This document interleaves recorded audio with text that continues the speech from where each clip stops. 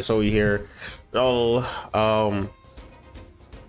one, y'all might be asking, or might not be asking, who the heck knows, but why there isn't anyone on the screen? It's because my phone was charging, and there's no point of having that like play while I was going to be like 20 seconds before it died, right? But anyway, just want to make sure that way you would be heard. 1 2 1 2 testing. 1 2 1 2. All right, so we good. And now. Oh snap, Twitch drops are enabled. So let me also add drops in there. Even.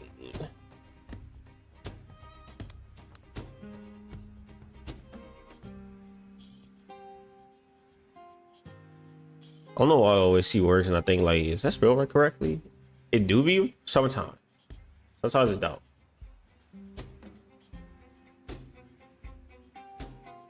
All right, so this should update in real time.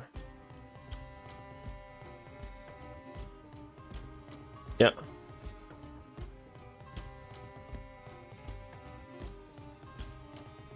You go wild. All right, so not sure why the chat feature don't work, but whatever.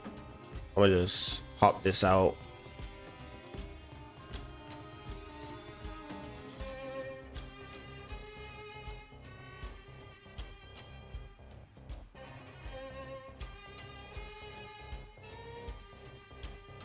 Alright, and you can minimize that while having this over here and then turning this to live. Alright. So now we're gonna be playing through the story mode, but first thing I want to do is I want to play. I loaded it and then I instantly got smacked, so that was a thing. But other than that, let's go start this story because I'm trying to figure out what the heck happened. What? Obviously we learned Firefly and Sam is the same thing. Can't wait for her to come out. God dang, why I gotta be like 2 months away. Anyway, other than that, let's go. The Astro train car. I don't know why we going to the car. The last thing I remember is we was in a weird world, but okay, I guess.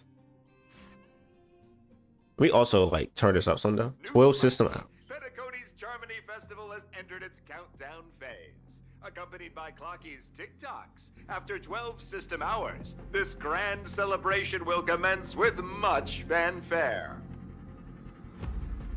Wait, so Boot Hill landed on the Astro Express? What? Okay. I already told you. We can talk things out. I'm sorry, Fluffy. I really have something urgent to attend to, so I had no choice but to resort to asking this favor of you all. Since you already know what you're doing, I'll also have to remind you of its risks. Hey, partner, what's with the hostility? I thought pulling this thing out was just a way of saying hello. For the last time, state your identity and purpose. My name's Boot Hill, and I'm a Galaxy Ranger. A Galaxy Ranger?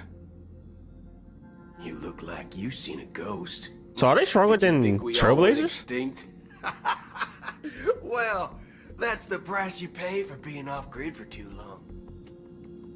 The righteous heroes of the hunt would never hijack the Astral Express. Oh, so that's what they are. I ain't hijacked anything. What, chatting with someone while holding the gun is considered a hijacking? It probably is. pardon my frankness, but there are plenty of rumors in the cosmos regarding the Galaxy Ranger's current status, and none of them are pretty stories. I have a hard time believing you. Oh, this is hilarious. The tale that this bunch of fools spin is getting out of hand. There's even a bit about the Galaxy Rangers being turned into gibbons by Dr. Primitive, and they're in some valley screwing around on swings. Of course, I know you won't believe me, which is also why, similarly, I have a hard time believing that you're the real Nameless. See the bullets in this gun? 9mm, an eternal classic. I may need the Astral Express's help right now, but if you're an imposter just like that one, then this bullet might just end up in my head. I can't allow myself to be exposed to danger. That's just the way it goes, so you all have to first prove yourselves. Huh? Where are you going?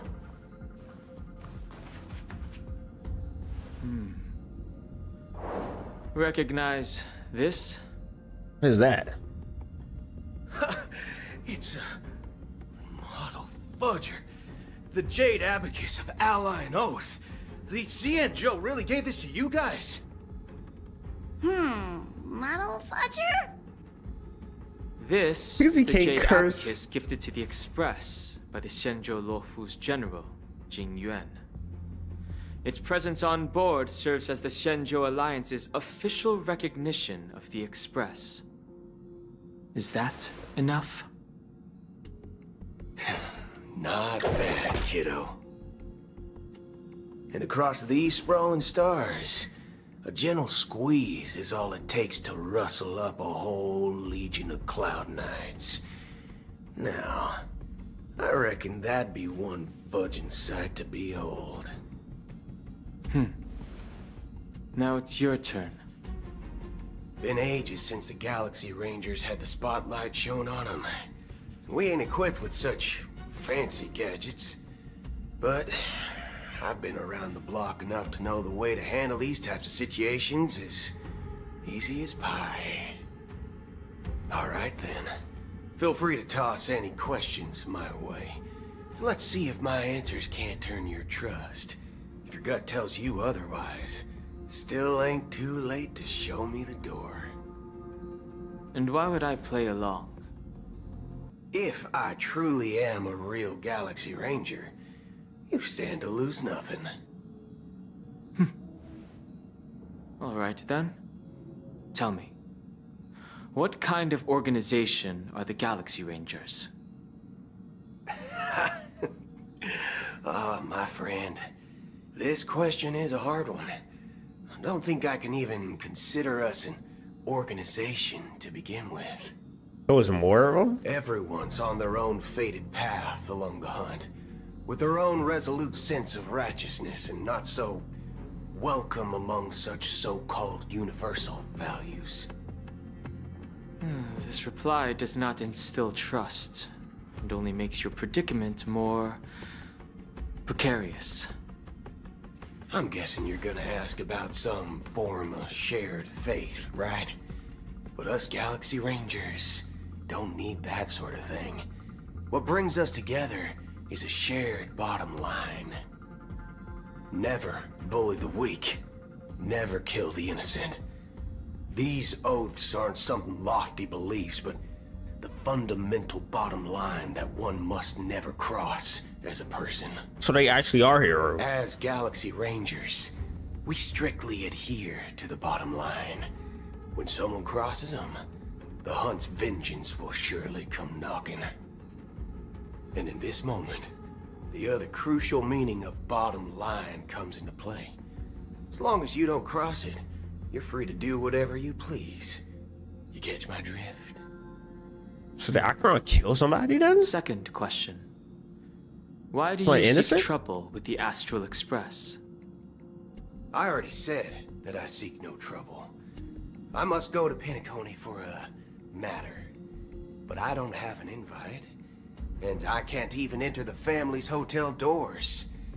If only I could borrow the Nameless's identity. The entire cosmos knows you're guest of the family. Aren't the Galaxy Rangers also esteemed guests? Well, you've hit the nail on the head. This is why I'm here. It's fine if I tell you. The Rangers are pursuing an imposter. A son of a nice lady posing as one of us. She's on Penacony right now. My informant is a memo keeper. She's the same as all mimetic organisms, appearing one moment and gone the next. She scares the fudge out of me. Still, she gave me some vital info. That Galaxy Ranger imposter. Who is it? Is that the third question? Is it a hard question? It isn't. Just that you might not believe me. That person calls herself Acheron.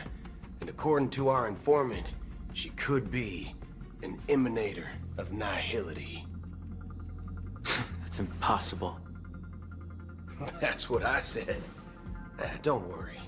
When I first received the news, I had the exact same reaction as you. IX never gives anyone so much as a first glance, and that's perfectly normal. What reason would they have to bequeath strength unto mortals? Then you must know that emanators can also conceal their own identities, which, for many people, it's better that way. Otherwise, there'd be wanton bloodshed across the cosmos, or even, perhaps, turning their back on the path they're supposed to follow. I had the good fortune of running into an Elation emanator. Elation. His appearance was no different than that of those clowns. If it weren't through sheer luck that I got it drunk, I would have never known of its eminent status. That are those clowns. What that means? Is he talking about? Well, no, because Sparkle is an emanation. I don't think she is. So we're really going to meet another mass food that is emanator? Even there's no in way the they talking about purest Sparkle. hunt, you'll find the Xianzhou Alliance under the spotlight and Galaxy Rangers lurking in the shadows. Paths are inevitably concepts created by people and exist in planes beyond our understanding. To reckon that nihility emanators don't exist, well, maybe we just ain't nihilistic enough. So, do you understand now? Your companions are in danger, and it's pretty harrowing. If you don't want to believe me, you'd best send a message to them, but I'd advise you to move fast. We don't know what's happening in the dreamscape or how much of what the memo keeper said is true. And that Acheron, who knows what she intends to do.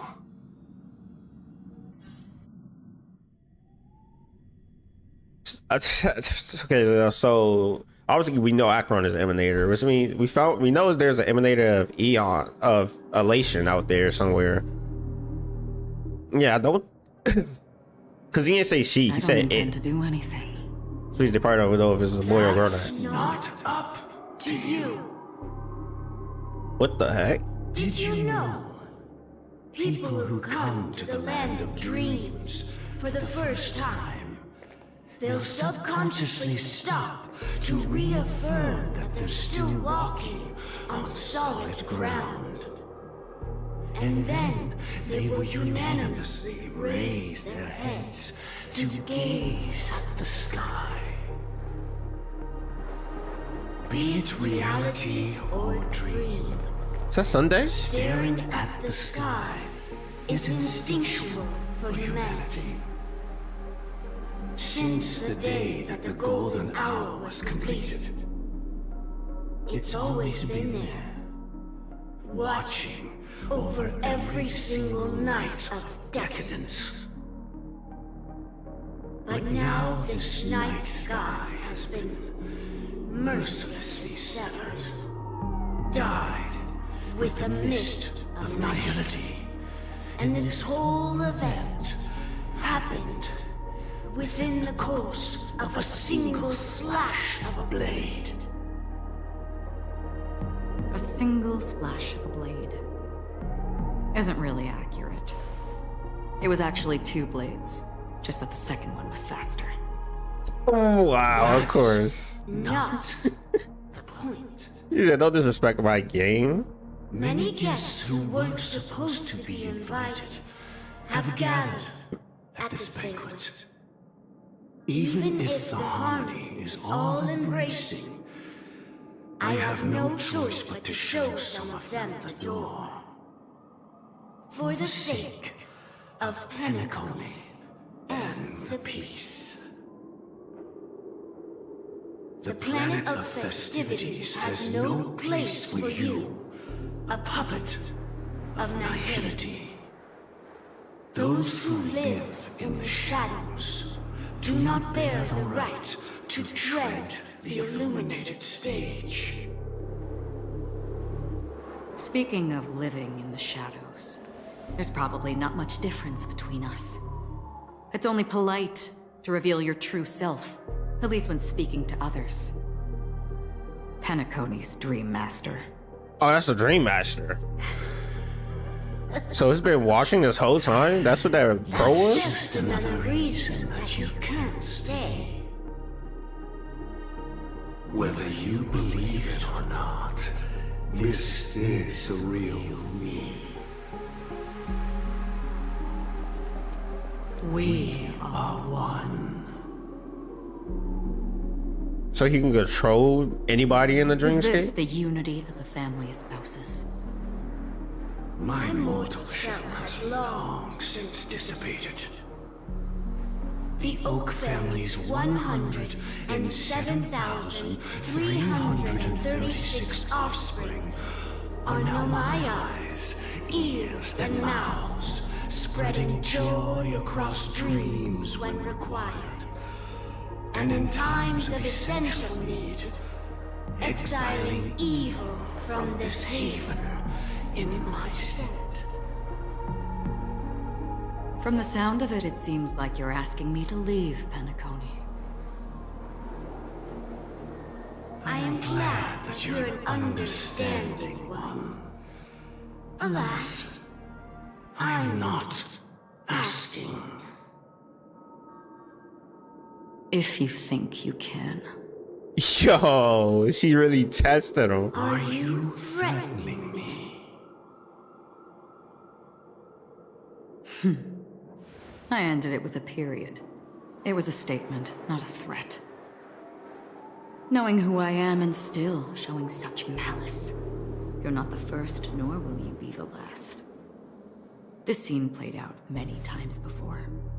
And usually, when faced with my questions, most people retort, "Why can't I?"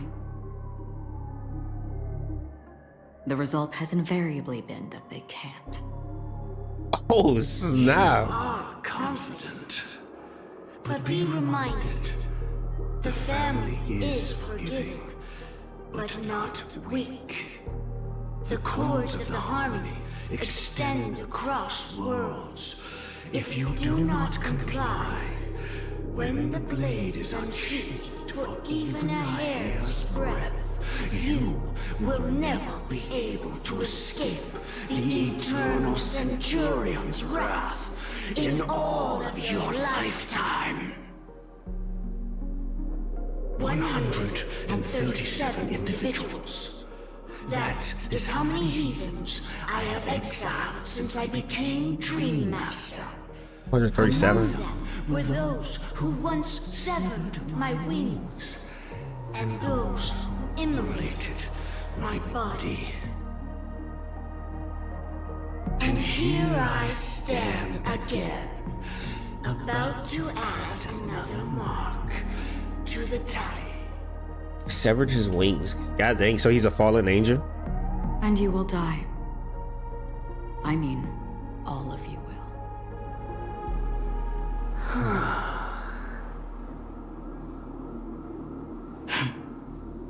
Acheron gotta be stronger, right? But It's that no won't way. come to pass. I'll do as you ask. I'll leave. What? A wise choice.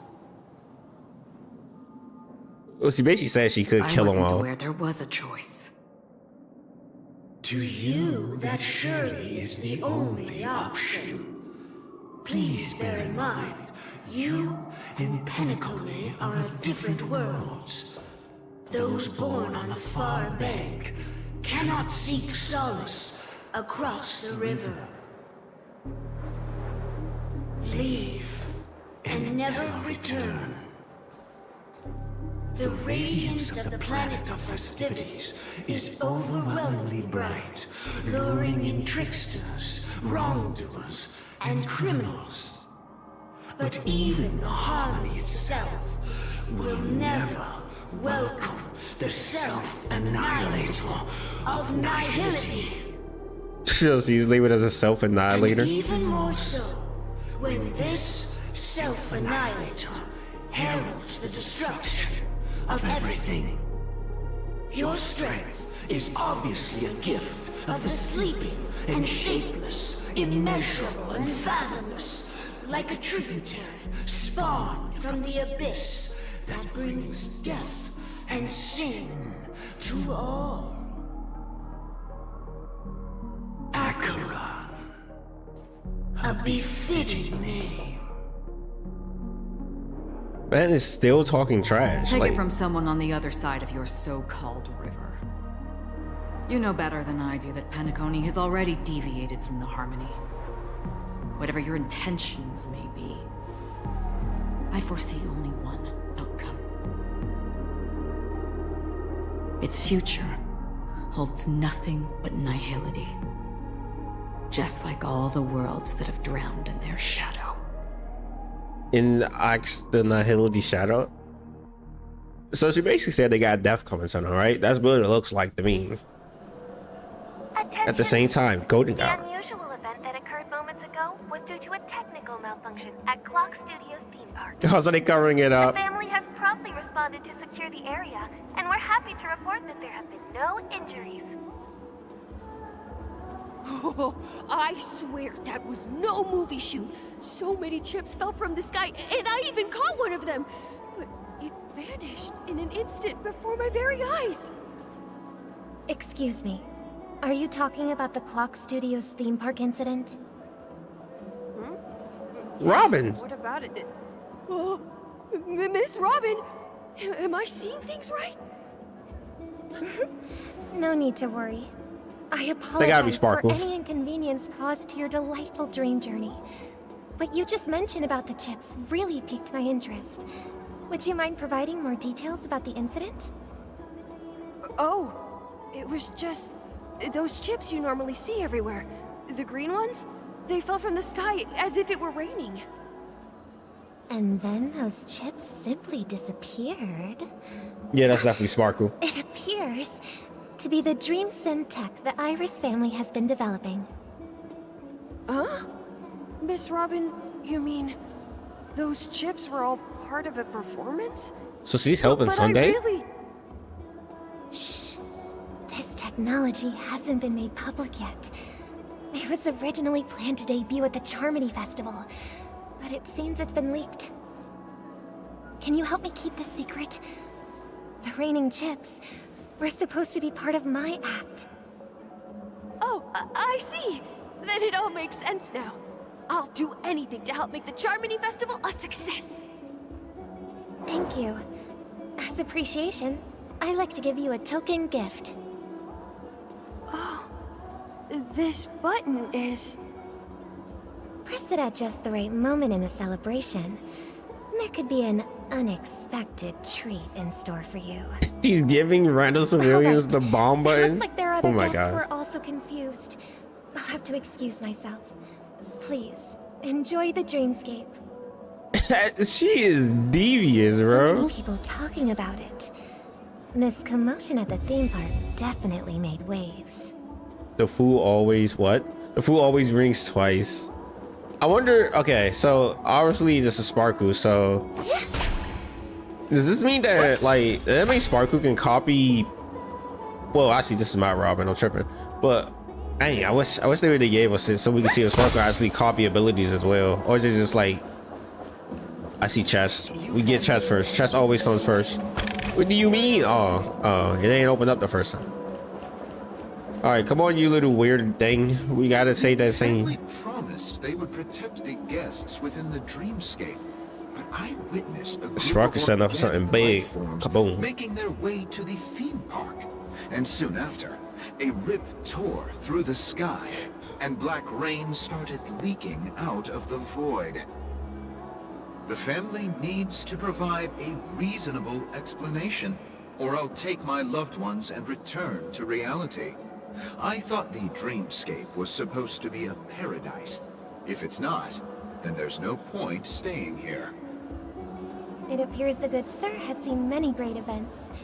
And it's true that an uninvited guest has unexpectedly entered the dreamscape. However, their target is not the ordinary guests, but the ambassadors of the IPC.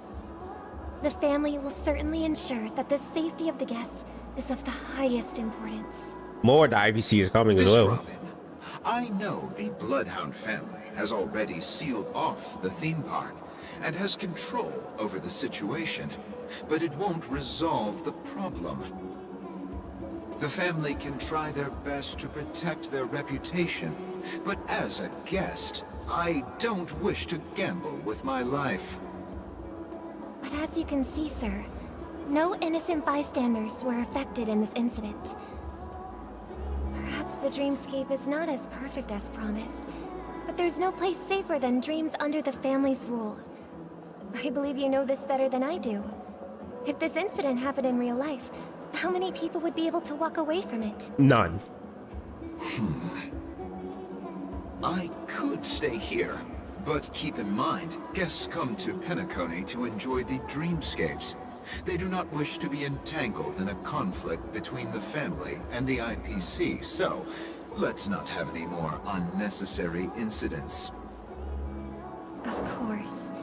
With the Charmony Festival about to commence, we will spare no effort in our preparations. Rest assured. To express our apologies, the family has arranged this gift for the guests. Thank you for understanding. So how many bombs do she have on board, bro? Like at this point, let's be real. Oh yeah, because you can go from like POV, right? Selecting the experience, different story from their perspective. I'm pretty sure it's going to change on its own, so there's no point in me even doing it anyway. I don't think I missed anything. Look at White Robin, my E1 Robin. Anyway. Hello. May I ask what happened here? Nothing to be worried about. There's been a small rehearsal mishap at Clock Studios theme park. Please stay calm. Hey, are you a fool? You don't even recognize Miss Robin? Who do you think you're talking to? I'm sorry. I've just been transferred to the Bloodhound family, and I'm still not too used to working on the streets. I didn't realize it was you. I'm so sorry. How'd you not realize that? Hey, don't sweat it. You guys have a tough job. I know how it is. How's the situation looking? Oh, we've sealed off the theme park. Most guests are used to bizarre phenomena in the dreamscape, and so far, no threats have been detected. We can expect order to be restored soon. Rest assured, Miss Robin will intensify our patrols to ensure that no incidents occur. I trust you guys. But regarding what happened in the theme park, what do you hounds think about it? It's okay. Feel free to speak your mind. Well... Actually, I was there shortly after it happened. Is it true that the IPC's ambassadors came with ill intent? And that Galaxy Ranger who easily cut through the sky? Miss Robin, to tell you the truth, everyone's been talking about it. The myriad factions on Penacony have already been causing unease for everyone. Thank you all for your loyalty towards the family. The planet of festivities has indeed run into some trouble.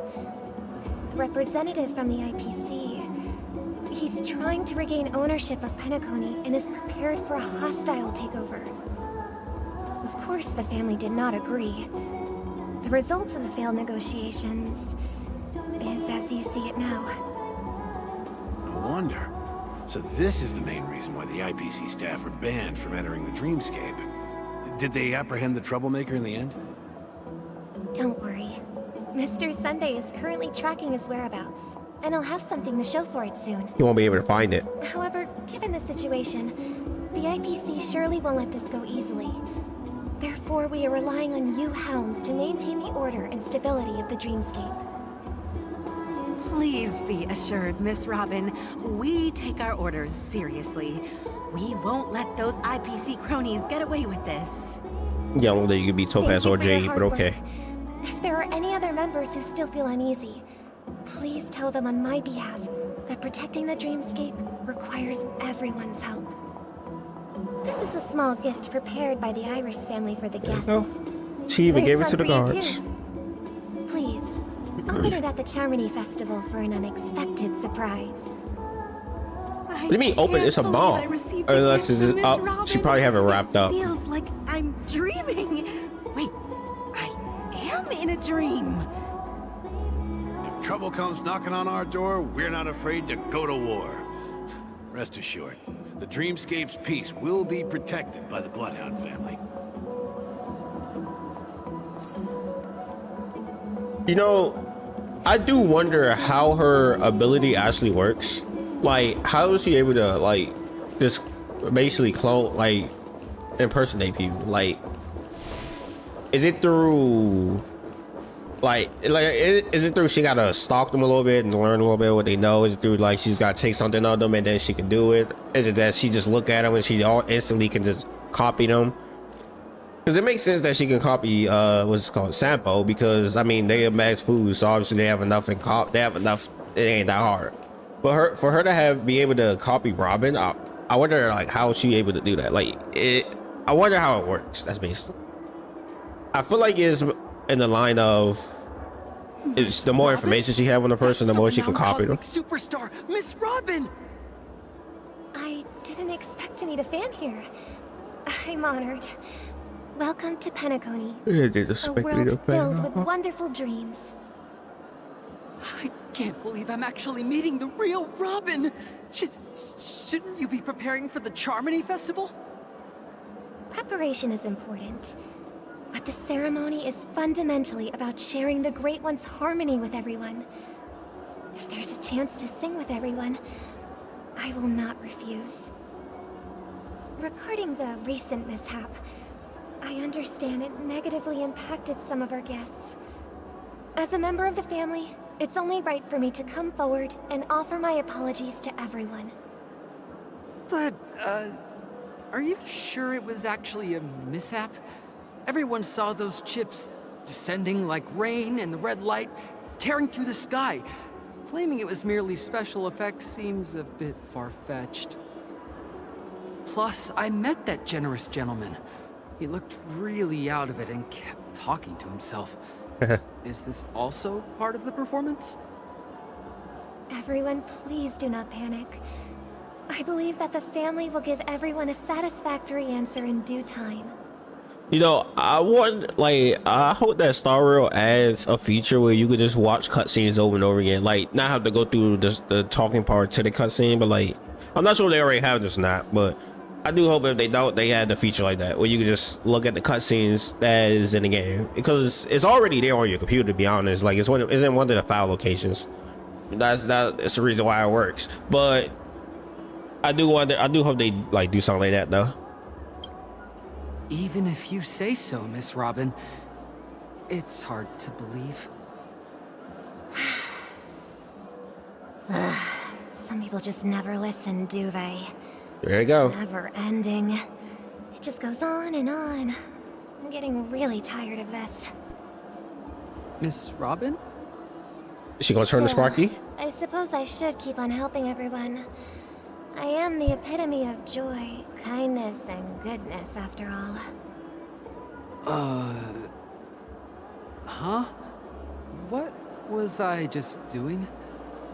And, who might you be, miss? Here, take this, little guest. Sparky! This gift has been specially prepared for you by the family. Make sure to take good care of it until the opening of the Charmony Festival. Then, when the show reaches its climax, press the button together with the others around you. You never know. Something very exciting might happen.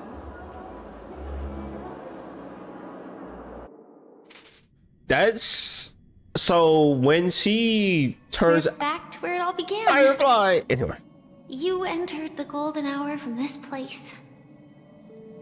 And it is also from here where you will enter the true Penacony. that's how we find Robin and Venturine. It gotta be true Penacony. Come on, he was trying to meet the. Anyway, so when Sparkle undoes her skill, it makes that person that's watching her instantly forget. And then, well, obviously they ain't gonna know who the hell she are, but it makes them instantly forget. I didn't know that. I'm gonna be honest. Let's go, Firefly. What? 2 months. We gotta get through Boot Hill, and then we there. We there. It is a pleasure to journey alongside you once more. But it's time I laid bare the entire truth before you. As you might have heard, I also go by another name. Stellaron Hunter Sam. No. What? What? 1, 2, 3. Oh my gosh, they added that you can actually just click 1, 2, 3 now. Are you alright? You lied to me. Are you Firefly's soul? I'm fine. Sorry, I hope I haven't scared you. I know you have many questions. Do you remember when we encountered death in that strange dreamscape? When I was caught by that meme? In that instant before it killed me? I saw the reflection of another dreamscape in its ghastly pupils. So, following the clues in the script, I came up with some theories about the meme. That's why I instructed Silverwolf to issue invitations, drawing everyone to the Dreams Hotel. I intended to call upon death before you arrived, to solve the riddle using more direct means, and then invite you to join. However, contrary to my wishes, I couldn't defy the script, and I didn't get a chance to explain it to you. It is how you see now. I was impaled by the bladed wings of death. The heavy pressure of concentrated memoria miasma exploded in my mind as if it was actually reality. But after the momentary numbness subsided, I found that my body was absolutely unscathed. What the? I was still alive. And it was just as I thought. I had arrived at a place starkly different from this beautiful dream. Beneath the dreamscape of Penacony lies another, more chaotic, more primal memory zone. Its name? Land of the Exiles. And so, then I returned to the hotel in the dreamscape, hoping to tell you of its existence. Go to bed. No. Yet I could not reveal my own identity. So, I could only divert your party's attention and lure you away from the battlefield. And after, all my attempts proved futile. It wasn't until not long ago, when a crimson blade of light shattered the high wall of the dream, causing you all to fall far into the abyssal depths of the dreamscape, that I was able to awaken you and your companions one by one. And that's it. That is all that's happened so far. So she awoke us? I completely understand. I'm completely confused. I mean, I understand. She basically, Acheron helped her be able to help us wake up into a deeper version of the true Penacony. No, it's tough to believe all this without reservations. I just want to say, you are very close to the final answer. Just one more thing needs to be done. What is that? And then I can prove it to you. Now, let's leave this please close your eyes. Okay. Take a deep breath and visualize the dreamscape's outline in your heart. And remember, you must not open your eyes at all times. Wonder why. 3, 2, 1. Don't be afraid. The one who has come to greet us has arrived. After a piercing creature, thick and furry surge of memorial cracks into your chest, charging and churning and ravage whatever. Your consciousness becomes like scraps of paper caught in a whirlpool, breaking apart, dissolving, and disappearing within the turbulent, muddy current. So we probably got killed just like her.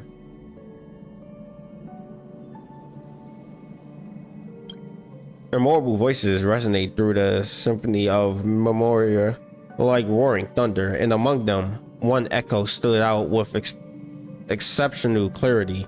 You knew it came from the girl beside you, your heart beating to the same rhythm, peaceful, and even more peaceful. Robin? Is it Robin? I'm guessing it's Robin. Or is Firefly. So that quiet darkness, remember, ripped into something. I don't know what to say afterwards. That. Never knew you could do this. Such a fire picture. I'm taking a picture of that. Alright, we'll just save that later.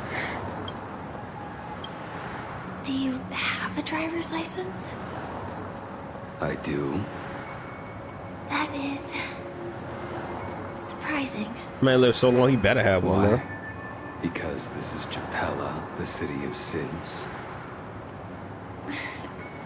No, it's nothing. I'm just thinking that you haven't slept in 20 system hours. Are you sure you're okay? I'm fine. I'll survive.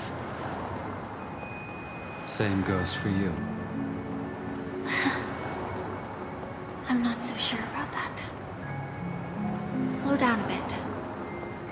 Infiltration is over.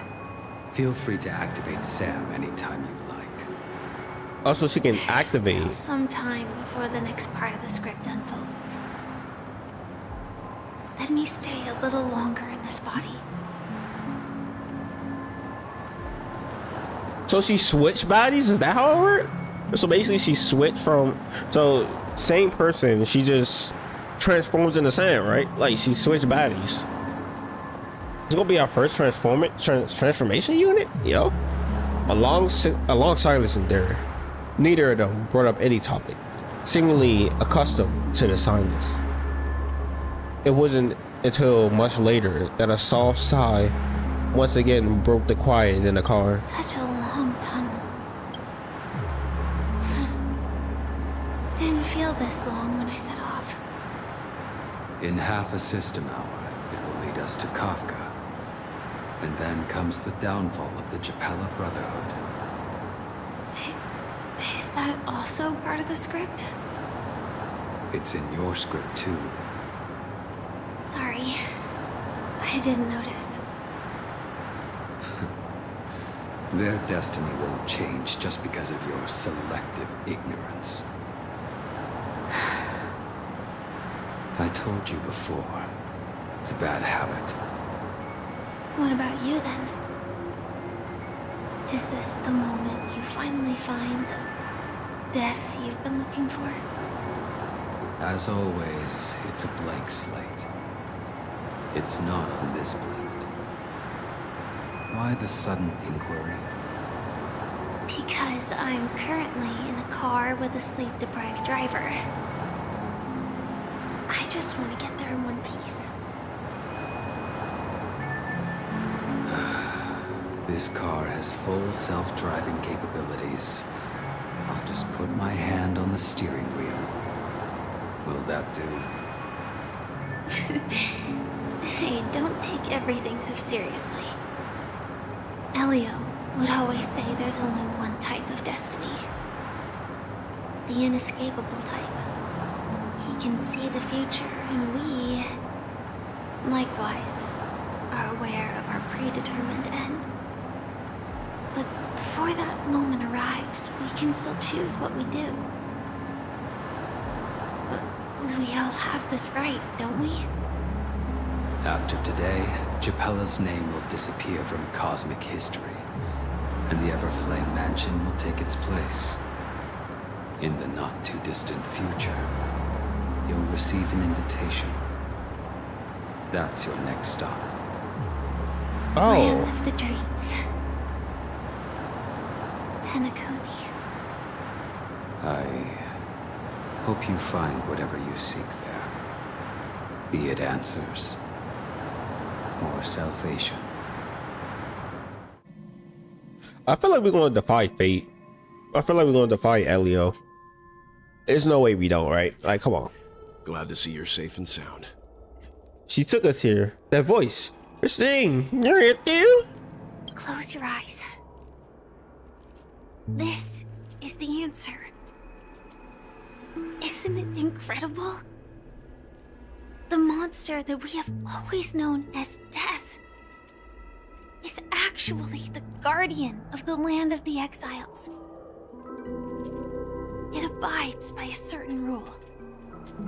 Abducting people from their dreams and bringing them here. The question that has been perplexing us, does death really exist in the dreamscape, appears to be a cognitive trap. It was laid by those orchestrating events from the shadows to cover up the truth behind the disappearances and the existence of this fortress known as Dreamflux Reef. So Robin is down there. Every emergence of It's that Sunday. name is related to the Watchmaker. Since Dreamflux Reef is where it brings its captives, it's likely that many of our long-standing questions will be answered in this place. The atmosphere here is starkly different from the beautiful dream. There are no regulators here like the family.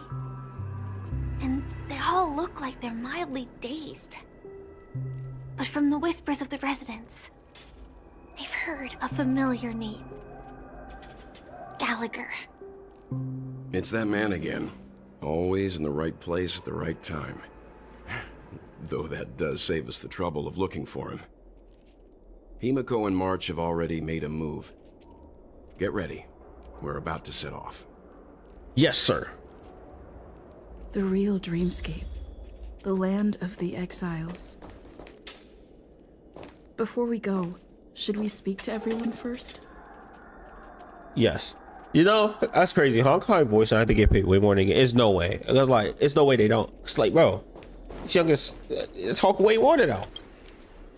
You ain't just be like, oh, hello there. And then that's about it for like the past like 18 chapters.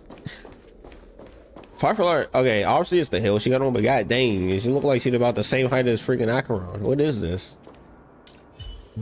She the same height? I'm pretty sure they're about the same height. Maybe an inch taller. Obviously Sparkle is shorter. Alright, let's go. I'm really sorry for waiting until now to tell you everything. Why couldn't you reveal your true identity? 2 reasons. Firstly, the script. In the future that Elio saw, Sam and the Astral Express's confrontation was inevitable. I tried to break the shackles of the prophecy, but this is as far as I could go. That aside, there were What's up, Scarecrow? How you doing? motives. I wished to travel with you as Firefly. That's why we get in here. That's why we get in here. Let's go. I don't know how she gonna be played though. I still don't understand that. She gotta be a transformation unit. It's no way. It's alright. I didn't take it personally. This is still hard for me to accept. Oh no. We got you back, and that's all I need to know. We saved her. Do the Star Hunters also want a piece of the legacy? And they probably want something else. Elio only gave me one instruction. allow the Astral Express to pursue the Grand Legacy. It means that the Watchmaker's legacy holds great significance to trailblazing. How's everyone doing? I'm doing good. Elios scripts used to revolve and expand around certain specific Stellarons. Did you get Robin? But with your appearance, this condition has apparently ceased to be appropriate. Perhaps he also saw the impossible in the future. So who exactly is Sam? Yeah, because like, is this a different part of her? Is it her? Just, I feel like it's a transformation unit. I would be honest. Still remember that medical cabin I told you about? Yeah. Well, that's Sam. It belongs to the Iron Cavalry of Glamoth's Firmament Frontline. A Firefly Type 4 Tactical Heavy Assault Mech. It is the cradle of my vitality. And the meaning of my birth.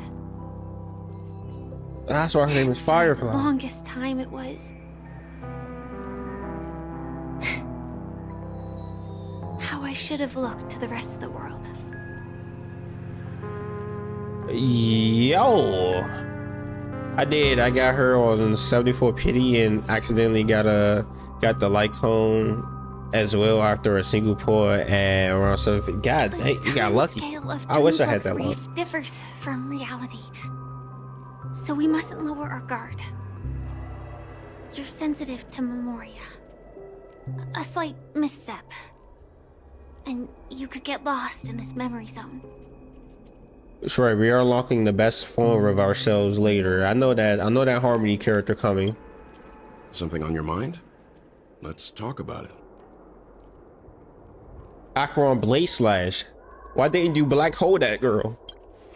No wonder Miss Acheron is so averse to drawing her blade. It's hard to imagine such terrifying power could reside in an ordinary sheath. If it weren't for the fact that Aventurine's power originated from the preservation, the entire dreamscape would have been affected. First, that's crazy. Aventurine saved the day. Second, what do he mean? It's hard to imagine. This man literally brings black holes out of a staff. Like, excuse me? Okay, then. I think I won 10 50-50s in a row. God dang. By this. Even without that Stellaron inside you, I wish I could win 10. Would still have found other methods to accomplish his goal. Hey, that's a good thing for you, though. That means you got the characters you wanted. And given her prowess, I don't think we've got anything to worry about. I don't know. Boot Hill was saying something totally different, so we may have to go with the boy that speak the country. I don't know, though. During your investigation, he shared a vital piece of information. Mikhail, the former watchmaker who collaborated with the family to construct the Penacony we're familiar with today, had a falling out with the family for specific reasons. But this is precisely where the problem lies. You were clearly investigating a murder, so then why, as a security officer, is he changing the subject to talk about his past with the watchmaker? Because he's not a security officer? Firefly mentioning his name again, it's hard not to be suspicious. You know, I love how we ended the first part off with just Sunday getting, like, stabbed through. Yeah, they just never went back to that. But it makes sense, because he's probably going to show up here. I mean, obviously, if we got stabbed through and we show up here, Firefly got stabbed through, she show up here. Obviously, that means Robin is here somewhere. I don't know where the hell Aventurine is at, okay? From what it sound like, Acheron didn't send him to the death pits of hell, so he ain't dead, but he's somewhere just walking aimlessly, I guess. Maybe that's why Jade and Topaz is coming out. I mean, Topaz already came out, but that's probably why Jade coming out. 'Cause Jade probably gonna come back and save him, maybe? Because it looked like she actually liked him. Before we found you, she'd already revealed her Stellaron hunter identity and shared a lot of information. Who would have thought that the Molten Knight's true identity was actually a young girl?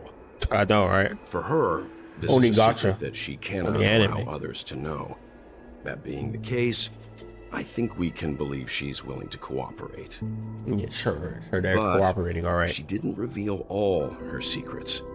I just can't shake the feeling that her situation is different from that of the typical dreamer.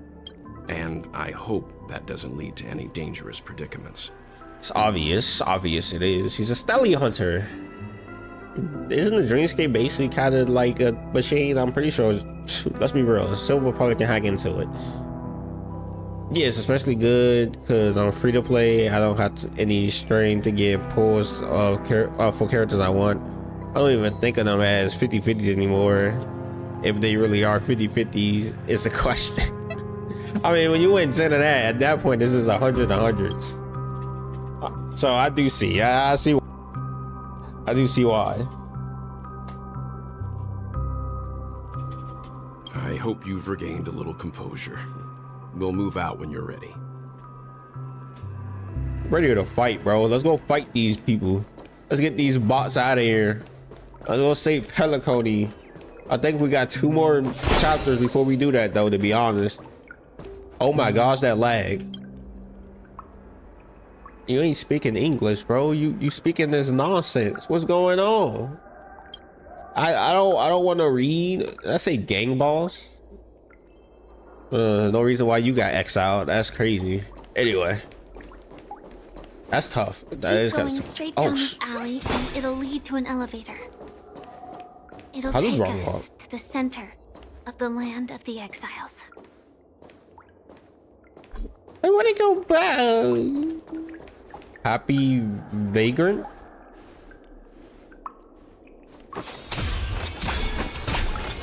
You don't supposed to be happy here, bro. What do you mean? What is going on? I've been bamboozled.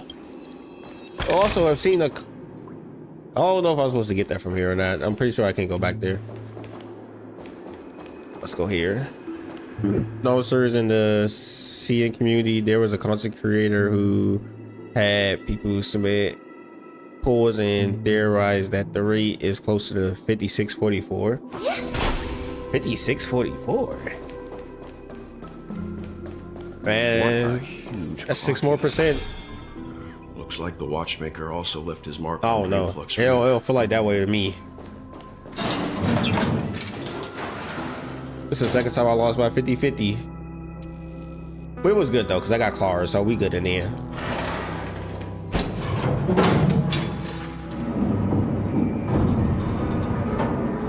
I just realized she has turquoise eyes. What the heck? Oh, there go that thing. So that's what that's here. Mickey, what have you done? Why are you drunk? What's going on? Well, Clocky, same thing.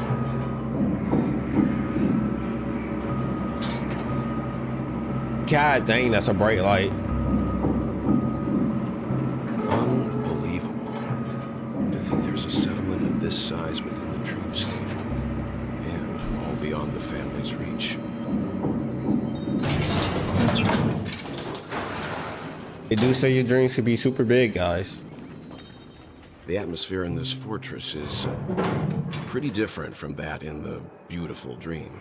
It's like a horror film. When I first saw it, I was in awe too. I knew it was my destiny. The sky here, it's like a reflection of the 12 dreamscapes. What's even more bizarre is that this place is also separated into trade and residential areas. The layout may be simple, but the facilities are very comprehensive. It seems that there are quite a number of people living here. Though both dreamscapes have distinct styles, the architectural designs are quite similar. Clara's nice. I think Clara will be great for Robin. Though the FUA team member are too good to get replaced. No point in FUA? What is FUA? Let's meet up with Himiko and the others first. Clara is fire Take though. a right turn at the end of this I don't road know. and you'll reach the trade Try to build her. There are more people there. And perhaps someone knows where she is.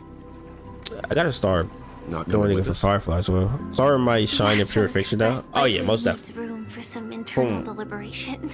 I gotta test it out though. In the meantime, I'll try and locate Gallagher. Sure. Kill that man. Let's reconnect. Kill that man. Letting her go was the right decision. Oh, follow-up attack. Further Okay. observations are needed before we decide whether to trust her. What the hell is First, Misha down there? There's someone I need to talk to. Let's go. I'm sure you've already noticed him. Uh-huh. He's right over there. The Reverie Hotel's bellboy. How did he end up here?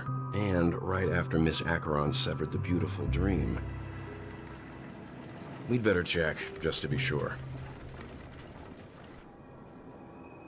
This can is Who- perfect for me. Watch. And The whole... perfectly legal for me to stay in. Is this a Sesame Street reference? I'm definitely guessing this is a Sesame Street reference, right? There's no way it's not. I forgot his name, but it's like that trash can dude. Like that live in the trash can, right? Like I was like 90% positive. Bro, Misha is here? Misha, why? How did you even get here? Wait, no, because we did see him in... Is he the one that walked us into Petacone? Does the billboard just have all access everywhere? Huh?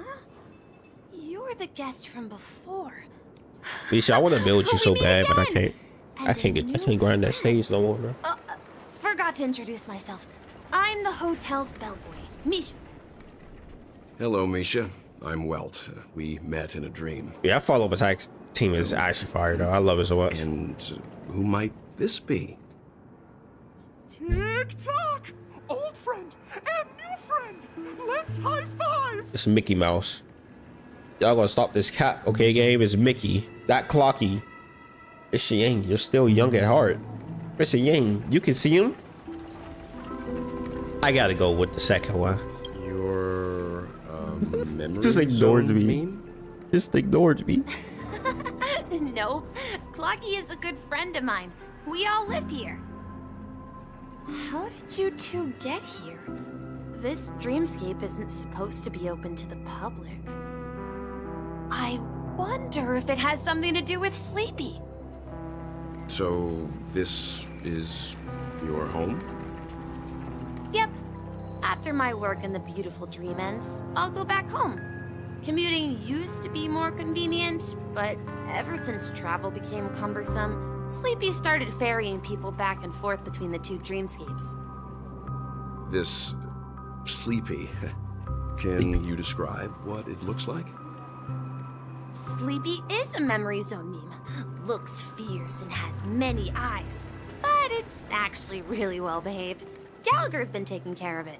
Hey, that's why. Okay, that makes sense now. All right, makes complete sense why I followed them and killed something. It's just doing what Master told them to do. The second thing is Misha lives there. This man is the femboy is more overpowered than we thought. That's crazy, ain't it? Gallagher again. The description. It couldn't be the thing that me and Acheron, not Acheron. It would have been dead if Acheron touched it. Black Swan. Based on the description, that meme is indisputably death. A nightmare for the family, but for the people who live here, well, that couldn't be further from the truth. Death? Not in a dream, surely. Sleepy's just a little aggressive, and sometimes messes up by fetching the wrong guess. But it would never hurt anyone. Little aggressive. I see. Staff firefighter. Has it brought back any guests recently? Say, in the last day or two?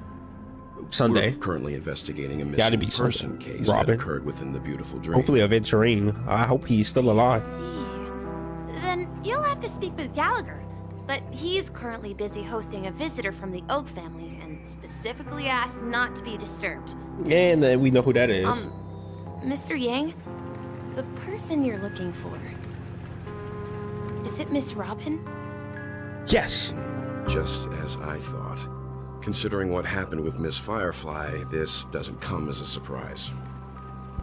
If you're looking for Miss Robin, I can lead the way. She told me that she'd be willing to meet with outside guests. If it's not too much trouble. Also, we're looking for our missing companions. A woman with red hair accompanied by a girl with pink hair. Have you seen them? Oh, I haven't. But Please, rest assured. Dreamflux Reef is a small place, and it's not as bustling as the beautiful Dream, but its safety is unmatched. How about this?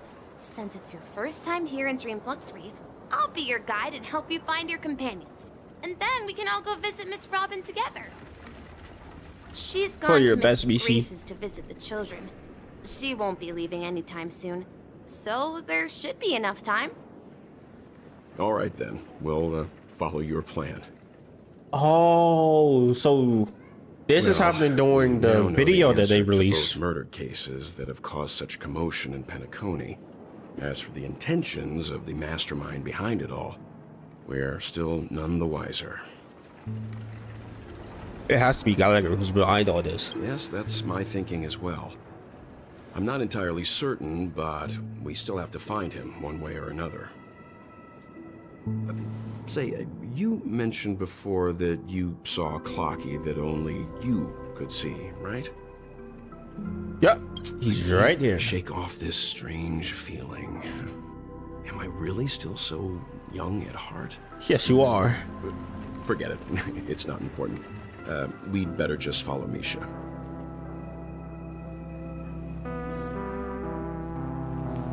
Where's Mishi? What the heck is that? That's what I want to know. Hey, can I slice it as well? Ouch, that hurt so bad. What the heck? Everyone, look! From here, you can see the most spectacular view of Dreamflux Reef. Oh, we learning. A black hole?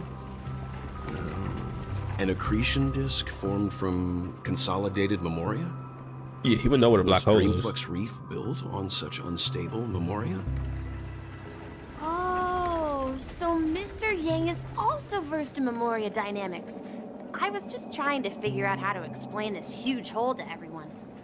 I bet you guys have a lot in common with Miss Kami. Don't know what that is, but probably. Oh, one thing I did want to ask if anybody know.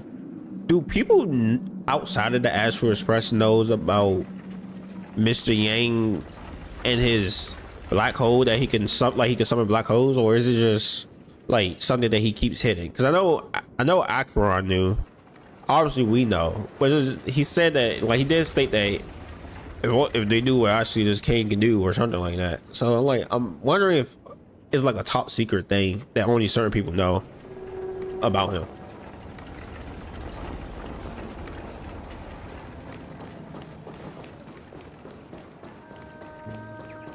Look, there she is.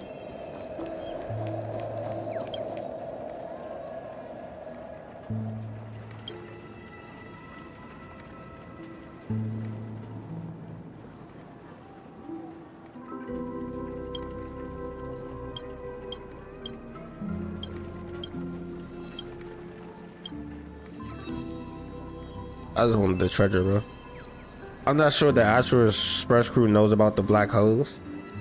No, we know they do, cause like everybody else seen them with it before. Like we obviously know Himiko knows. We know Trailblazer knows. I'm pretty sure March knows as well, cause she was there before us. And obviously we know because we saw him do it before. And I know Acheron knows, as Acheron literally talked about it. But he did state that they wouldn't actually let him in if they knew his true power, basically. Why would we know? We saw it before. We literally saw him do it before. We saw him do it a couple of times.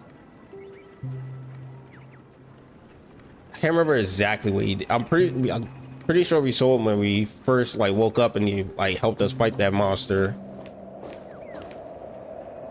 We also was right there next to him when he pulled it out against Aventurine.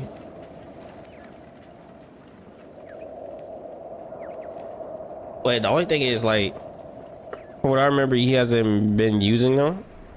Oh, yes, he used it. I don't know if Aventurine has the. I don't know if there's a. I don't know if anybody has the clip on there. I'm not sure if he used it against the dragon on that. I can't remember. I know he did something to that dragon that one-shotted it. But I do know he used it against Aventurine, and then Well, he was about to use it against Aventurine, but then Acheron stepped up and was like, I'm just about to slice everything in half and just, you know, murk everything in existence. But that was a thing. I am 90% sure he used it against because we already know anyway, because I'm not sure if we actually had a conversation about it with him. But I know we know basically what everyone else can do. We just know what we can do. We over here switching fates like it ain't nothing. No. I can't remember. I'm pretty, because I know, yeah, because when he was talking to Acheron, I know Acheron knows. I don't know how famous Mr. Yang is. My calculations are finally done.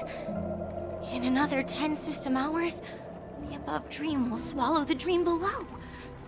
The above dream will swallow the dream below. What? This place will cease to exist as the dream devours everything. Who are you all, and why haven't you left yet? This place is about to disappear.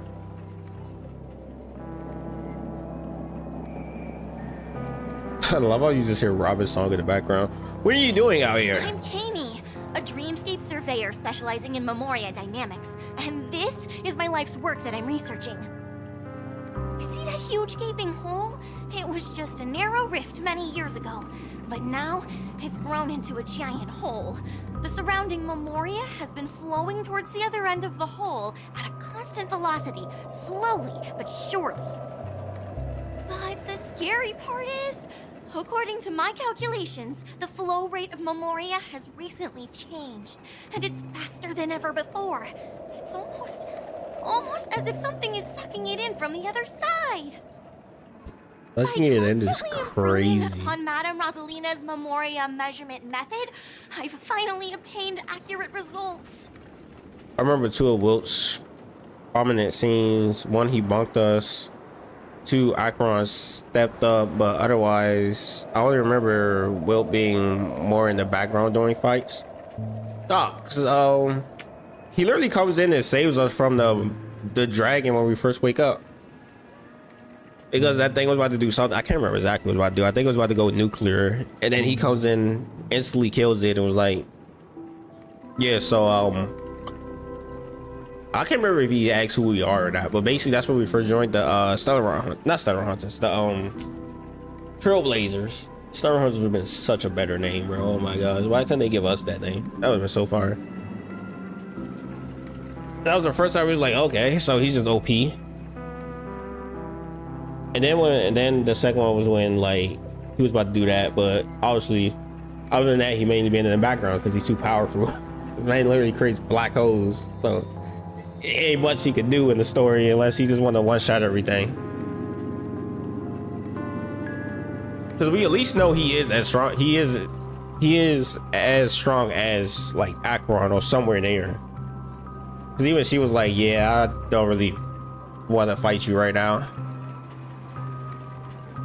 I wonder who would win. I'm pretty sure Acheron probably could win though, because she can just cut through anything.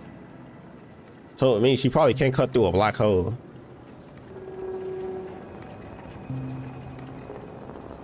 Yeah, but he didn't show the black holes.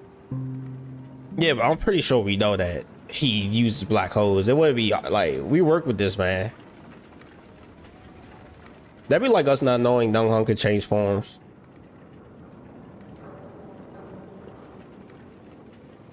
I'm 90% positive everyone on there know that, especially like Mars and them, they definitely know.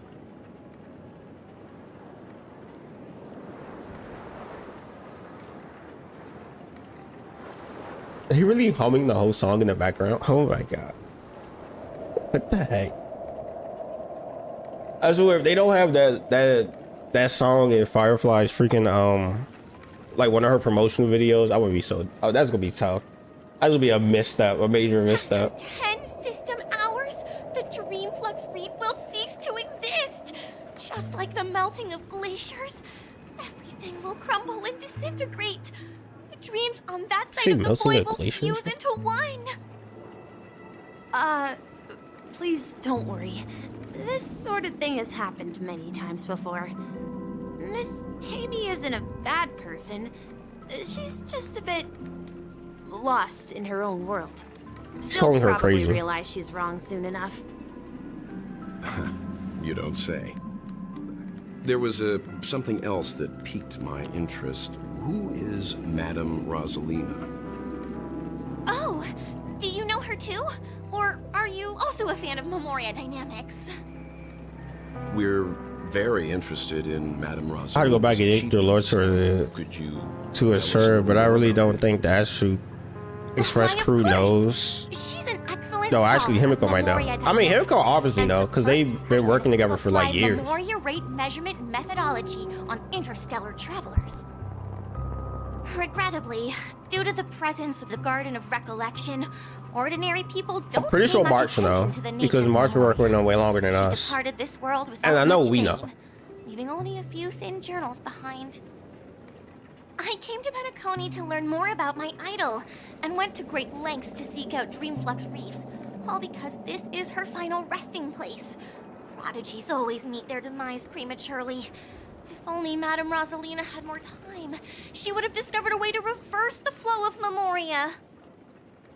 I felt it. The source is in the golden hour. There is a certain anomalous presence stirring the currents of the memory zone. That's Uncover Akira. more concrete proof. Freaking Akira. Must convince everyone. Does the name Madame Rosalina sound familiar to you? No. I don't know who the hell that is. Before we came to Penacony, the conductor had given us a list of nameless to look into. Her name was mentioned. It seems like she did a great deal of research and calculations in Dreamflux Reef before abruptly passing away.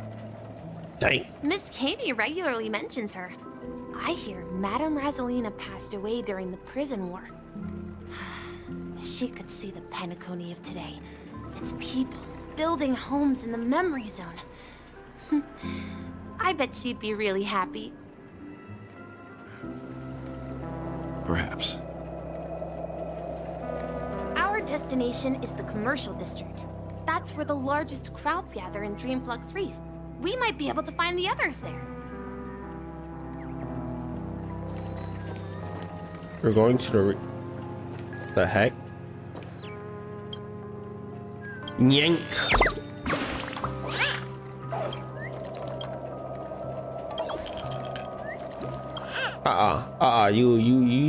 You keep talking over there. Just give me my credits. I need as much as I can.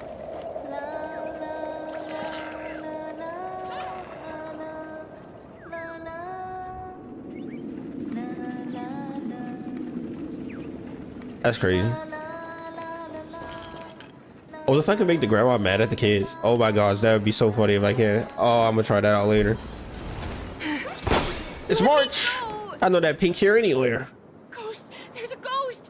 March gotta have a 5-star, right? She's going to get a 5. There's no way she's not going to get a 5-star version of herself. Human, and so are you. Can you get a grip? I'm a human, so are you. Mr. Yang and Miss Trailblazer, I've been waiting for you. Like a dog hung out one, she gotta get one. It's no way. I bumped into a member of the family on the way here. He was so scared, and I just wanted to calm him down. But... Let me go! Let me go! I've only done good in my life. Why can't I rest in peace after death? Well, this is how it turned out. You scared him this badly? Now you shall pay respect to March 7. Ghost of Dreamflux. Oh my gosh, I was doing this. Me? A ghost? Don't make me hit you. Let's go. He thinks he's dead. Although, when I first fell in, I also thought the same. Dear guest, this is not the afterlife. This is Dreamflux Reef. That's right. Did you hear that? Repeat after me. Dreamflux Reef. You're talking to someone invisible. If I'm not dead, what am I? Bro, my probably youngster these days, no respect for the elderly. Yes, Curiosity kills the Papeshi. Curiosity kill. Is a Papeshi a cat? Wait, what is a Papeshi? Is those the things that we can eat? Oh, which was the thing? Is those the things that Romain made us make? I can't remember. We'll be honest. It gotta be their version of a cat, the way they said that. What's wrong with sleeping in dreams? You don't realize when you wake up, that's the problem. Oh my gosh, some things are horrible. When you wake up inside a dream, you're like, oh, am I awake? Okay. And then you realize, hold on real quick. And then you actually wake up and you're like, alert the monsters! huh. All the dead are right here. Is it real? All of them! You're not That talking had to happen about like the twice, though. memory zone meme, are you? Don't say that name! It's all your fault. They're coming!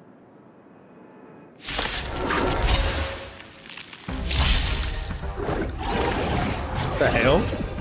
The heck is that? Okay.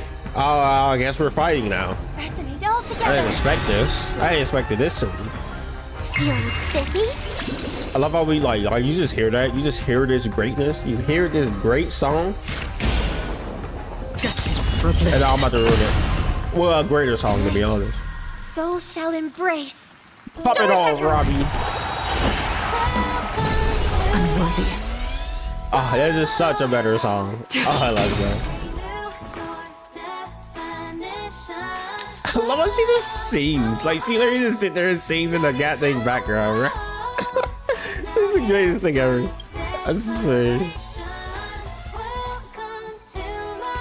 It's not 10. It's not 10, hands down. I get 1.1k. What did I upgrade to get that? Because at first it was like 1,000 that 1,000 attack. That was 1.1. I don't know what I did. I'm gonna be honest.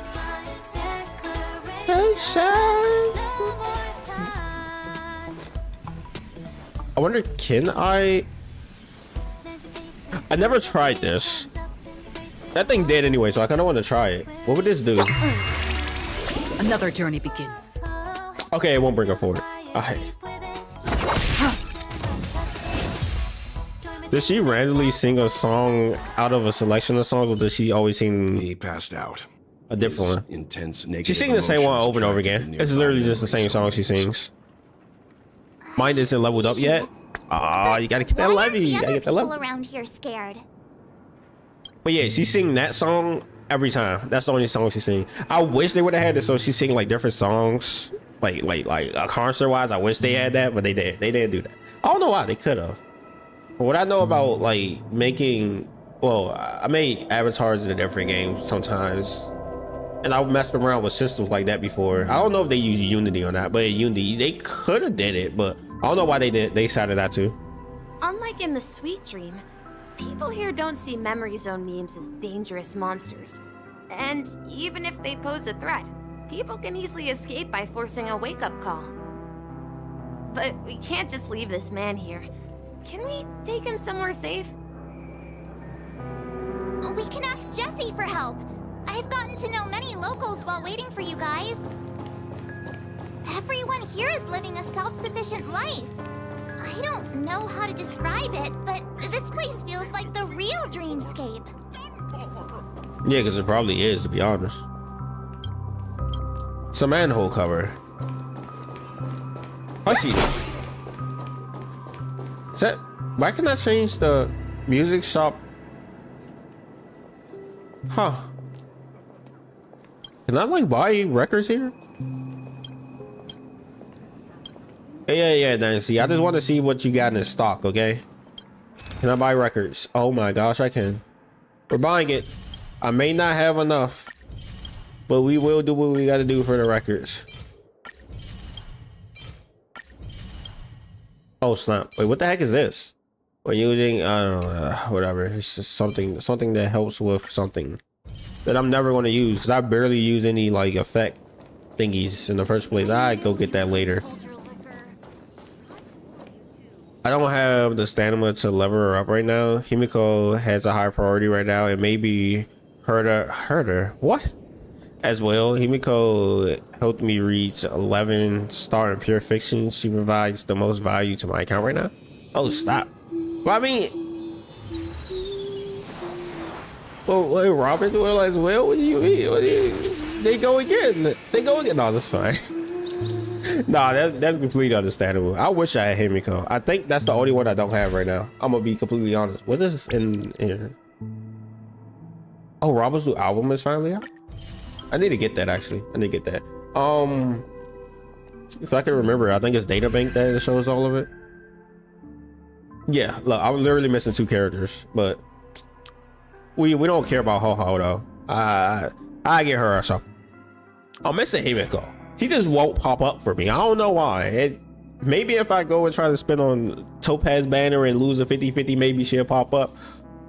I ain't doing that though, obviously, because that'd be insane. But one day I see that elation pop up and then it's her.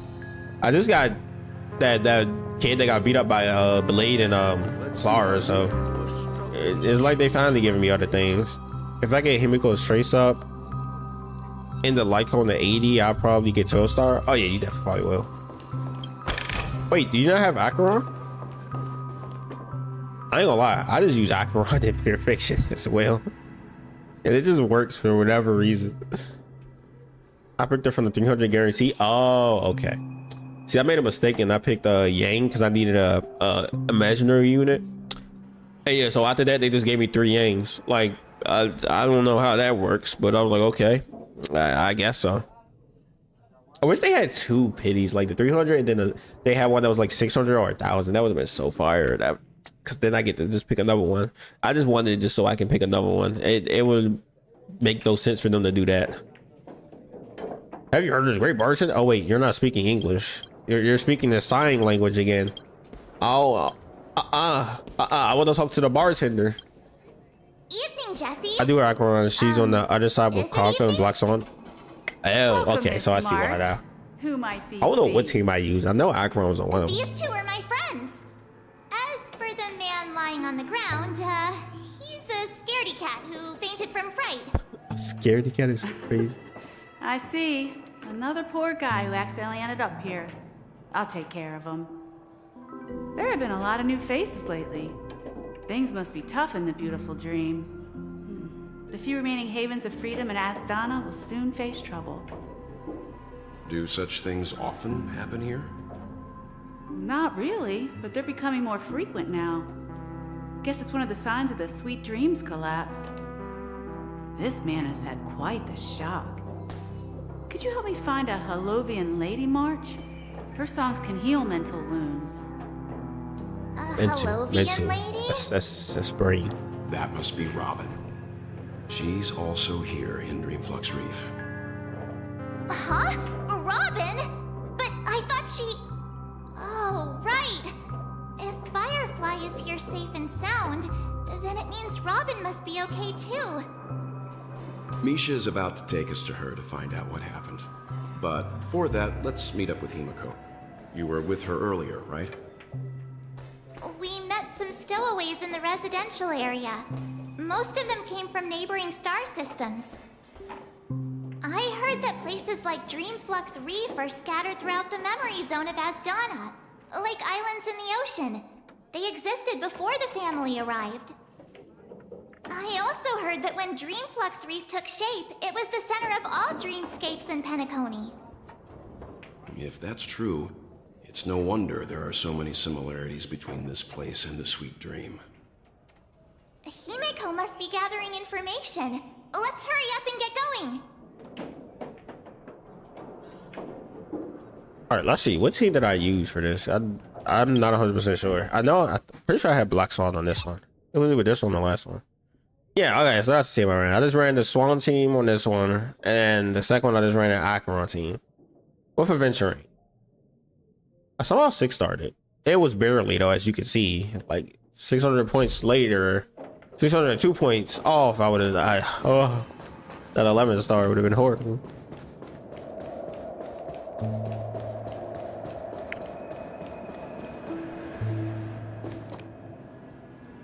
I swear I thought that was Adventuring for a second. I was like, what the heck? This is where we split up. She can't be too far away. Yeah, she's right there. So that's how it is. Who does Allbrand Gallagher? I imagined we'd gather the remaining details here. To borrow Gallagher's catchphrase, what an unpredictable twist of fate. Himiko, here they are. Ah, perfect timing. Now that everyone's here, I'd like to introduce everyone to Micah, who's partly in charge of the Land of the Exiles. Micah, these are my companions. It's a pleasure to meet the Nameless. You know us? I've been keeping an eye on you since the day you arrived in Penacony. We would have met under more appropriate circumstances if Dreamflux Reef hadn't been isolated from the 12 Dreamscapes. Please, allow me to formally introduce myself. I'm Micah, the Gravekeeper of Dreamflux Reef. Gravekeeper?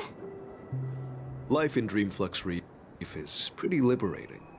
Everyone here mostly keeps to themselves, without meddling in others' affairs. My daily task involves cleaning a few tombstones. You're too modest, Micah.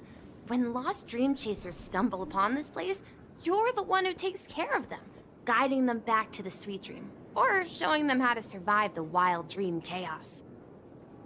So, guardian of sorts. Were you talking to me, Mr. Yang?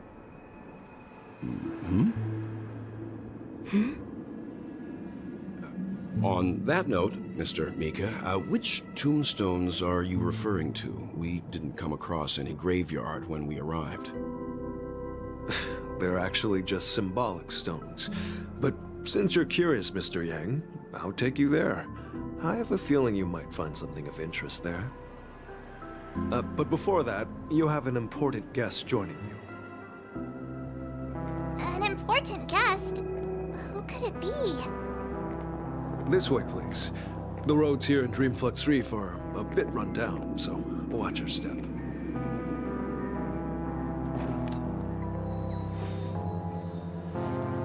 What the? I do have Akron. She's on. Oh yeah, you're. Is this where we meet Robin? It gotta be where we meet Robin. And I don't know. Most of the videos that they bring out matches what's happening in story time as well. I had a hunch that they did that. I wasn't like 100% positive though. And now we know it does because Robin was looking after kids, and then now we're here. There she is. Miss Robbie! Robbo! You sang so wonderfully. Rah-rah. It's not often that I tried this music style, but I've gained some valuable insights from it. Oh, I can't thank you enough, Robin. Well, these kids have made incredible progress in only a few days. It was nothing, Grace. I merely taught them how to sing. It was you who brought hope into their lives. Life must be quite difficult for them in reality, I imagine. That's right. Whenever it's time to say goodbye to these kids, they're reluctant to leave. But I've explored every corner of Dreamflux Reef, talked to everyone I met, and they all told me the same thing. This shattered dream is not worth clinging to. It seems you truly are a child of the Harmony. Emma and Andy are orphans I took under my wing. Carol there, with her blind eyes, used to work at a nutrition center in the outer ring of Penacony. And as for Gary, he's been living with autism since he was a child. They're not old enough to enter the sweet dream managed by the family. If we compare people to birds, these kids are like fledglings with impaired wings. But in this dream, well, they can fly freely. Even if they stumble along the way, well, they're still relying on their own strength. So Me, adorable. an old lady with no legs. Well, without this dream, I couldn't even walk toward them. I'm glad that you found a new life here in Penacony. It's just... Don't worry, Robin. Dreams have their significance, but they aren't everything. Both the children and I understand this. No matter how long we fly through this dream, we will one day return to reality. But you know what? Emma and Gary aren't plagued by their insecurities anymore. No, and Carol is learning how to cope with her blindness. And Andy is livelier than ever. Well, even I've become more optimistic. You see, in dreams, we learn how to live. Once we return to reality, we learn how to survive. And should our feathers be damaged, then we share our wings with one another. There's no need to covet an illusory sky in dreams, because we have the right and the ability to fly towards a broader horizon. It's a relief to see you safe and sound, Miss Robin. It's nice to see you all again, Astral Express crew. I heard my disappearance caused quite the commotion out there. Yeah. I'm really sorry about that. Since you're here, can we assume that you're fully aware of the situation in Penacony? Ever since I returned to Penacony, my voice started to change, until it gradually faded away. At first, I thought it was a temporary ailment, perhaps due to having been away too long. I thought maybe it just takes some time for my body to acclimate to the high concentration of Memoria and Asdana. But now it seems the root of the problem goes way beyond me. There are elements around me that don't align with the harmony. Losing my voice is just one of the signs of the Sweet Dreams collapse. The Sweet Dreams collapse. That memo keeper mentioned the same thing. So it's real. While I was away from Penacony, the boundaries of the 12 dreamscapes kept expanding outward. But whenever I mentioned the anomalies in my dreams, all the family heads refused to talk about it. Only my brother was willing to respond. Later, I discovered the secret letters from the IPC ambassador, which further convinced me that there are hidden secrets beneath the surface of Penacony. So, following the clues in the Oak family's dossiers, I found my way here. The land of the exiles, concealed by the family under the guise of death. A dream within a dream, where Penacony's past is buried. Hearing you speak, it sounds as if your voice has made somewhat of a recovery. I hate to admit it, but the harmony in this place resonates more broadly than within the Sweet Dream. It's regrettable, but the family has experienced betrayal. The traitor, or traitors, abandoned their original principles and, using the name of harmony, exploited people's weaknesses to turn Penacony into the planet of festivities, trapping everyone in the illusion of the Sweet Dream. This is not the strong defending the weak, but rather the strong exploiting the weak. A world without equality won't ever be favored by the harmony. And naturally, those voices blessed by them have lost the ability to sing. Could there be another force influencing the family's shift in philosophy, Miss Robin? Considering what happened with Acheron, it's difficult to conceive of another entity within the realm of the harmony capable of influencing everyone. Unless a power surpassing that of an emanator is involved. I'd heard about what happened to the Xianzhou Alliance, but as far as I'm aware, the family hasn't faced any such external interventions. Who knows? Perhaps I've just been away too long and missed something. Regardless, I cannot accept my home is moving towards the very opposite of what the harmony represents, while still claiming to uphold it. I must uncover the reason why Mikhail cut ties with the family, and who exactly it was who betrayed us all. Do you remember our arrangement, Mr. Micah? Well, here's my answer. I've decided to forgo my role, and never step foot on the Charmony Festival stage again. What? Yeah, I did 11 system hours until Charmony Festival. Look here, brother. A little bird. Aw. Looks like a fledgling Charmony dove. But Charmony doves don't live here. So how did this little bird get here? Maybe its parents abandoned it? It looks weak and frail. Why don't we find something soft and make a nest for it?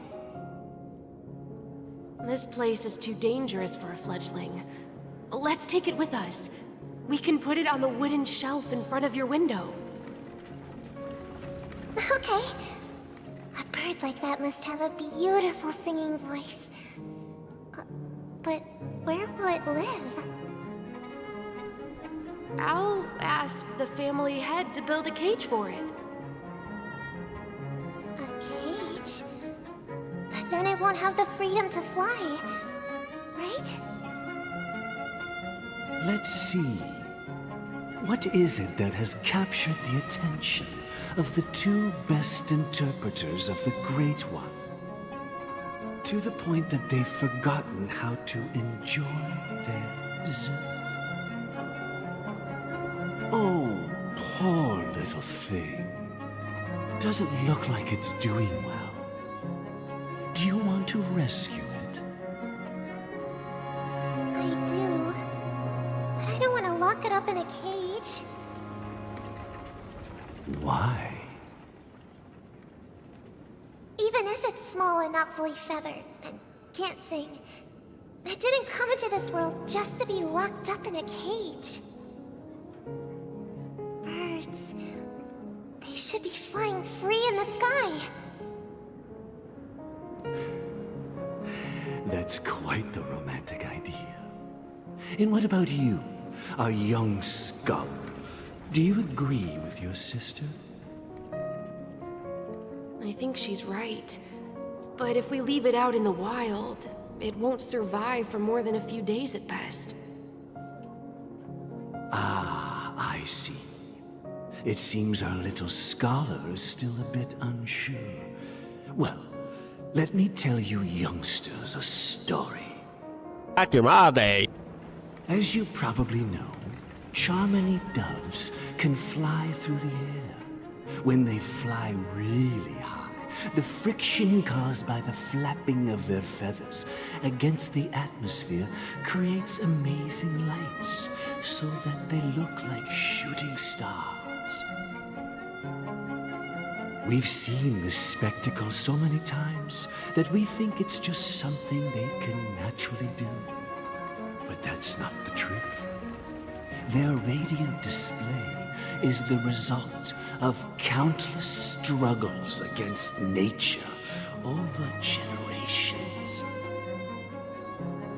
Their ancestors were too weak to survive on the ground, so to escape predators, they started seeking new opportunities in the air. After countless attempts by many generations, one of them finally figured out how to fly. It soared into the sky and never looked back at the ground again. So, you mean birds aren't born to fly, but they find a way to do it through their determination, right? Well, that's an idealistic way of putting it. So, what are your thoughts, Sunday?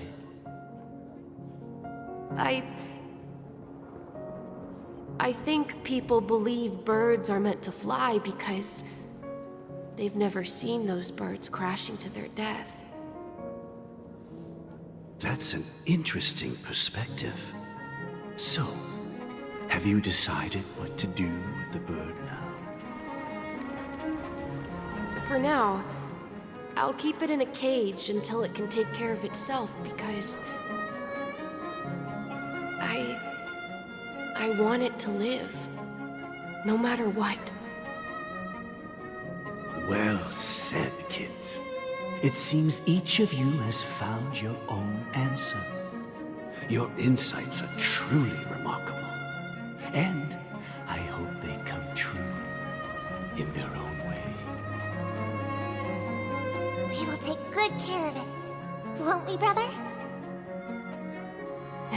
Yeah, but Mr. Gopherwood, there's one thing I don't quite understand.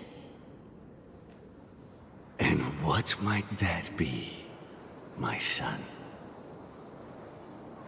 What if this little Charmony dove never learns to fly in the end? I mean, if there are fledglings in this world that can never fly throughout their lives, should we let them go back to the sky? Only to see them crash to the ground and die? It's called trial and error. Talking in your sleep, Birdie? Time to wake up.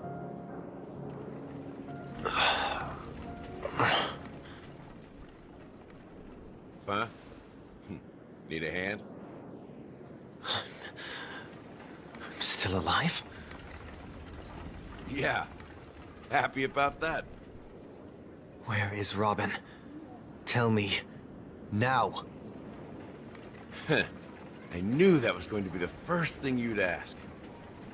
Don't worry, your sister is here, safe and sound.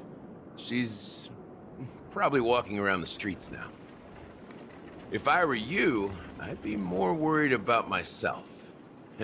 After all, right in front of you is the guy who just stabbed you in the chest with a dagger. If you wanted to kill me, you wouldn't give me the chance to speak. Just tell me your demands, lackey of the Watchmaker. So, you figured out who I am, huh? No wonder you had the guts to go against the Dream Master and the Four Families. Looks like I made the right choice. Choice? You are aware of my plan and see through my act. Time is running out, so let's drop the charades. I'm suggesting we cooperate. Cooperate? What makes you think I'd cooperate with you? The fact that the famous Robin has chosen my side. Plus, some clues about a traitor and a bright future for Penacony. Any of that catch your interest? I find it hard to believe a man who's full of deception. Fine. You don't have to trust me. What you should trust is the sense of justice inside of you. Show me Robin first. All right, as you wish. Here she is. Huh? What's your trick this time? Just kidding. I mean, this lady will lead us to Robin, right? And the crew, too. There are too many people who you owe an explanation. Ooh, That'd be Feige's great. mad. Please follow me, Honorable Oak family head. Now, all the actors are on the stage. Moments later. This is the monument I mentioned earlier. The names inscribed on it should be familiar to all of you. Rosalina and Tiernan. When Penacony was known as a frontier prison, it was the Trailblazers who connected it with the stars. They were the heroes who saved Asdana, and their names deserve to be immortalized. Not just on this small stone tablet, but in the annals of history for all of time. However, today, the planet of festivities is nothing but sweet dreams. That heavy piece of history is all a distant memory. Just like that prison. If their names are inscribed here, then that means... According to Micah, they died long ago. Rosalina was killed during the War of Independence. She ventured alone into the heart of the star system to investigate the flow of Memoria, but she never returned. Whoa. Tiernan was a skilled gunslinger, strong and reliable. He led the people through countless battles, but he didn't live long enough to witness the arrival of true peace. So he died in battle. The decade following the war, Penacony faced challenges internal and external. To protect Asdana, Tiernan took up the way of the Trailblaze and led the Lampmoth family to explore beyond the system, only to be surrounded and wiped out by the swarm. Isn't that the thing that Though I Romy had made? expected as much, the tales of these heroes truly are sorrowful. Does that mean ours is gonna be True to bad the as title well? of Trailblazer. They spent their lives venturing into the unknown. But what about this tablet? There are no names carved on it. When Dreamflux Reef was created, its owner was still alive. However, he insisted on erecting a monument for himself, saying that it will happen someday. Here we meet again. Everyone from the Astral Express. Robin.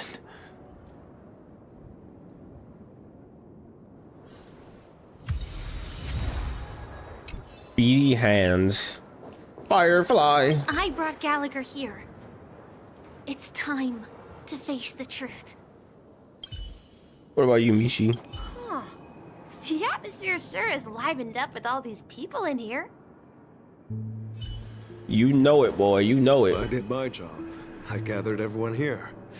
Gallagher will explain the rest to you. Take care. Long as he don't try to stab me in real life, we good. Brother. There's no need for words. You're safe. And that's all that matters. Oh, look at that. Wait, what happens to the Trailblazers? Well, looks like we ain't here right now. I promised to give the siblings some privacy, so let's talk about our business first. What do you say? That sounds sensible enough.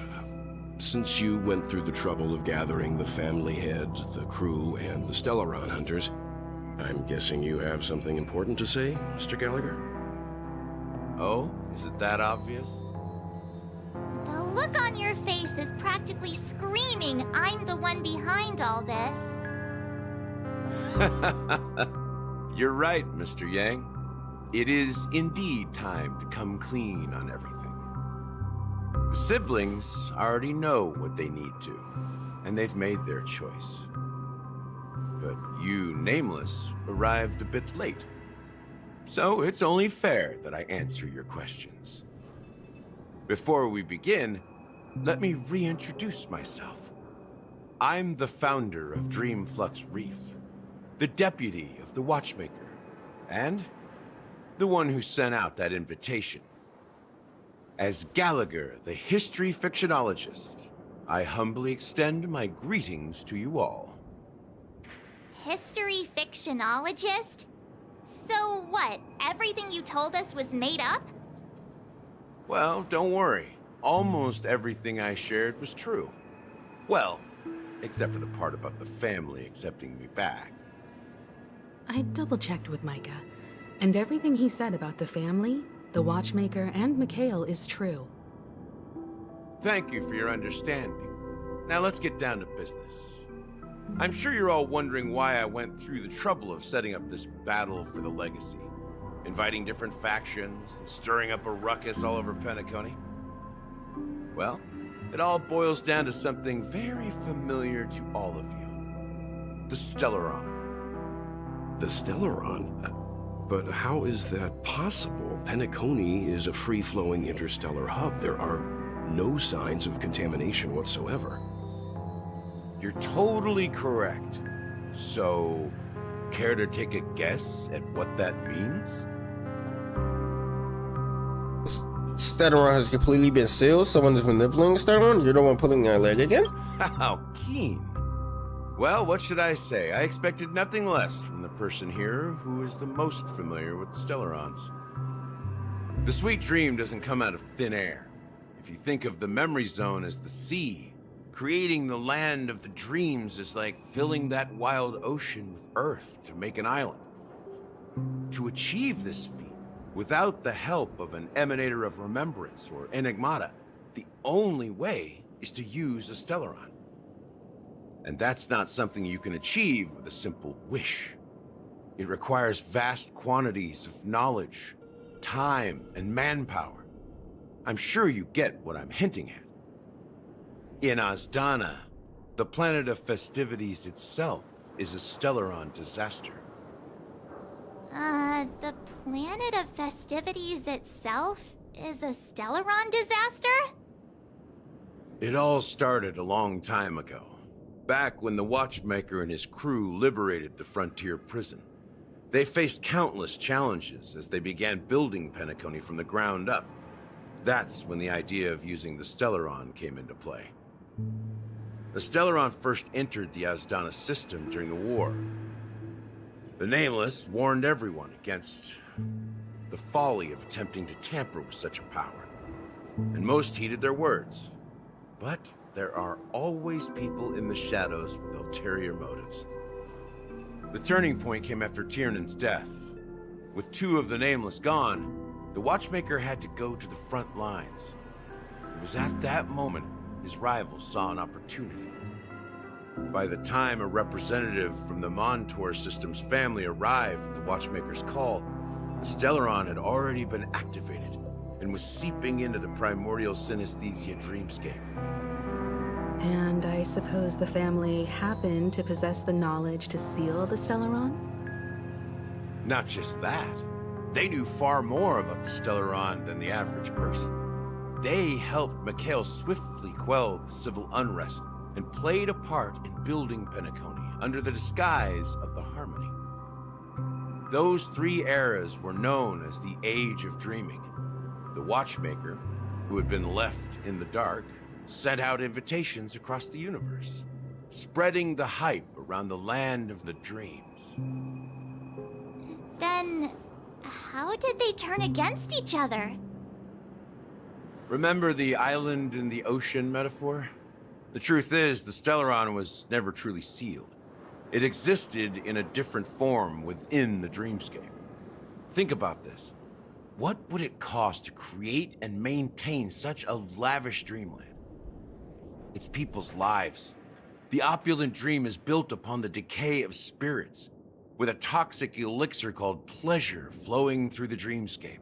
It tempts people to indulge in the dreamscape, and gradually their minds succumb, becoming nourishment for the sweet dream. Confusion, laziness, and cowardice, weaknesses that plague humanity, were magnified and nourished by the family. Penacony became a new kind of prison, even more impenetrable than the previous one. Sadly, we realized this far too late. By then, the family had a firm grip on Penacony, swiftly quelling any opposition that arose. At my wit's end, I had to use the power of the Enigmata, and sought refuge in this chaotic realm. Over the years, I created a meme within this dream for our use. Dormancy. That's its real name. We exploited a loophole. You see, regular people can't fall asleep again while they are inside the dreamscape. So this is the true meaning of the impossible. You sent out invitations in the Watchmaker's name to find forces capable of resolving the Stellaron disaster and draw them into Penacony to uncover the truth. It's not just that. Above all, I wanted to see what happens when the major factions engage in a struggle for the legacy. Since this is the Watchmaker's first announcement in decades, the traitor within the family is bound to reveal themselves. So, the legacy is just a facade. If you want to consider the Stellaron as the legacy, I'm totally fine with that. If that's the case, where is the Stellaron now? That's a question for Mr. Wings. The Stellaron is still under the family's control, and as the head of the Oak family, I'm sure he holds all the answers. Now we need to learn about the Stellaron. You've been lying to us, Sunday. Why? Are you done talking? So, will you tell us where the Stellaron is? It is the Penacony Grand Theater itself. As I suspected, it's the embodiment of the family. The edifice that first materialized within the Sweet Dream. That's what turned Penacony into its current state. As for the person who employed its power, it is in fact Mr. Gopherwood, the current Dream Master. Well, that was easier than I thought. Did you conduct your own investigation already? Correct. When I was trying to track down the person who murdered my sister, apart from you, Gopherwood was my second suspect. Confronting me first turned out to be a smart move on your part. I didn't have other options. The Dream Master has been elusive, and even the heads of the families can hardly get an audience with him. Moreover, Mr. Gopherwood has been kind to my sister and me. And I didn't want it all to end like this. What do you mean by that? To be honest, my brother and I are also victims of the cancer of all worlds. We grew up as orphans, and were adopted by the family when they came to help. Mr. Gopherwood recognized our potential and brought us to Penacony. But I can't just stand by and watch Mr. Gopherwood become an enemy of the Harmony. I won't use my voice to support an evil cause. I won't step on that stage and sing, no matter who the traitor is, or what orders they give me. I won't let the Charmony Festival become an event that destroys Harmony itself, or the paradise in our dreams. Indeed, for the paradise in our dreams. As the head of the Oak family, I'm responsible for ensuring Penacony's promising future. Robin and I will head into the Sweet Dream and confront the Dream Master. And if it turns out that the family has truly strayed from the Harmony, I'll fight alongside you. We'll put the Charmony Festival on hold and make sure Mr. Gopherwood pays for his blood debt. The enemies you are about to face aren't like this old dog here, who can barely even bark. Since our interests are aligned, why don't we team up? Maybe, just maybe, we'll have a shot at success. We have always been following in the footsteps of our nameless predecessors, and there's no reason to stop now. Yeah, we Nameless won't back down from a challenge. Isn't that right, Miss Trailblazer? No, it ain't nothing to fear. No way we'll win. That line actually makes me a bit nervous. No way we gonna win. I will repeat it Rest again. assured, sitting on the sidelines isn't in our nature. Mr. Sunday, Miss Robin, I'm willing to accompany you on behalf of the Astral Express. Having a third party present should help with negotiations, and could make all the difference if things get ugly. Thank you, Mr. Yang. Thank you all very much. The Charmony Festival is about to start, and time is against us. We must hasten. Everyone, let's gather over here. We still need to make some preparations. I may have been quick to step up to the plate, but confronting the Dream Master could be a very dangerous affair. Huh? Even you're saying that, Mr. Yang? That's what I'm saying. How powerful is that Dream Master? He's the leader of the families of Penacony, and he has the entire power of the Harmony behind him. Not to mention the Stellaron in his possession. We must proceed with great caution. Maybe you can just stay behind this time, Mr. Yang? No, that won't do. Even if we count Robin as an ally, something felt off about Mr. Sunday just now. Although I can't quite put my finger on it. I have to make sure he won't turn against us when things start to get dicey. You're still carrying the keepsake the IPC envoy gave you, right? May I borrow it for a moment? What was this anyway? Adventuring's token? I knew it. Is it gonna call him? As I suspected, this chip Aventurine gave to you is actually a miniature transmitter. Of course. If I'm right, he intends to use it to track your location or contact you when needed. As it so happens, this may actually be of some use in the current situation. Aventurine? Is he still alive?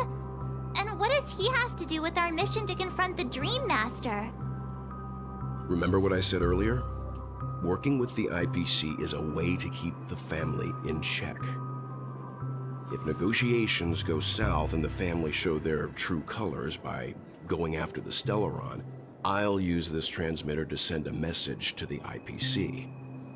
It'll be just the opportunity the IPC ambassador was hoping for. The only question mark in all of this is Aventurine's current status. But the IPC is always listening, especially senior strategic investment department heads like him. Getting the message across shouldn't be a problem. Good luck to you, Welt. Well, you take care too. If anything goes wrong, don't worry about me. Just make sure to seal the Stellaron. They're about to kill Welt, bro? Like, what's going on here? Spoken like a true hero. Even if the Dream Master is innocent, the family's corruption runs deep. I won't make the same mistake Mikhail did. Let's wish him the best of luck. Don't you have something else to tell us, Gallagher? Why would you say so? Before we departed, the conductor asked us to inquire about the 3 nameless in Penacony. We've already collected intel about Razelina and Tiernan, so the only one left is legwork. If I'm not mistaken, we've already met him somewhere, haven't we? It's not enough to say meet, but the answer is pretty obvious. After all, I've hinted at it in quite an evident way. I've been watching over you ever since I received the reply from the Astral Express, and I've seen the great effort you all put into linking different realms together across the cosmos. And now, after getting this far all in one piece, you have truly proven yourselves. Miss Himiko, were you the one who repaired the Express and got it sailing through the cosmos again? Yes. So it was broken? You two, young Nameless, you have very interesting life stories and extraordinary skills. Oh, you're making me blush with these flattery. You keep them coming, huh? Of course my reputation precedes me. Believe in the galactic baseballer supremacy. What? Hey, you can't just make up titles like that. You're full of energy. Please send my regards to the conductor, Pom Pom. So Gallagher is lead Please let them work? know that their friend had fond memories from his time aboard the Express, which he reminisced on every time he had a good drink. Wait, so As he's a for the last nameless? Nameless?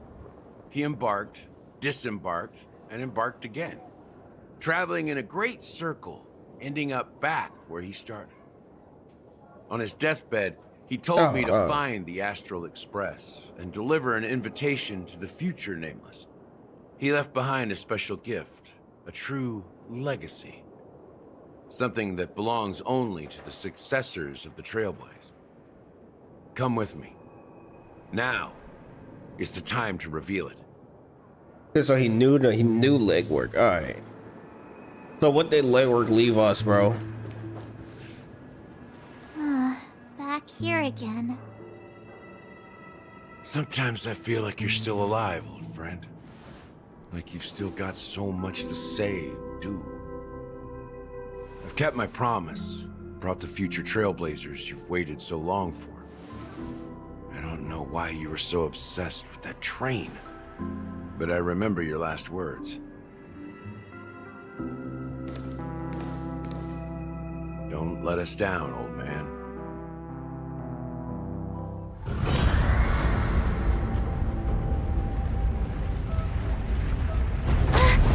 What's happening?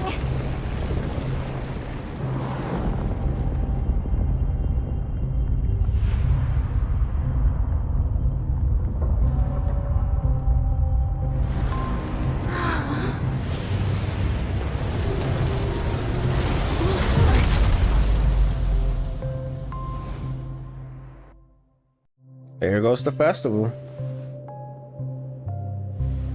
Go ahead. His resting place lies in the garden up ahead. The first and last Nameless of Penacony. Mikhail Char Legward, the Watchmaker. The Watchmaker was a nameless? Bro. No wonder he was OP. Okay. God dang. Let's go. Mikhail, we're coming.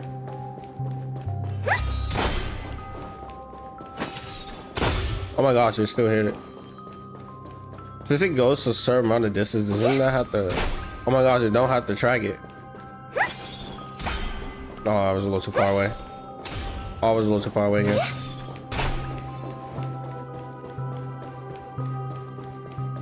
So the watchmaker, the first watchmaker was actually a nameless. That's crazy. Beneath the surface of the memory zone, in the garden close to the full moon in the water, an elderly man rests on a recliner, enveloped in utter silence. Well, I mean, it was obvious, isn't it? Nah, to be honest, I didn't know. It wasn't that obvious to me. I thought the watchmaker Mikhail Legwork has passed into the endless, timeless dream where no sound could ever awaken him. So he's dead. Okay, so wait, so his body just sitting there? The heck? I don't know. Maybe I just didn't pick up on the clues that that the last nameless was him. I also kind of forgot that Paimon, not the Paimon, that Pom even like asked us about the check on the nameless. So that's another reason why I forgot that was a whole little story in itself. The watchmaker is the third nameless. Even I could guess that one. The legacy he left behind was a dream bubble. I believe inside that bubble, there's something that holds meaning only for the nameless. After all, when I checked its contents, I found nothing inside. Maybe some trailblaze runes? Even more mysterious than me. Is this who will get Harmony? Well, Harmony MC? Let's have a look. Harmony MC, hands down. Touch the dream bubble and become Harmony MC. Let's go. Press your hands against the dream bubble with the thick, I can't even read, bro. Memoria converges under strain, then stretches outward from your fingertips. Fingertips, what? As it's weaving a delicate web, it gently cradles your palm. A chill travels from your fingertips. Purring with it, myriad of vibrant, intertwined memories as experience would suggest. How would that even feel? I mean, I guess you just feel something going up your fingertips. Well, that's all I can think of. But this time, you see nothing at all. How could this be? Try to focus and capture memories. Take a deep breath and try to read the bubble again. As approaching wrong, you think holding your breath and closing your eyes. With one knee on the ground, you press your forehead against the thin film coating in Memoria. Yet, before you, there remains the abyss of darkness. No crimson sun deciding upon snow-capped mountains. No gentle laughter. No twinkling stars. No echoes of swords clashing. Shing, shing, shing. And most of all, no traces of trailblazing. Or trailblazers. I don't know. I think trailblazing would be better. There is nothing, and nothing is there. Indubitably, this is but an empty dream. Wait, what's going on? Maybe they just don't. Seriously? Maybe it's nothing they need to know. There's nothing inside this dream bubble? How could a dream bubble One day we'll be get Harmony empty? MC. Just as I suspected. That old man always had this strange belief in the nameless and the trailblaze. And I never understood where he got that confidence from. Especially since he never managed to get in touch with the Express while he was alive. I could never figure out what was going on in that old man's head. But this empty dream bubble is so typical of him. He was always full of weird fantasies and incomprehensible romanticism. That mischievous old man. Well, I didn't expect him to leave anything concrete behind anyway. Don't think that's the case, Gallagher. I'm sure Mikhail has left us the most precious thing of all. Don't start getting all philosophical on me, all right? Just as Mikhail believes in the nameless of the future, we unconditionally believe in the nameless of the past. How could they leave with regrets for the future when they were ready to dedicate their lives to the land they loved? There must be something contained in this dream bubble. It's just we haven't figured it out yet. You also have faith in the Watchmaker, don't you, Gallagher? Well, I'm a follower of the Enigmata. My philosophy forbids me to have faith in anything. That's why I understand what faith means in the path of Trailblaze. And I also want to know what he left behind. I'll leave it to you guys then. Can I borrow your pet? I need to make a trip back to Golden Hour and check something at the Dreamscape sales store. It's for Mikhail, and for the future of Penacony. And now we switch to Mikhail. Welcome to the Reverie Hotel. How may I help you? Greetings. We're the Nameless from the Astral Express, and we'd like to check in. The Astral Express? But I thought... Yes, my companion's already checked in. My name is Dan Heng, and I believe my personal information is recorded in your system. I see, but your companion said you wouldn't be coming due to a change of plans. Now the plans have changed again. And you are... Me? I'm Pom Pom. Oh my gosh. New Nameless, who's also with the Astral Express. He's my fellow Trailblazer. We responded to the family's invitation before he boarded the Express, so he wasn't registered in your system. Is it possible to accommodate him as well? Oh, I see. Another one of the Nameless had a similar situation. Seems like a lot of people are joining the Trailblaze these days. Since there's a precedent, it shouldn't be a problem. Just give me a second to contact your companions. I'm sorry, dear guests, but it seems I'm unable to reach the other members of the Astral Express. She's trying for like one call. What do you mean by unable to reach them? My apologies. This is the first time I've encountered a situation like this. However, the system indicates that those guests are still in the dreamscape. How about this? Give me their room number, and we'll go check on them ourselves. I'm afraid that's not possible.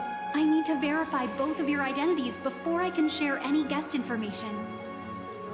How about you just wake up someone? Let's say, Welt? I'm sorry, but there are strict rules regarding forced awakening. It cannot be done without the proper clearance. So nothing works, huh? What's your solution then? Are you saying we sleep here? At the reception? Please be patient. We need to contact your companions in order to confirm your identities. And now it seems you need to confirm our identities before you can contact our companions. It seems so. Oh, fudge. Look, nothing personal, but if you can't handle this, go find someone else who can, okay? Please calm down, dear guests. I do recall that Mr. Sunday, the Oak family head, personally handled this issue earlier. Oh, please wait a moment while I contact him. I don't think she's trying to give us a hard time. She really just doesn't know what to do. I have a bad feeling about this. You tried to contact them on the Express earlier, but they didn't respond. Something doesn't seem right. I need to leave for a moment. You can stay here with the receptionist. Sure thing. Just don't keep me waiting forever. Kinda like Blue. I'm gonna be honest. Don Home seems pretty worried about his companions. should give him some space. Stressing out about it won't help anything.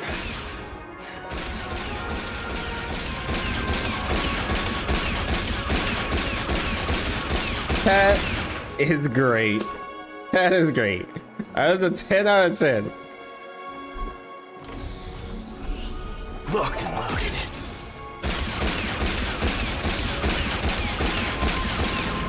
Oh my gosh, that is the best. Okay, I made like this story now. Of course, they don't let you view it because it's a story character. Why do they do this to me, bro? Don't give me a character and not let me at least look at what they could do. They're coming out next patch anyway. It's basically that. It's not that much under lock and key to a point. It ain't that hard to search up what it is. Let's be real. But anyway. The Charmony Festival is about to start. I'm so excited. Oh, it's not. Hey. Yeah, it's 10 hours. That way, that's about to start already. Charmony Festival too. Well, I didn't come all the way here specially for the festival. Honestly, I don't really even know what it's about. But I heard it's a lot of fun. Well, back in my homeworld, Anaria, we have festivals like that all the time. My dad threw me a birthday party one time that was just as extravagant as the Charmony Festival. Oh, come on. The Charmony Festival is a once-in-an-amber era event. How can a birthday party compare? Well, you never know, right? Maybe on her world, birthdays only happen once in Amber Era. Anyway, let's forget about that. Have you heard about the, unsettling things happening in the dreamscape?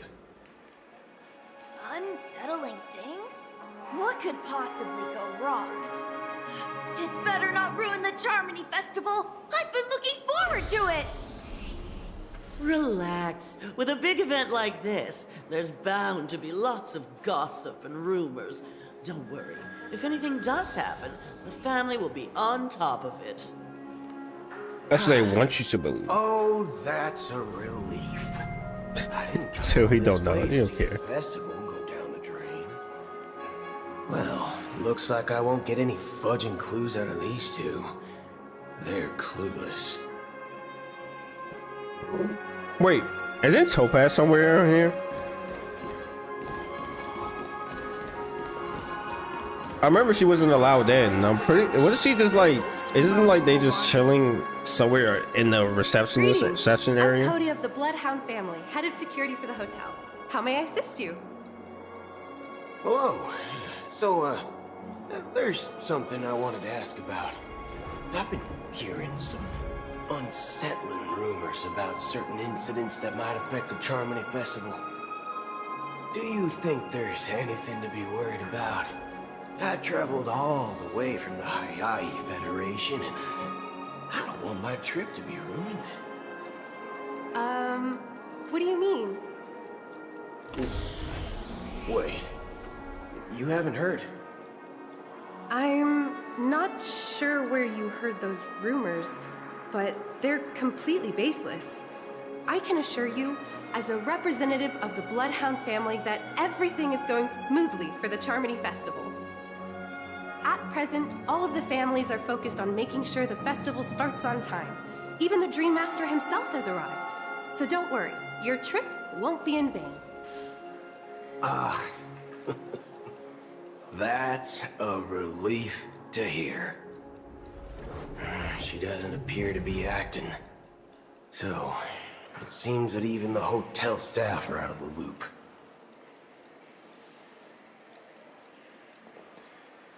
Back already?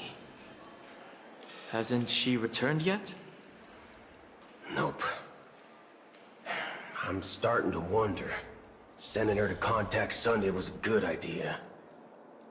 Neither the staff nor the guests seem to know anything about what's happening in the dreamscape, and wherever we go, all we see is people enjoying themselves. Definitely not a good sign. I agree. Another unusual thing is that the Oak family is supposed to be in charge of organizing the council and managing everything inside and outside the dreamscape. However, I walked around the hotel, but didn't meet a single member of the Oak family on such an important day. Well, I'll be forked. If I remember correctly, the head of the Oak family is that Sunday guy, right? We shouldn't linger here too long. Let's go back to the Express for now. Not so fast. Have you ever robbed VIPC, bro? If you run away now, everyone will be chasing after you. Are you suggesting we sit here and do nothing? I wouldn't say do nothing. But let's stay put for now. Even if the family has ulterior motives, they couldn't have anticipated us showing up here. We're the surprise factor for them. They don't want to attract unwanted attention from certain outsiders, so they won't do anything reckless. See? The IPC lackeys are keeping a close eye on this hotel. If I were a family member, I'd find an official excuse and keep the surprise factors here. If we just wait here, that would be like walking into their trap. Of course, we don't need to walk into their trap. I gave a backup plan to the memo keeper. If it turns out we won't be allowed to enter the dreamscape, she'll order a drink for me in the VIP lounge at the hotel. In reality, a secret signal. That's right. Oh, a concrete object can indeed help the memo keeper establish a connection with you. But Boot Hill, if you have more backup plans in the future, I hope you'll let me know in advance. I'm sorry, but it's one of my quirks. I have too many unreliable friends. And if I reveal that I have backup plans, things can go awry.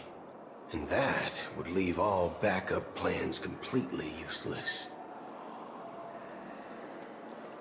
How do we get into the VIP lounge? This is where my street smarts come into play. Street smarts, there we go. You're the lobby manager, right? Yes, I am. How may I assist you? We're the Nameless from the Astral Express. We wanted to check in, but there's something wrong with your system. The lady at the front desk said she would contact the manager, but now she's nowhere to be found. Now, we've been waiting here forever, without any food or water. What the fork, man? Is this how the family treats its guests? Is this your idea of street smarts? Starting an altercation? It's called standing up for your rights. I apologize for the inconvenience. Please wait while we try to contact Mr. Sunday. I'll arrange 2 premium seats in the VIP lounge so you can rest there while you wait. See? Just like that. Just don't call yourself Nameless next time. Wow, this bar's something else. Certainly worthy of the planet of festivities.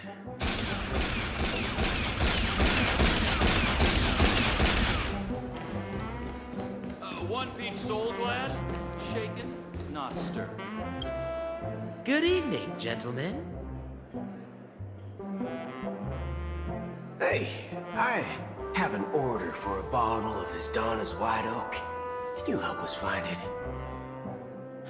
Donna's White Oak? I think there might be a misunderstanding. We don't serve that here. Oh, no way. Are you sure you're not mistaken? If someone had reserved such a beverage, I would definitely remember it. It sells for hundreds of thousands of credits per bottle, after all. I couldn't afford to cover for such an item if it were broken or lost. That's strange. Well, could it be that the memo keeper couldn't afford it? Then what should we do now? Oh, no need to rush. Well, let's grab some drinks first. Maybe I arrived too early and he hasn't come yet. Now, let's see what kind of juice malts you all have here.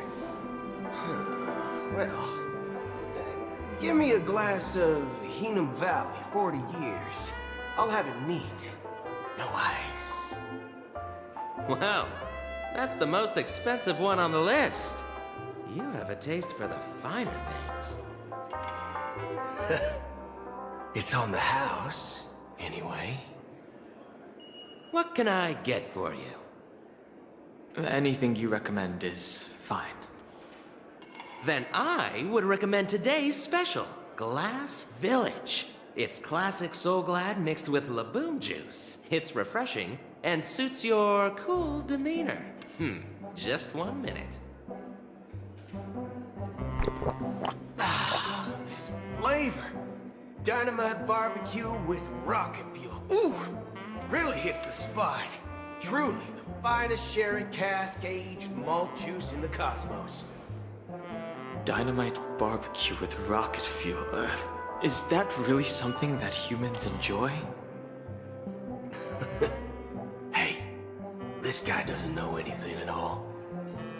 As long as you're satisfied, dear guests, please enjoy. Let's give the memo keeper another half-system hour. If she doesn't show up, we'll need to come up with a new plan. In the meantime, let's take stock of the situation. What do you think? The situation is unclear. Something must have happened on the planet of festivities, but the public is unaware of it. Someone in a position of power within the family must be covering it up. It's unusual for the followers of the Harmony to invite other factions, let alone the IPC and the Masked Fools. If what you said about the Emanator of the Nihility is true, the situation in Penacony is a little complicated, to say the least. Actually, there's something else I'm concerned about. Regarding Acheron. As you know, the faction that follows the path of the Hunt are some of the most dangerous folks in the cosmos to mess with. I mean, who in their right mind would impersonate the Cienjo Alliance or the Galaxy Rangers? It's like asking for a death wish. Emanator. Isn't there a saying among the Cienjo people that the Rainbow Sect lets their Lux arrow do all the beating? Talking. Do all the talking. Well, you know what I mean. Even though the Galaxy Rangers have been out of sight for years, we've been keeping an eye on this region. Even the dumbest criminals know better than to mess with the Annihilation Gang, much less the Rangers. But that Acheron lady, she doesn't seem like a lunatic at all. On the contrary, she's highly logical and organized. She knows exactly when to hold back and when to strike without mercy. And you believe that someone like her would have an ulterior motive for impersonating a Galaxy Ranger? I'm not entirely sure, but I do have my suspicions. Maybe she knows a Galaxy Ranger, or perhaps she's trying to lure us out for some reason, which I can't figure out. Anyway, what worries me more are the anomalies within the family. They've summoned followers from various paths for the festival. No matter how generous such a gesture is, this move seems highly unusual. Unless the invitations weren't sent by them. If that's the case, it's even more intriguing that the family insists on organizing the Charmony Festival, despite the chaos. Maybe it's she pay the Harmony pulling the strings. You find it beyond human understanding because it wasn't arranged by humans at all. People do stupid things out of irrational impulses. They abandon their principles when self-interest is involved. They believe in things they know they shouldn't, and fudge, they even break their own rules. But Eons don't. They stick to their determined path and never turn back, even if they reach a dead end. You think Shippei's will is behind all this? It may not necessarily be Shippei. There's definitely some higher entity involved. I know it may sound pessimistic, but if human free will were reliable, why would we even need Galaxy Rangers? It's much simpler when you boil it down to the eons and paths. Like how Lon always follows the path of the hunt, or how the Express stays true to the Trailblaze despite Akavilli's disappearance. But in my opinion, Akavilli's fall holds significance for the Nameless. Oh, so you're saying the Nameless now have to take responsibility for their own choices because their absolutely right leader is gone? Exactly. I believe the purpose of the journey isn't just about following a path that's always considered absolutely right. It's more about doing your best to choose the right path for yourself among countless possibilities, even with limited insight and judgment. I don't know what you've been through, but I agree that people must take responsibility for their choices, because no one else can do it for them. That's why the Galaxy Rangers need to uncover the imposter and figure out her true intentions. Just in case. I have a backup plan if the Memo Keeper doesn't show up. This is my final backup plan. I promise. You sure have a lot of cards up your sleeve. Well, going back to my old career would make things a lot easier. By the way, when you were walking around the hotel, did you happen to see any important-looking guests? What's your plan? It's simple. We just grab some hostages and use them as bargaining chips with the family. Oh my gosh. Or maybe we can even take their identities. No need for that. We'll return to the Express now. Wait. Are you getting scared? Draw your weapon. Let's make a big scene. Are you leaving, esteemed guests? Would you like to cancel that Asdana's White Oak you just ordered? Huh? Asdana's White Oak? But didn't you just say... Ha ha. Looks like you are a bit intoxicated, esteemed guests. You ordered a bottle of Asdana's White Oak just a moment ago. Looks like your Memo Keeper friend has finally arrived. Oh, right. Sorry, my memory's not the best. You know, too many modifications and all. Anyway, let me check. Well, fork me. It says Donna's White Oak, all right. And there's a note. I'll be waiting for you on the Astral Express. Oh, they had to go back anyway. No mistake. That's her message to you. She knew the hotel wasn't safe, so she suggested we find another place. Well, looks like we took a detour, but now it's back to the Astral Express. So, what are we waiting for? Let's go.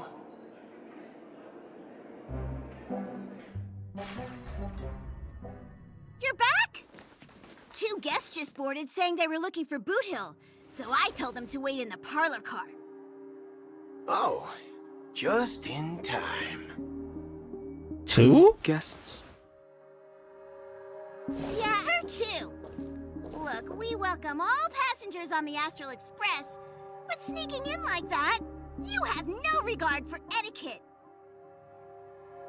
My apologies, conductor. It was an oversight on my part.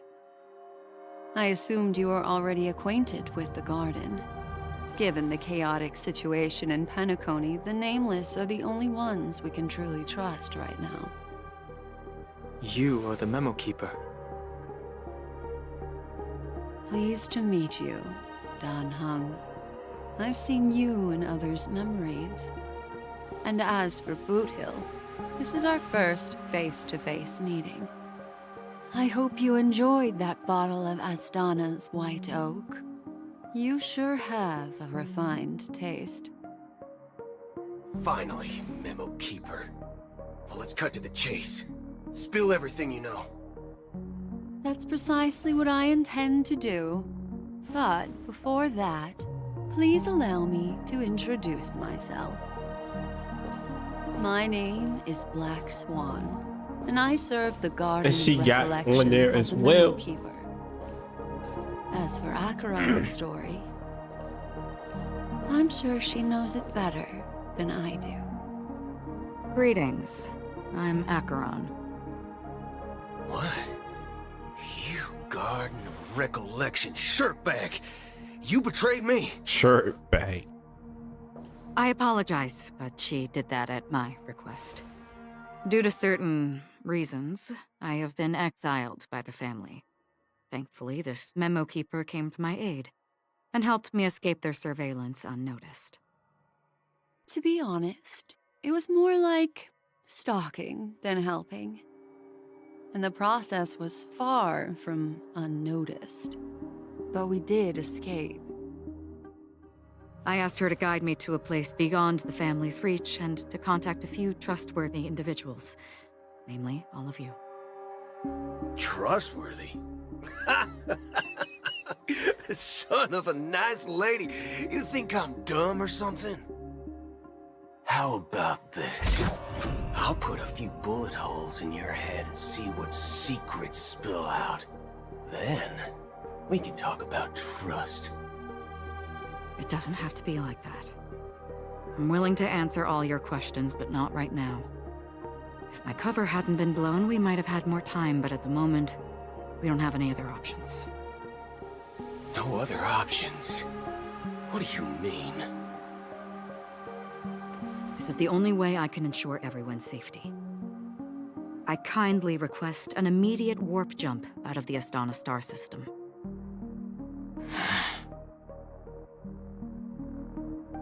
This passenger is requesting...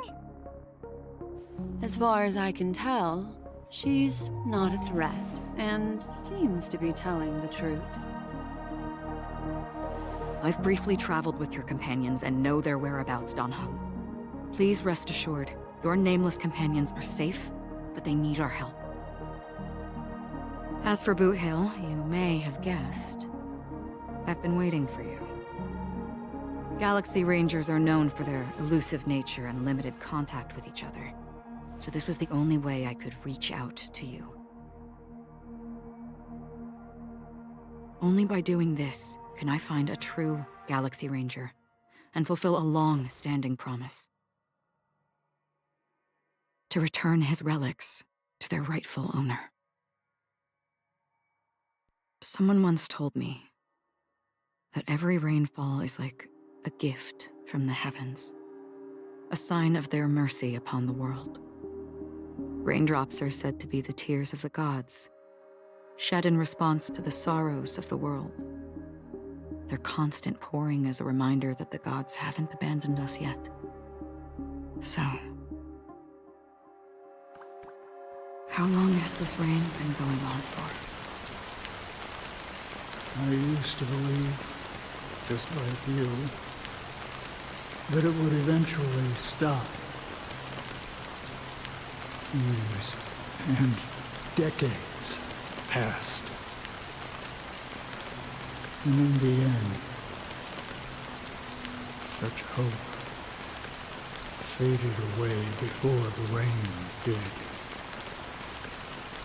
Looks like the god you mentioned doesn't exist after all.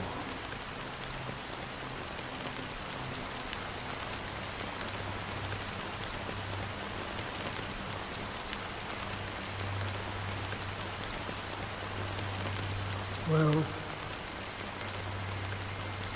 Let me share a story with you. Mortals who walk Why do they sound like that? are like sailors on a vast ocean, leaving behind a trail that creates countless ripples of possibilities. These ripples last longer than the fleeting lifetimes of humans. And for some, their presence leaves such a strong mark that it's reflected in the waves. Like those shadows on the ocean. Sinthirsters, the obsessions of the Pathstriders, they emerge from the depths of IX, seeing themselves as masters of their own destiny, unknowingly repeating the actions of their past lives. They emerge from the nihility and head toward it, leading purposeless lives. However, these hollow phantoms, they were once my dear companions. A group of Galaxy Rangers. Oh, so he was a Galaxy Ranger as well. Are you watching over them? Watching over them? No.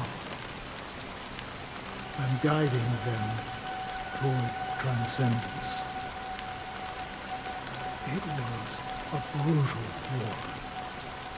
A crusade that shook the universe. The universe witnessed the fall of Zuro, the Lord Ravager, but it came at a price. A price so hefty that only those who were there still remember. The unwavering determination of the Hunt followers persists even in death. So someone must guide these lost souls to their life beyond. They were heroes in their time. And they shouldn't be reduced to mere puppets of nihility. As for me, I've suffered too many losses on that battlefield to advance any further.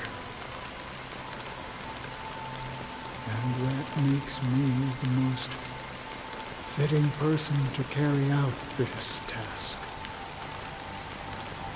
But you know, these Sinthirsters, they're not who they used to be. Does this seem pointless to you? Well, some tasks have to be done, even if they are pointless.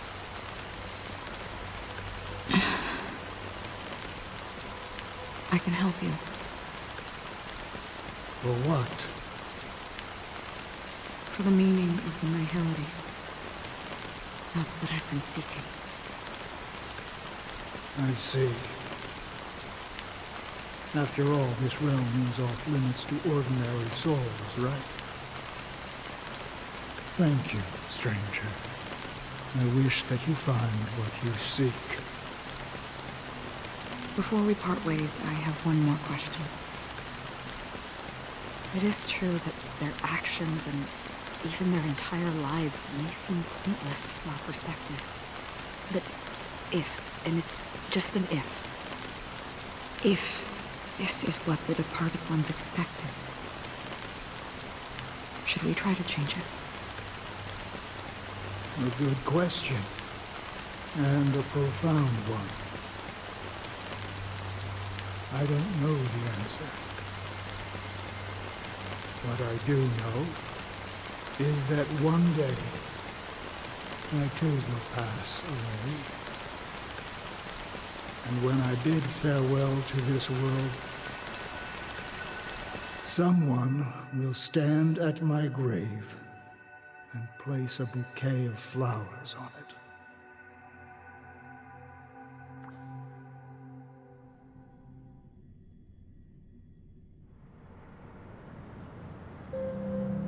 When I appeared as a child, my speech, What the mindset, heck?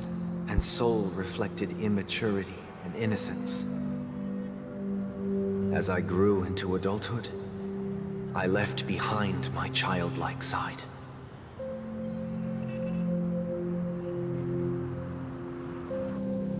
I humbly request your blessings, esteemed advocate of Shipe. Come to me, my kinship. I have sought their presence with us. As you wish. I have faithfully served the Alfalfa family for nearly a decade, promoting the path of the harmony to the best of my ability. However, I made a mistake yesterday. While I was preparing dinner for the family head, I accidentally dropped a prepared dish on the floor. Out of laziness, I lied and claimed that everything was ready. Although the head has dismissed me as punishment, it has been tough to sleep with the guilt still gnawing at me, as I worried that the seeds of evilness may have taken root in my soul. So, I confess to you now, to seek atonement for my sins. Do you sincerely repent and vow to change your ways? Yes. Have you examined your soul and confessed all your sins? Oh. Yes. Are you willing So they have to like a accept section box. the process of Okay. atonement? Yes. Very well. Show your dedication and goodwill to the family, and you shall be reinstated among them. Now, please, leave in peace. Oh, praise Shipe. And thank you, esteemed advocate. Next, please step forward. I mean, his name is Sunday. Kind of makes I sense. wholeheartedly confess to you. Please, pardon my sins. Rest assured, I have implored their presence to be with us. As long as you are sincere, absolution will be granted. Oh, Absolution. Oh, great. You know, I arrived in Penacony as a stowaway. I sold everything to get a ticket. My house, my land, and my 2 children. I see. Please, go on. My children were starving. And I hoped they'd have a chance at survival if they became slaves here. Oh, he sold his kids? If I can strike it rich here, I'll lift them out of that situation and give them the life they deserve. What the? But the Bloodhound family got wind of it. They're on my tail, hunting me down. I thought I could bring my kids here. It was all my fault. All my fault. The family is ready to forgive all sinners. I'll ask the Bloodhound family to cease their pursuit. You don't need to live in fear anymore. Oh, thank you. Thank you. I'll work my hardest to redeem my children and make them part of the family. Praise the harmony! Next, please step forward. Hey! Long time no see, Mr. Sunday. The most esteemed individual in Penacony, and the next leader of the Oak family, right? So before he was a leader, he had to do I have confessions. sought their presence with us. Let us proceed. Sure, let's just get this over with. I have sinned, please forgive me. I wasted half a pizza at breakfast, and a bottle of Soul Glad. Hey, how is that sinning? That's it. Nothing more. When we wrap this up, I've got a robo-ball game to catch, you know? Do I never you said football game. seek to atone for your sins through good deeds? My sins? Oh, starting to sound like a saint, huh? Well, let me tell you something. Neither the family nor you have the right to judge me. You think nobody knows what your precious family has done? About the watchmaker? Huh?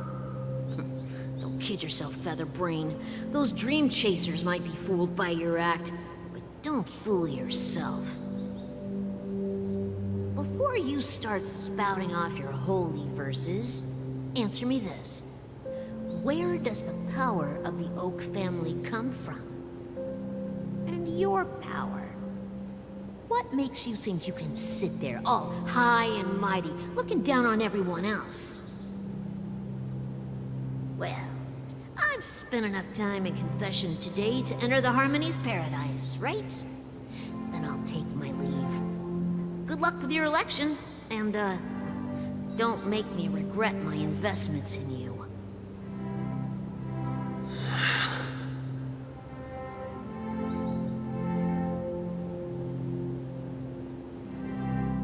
Oh, revered triple-faced soul, hear my doubts. Oh no.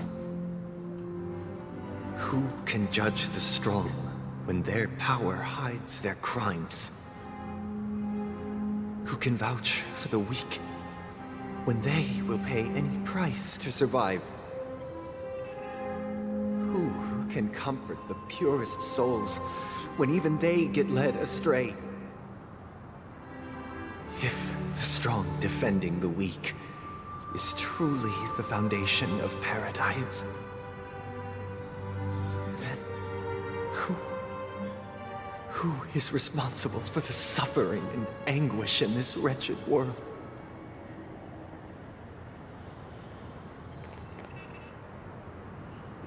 Brother? Brother? Brother, are you all right? I'm fine. I've been working long hours, and I just made a trip to Dreamflux Reef and back. So, I'm a bit out of sorts. But it'll all be over before we know it.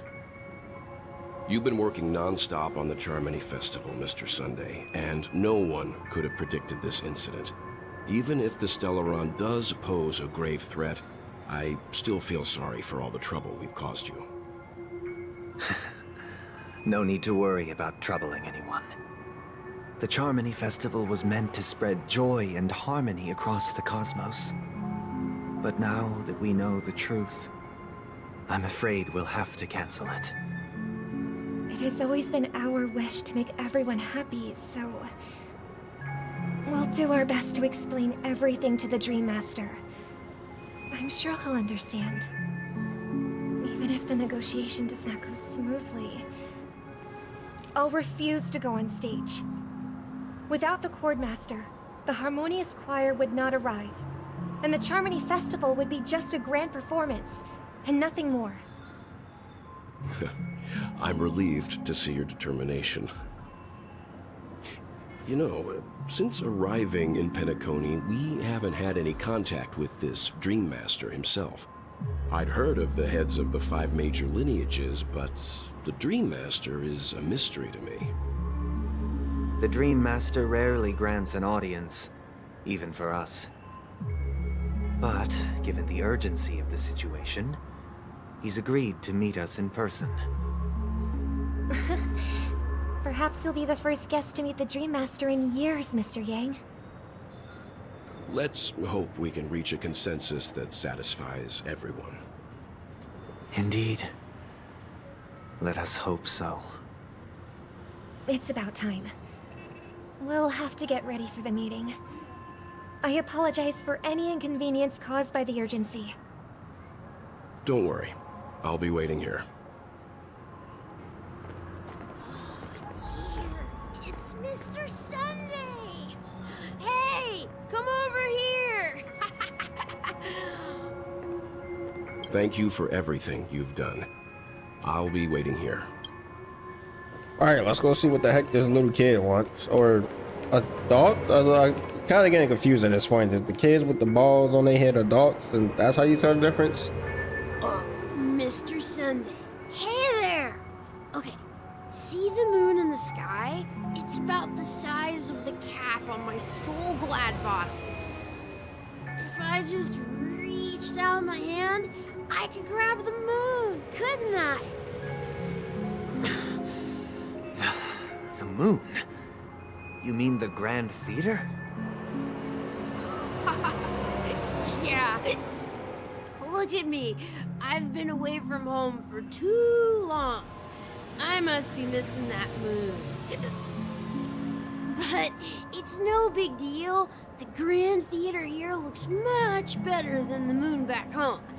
It's just magnificent.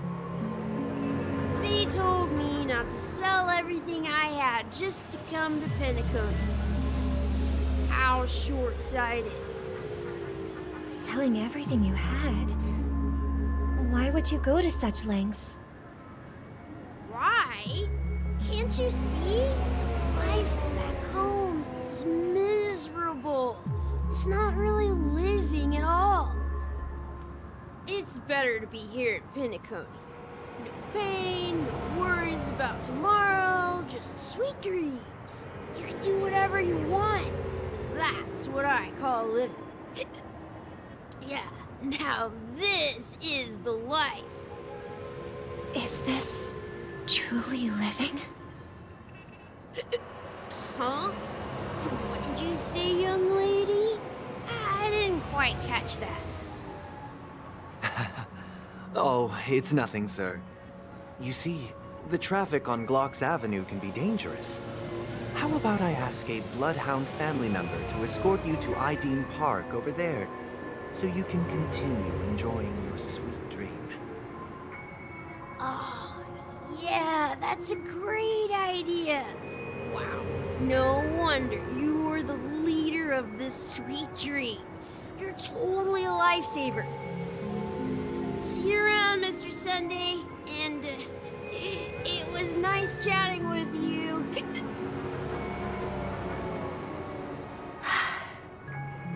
What's up, sister? This is the land of the dreams. But why do they live like this? The man we ran into, he doesn't seem happy at all. Even those sweet dreams He's happy because made, he's drunk. they're just illusions. But for him, they're the only way to survive, even if it means giving up on reality. That's not really living at all.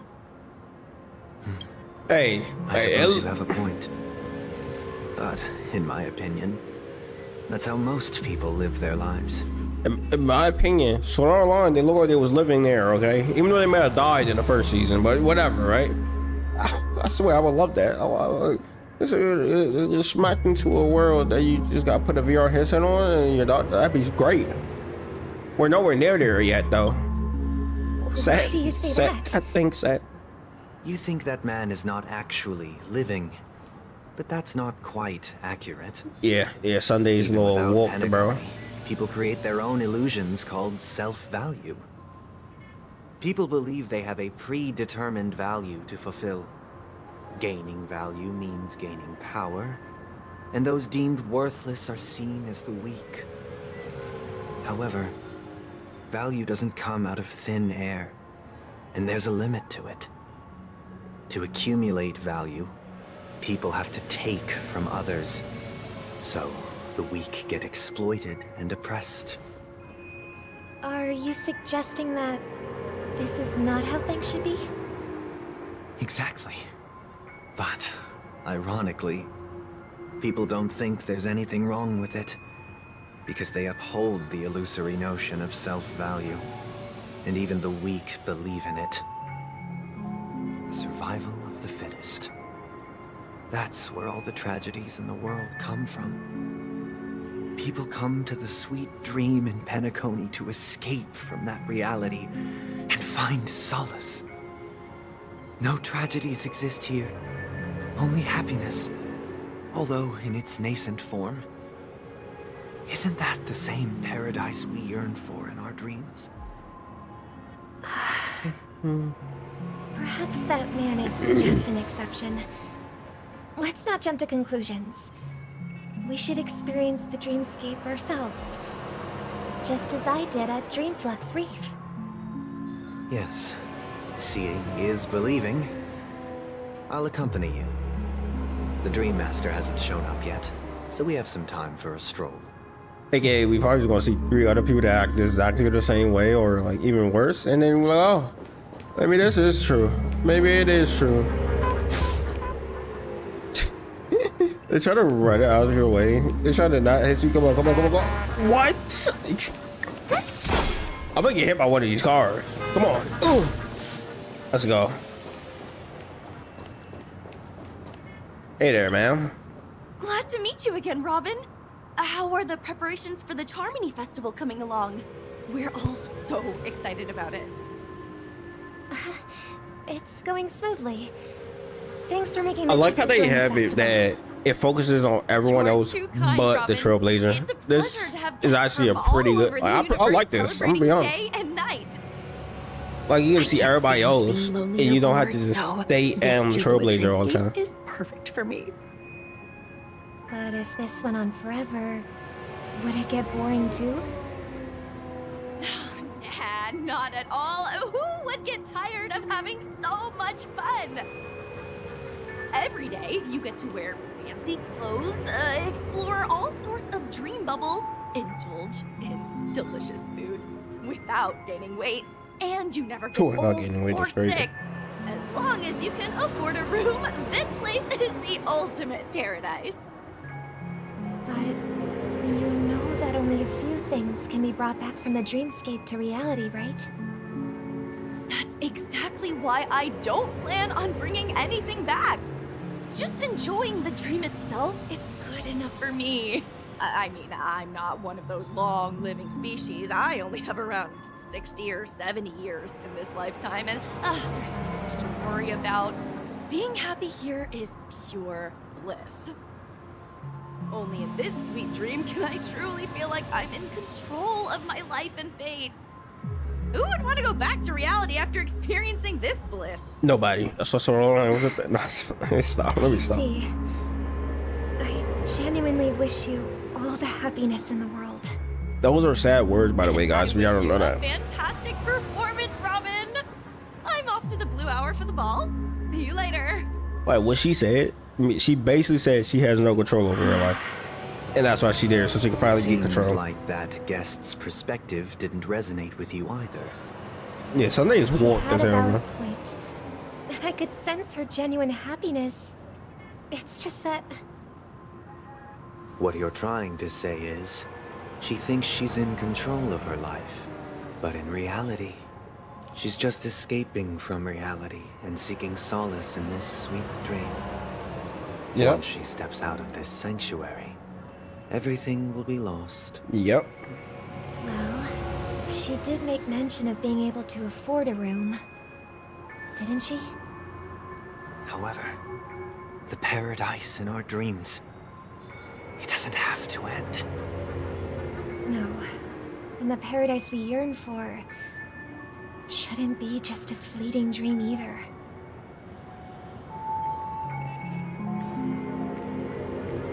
It's your learning about the dreamscape. The dreamscape. I'm getting smacked with a car. We got this. We got this. Ooh. I love doing that so much.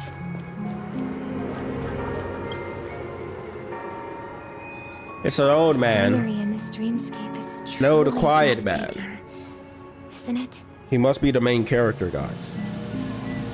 Oh, Robin. Can't believe I'm meeting you in person here. What an honor. Thank you. It really is an honor for you. Even though time stands still in this dreamscape, it always feels fresh. I find something new every time. A philosophical mind. I hope I'm not intruding. Oh, not at all, no. With little time left, I yearn for meaningful conversations, especially with someone as esteemed as you. Do you mind if we chat? It's my pleasure. No need to be formal. Just speak your mind. You said, with little time left. Please, forgive me for being blunt. But is that why you came to Penacony? Yeah. I was part of a war, and while escaping from the Sarkosian mothership, I got exposed to some radioactive materials. And then, all my comrades died, and my hometown was wiped out by neutron bombardments. Ain't they nuked them youngers, bro? Everything I knew gone. That's when I heard about a possible solution here, so I came. How heart-wrenching. I hope the family has been able to help you. They have, and I'm truly grateful for that. They provided me with a comfortable room, the most advanced life support devices in the cosmos, and a stellar team of caregivers. My physical body is now in the dream pool, sustained by life support. The me you see here is whole, rational, and no different from any other person. But I can't say the same for the me in the hotel room. My true appearance? No. I hope you never have to witness it, Robin. So, you'll be living forever in this dreamscape, right? Just being able to live at all is good enough for me. Whether it's in this dreamscape or not, well, I don't really have much say in the matter. My world has been torn apart, and my life could end any second. So, even if this whole place is an illusion, it's still my paradise. And I'll treasure every moment I spend here. Dang, bro, that's kind I of sad. envy those everlasting things.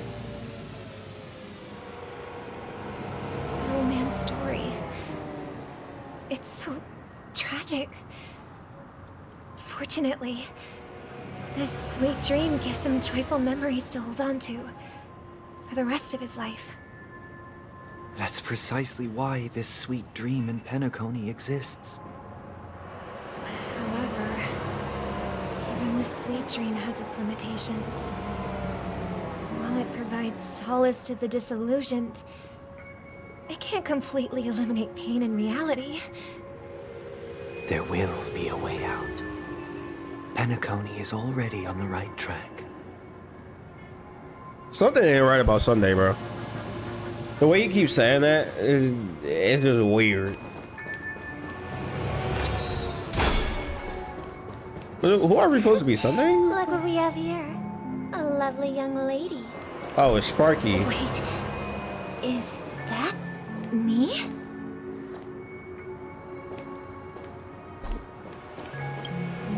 Brother, what a surprise to see you again. Show yourself. Your trick won't work on us. I've heard that a skilled mass fool received an invitation too. That must be you, right? Did you enjoy yourself? Barely. The people here are way too gullible. A little bait is all it takes for them to bite. And they run away at the slightest hint of danger. In other words, they're naive and cowardly. Now that you've had your fill, it'd be wise to leave before it's too late. The music of the harmony doesn't tolerate discord. What? Now that you have the real Robin, I'm useless? Oh, how disheartening. Poor Sparky. So much for the family. You should be thanking me, because if it weren't for me cleaning up this mess, Penacony would still be in shambles. Don't you think? That was a personal request from the head of the Iris family, and it has nothing to do with us.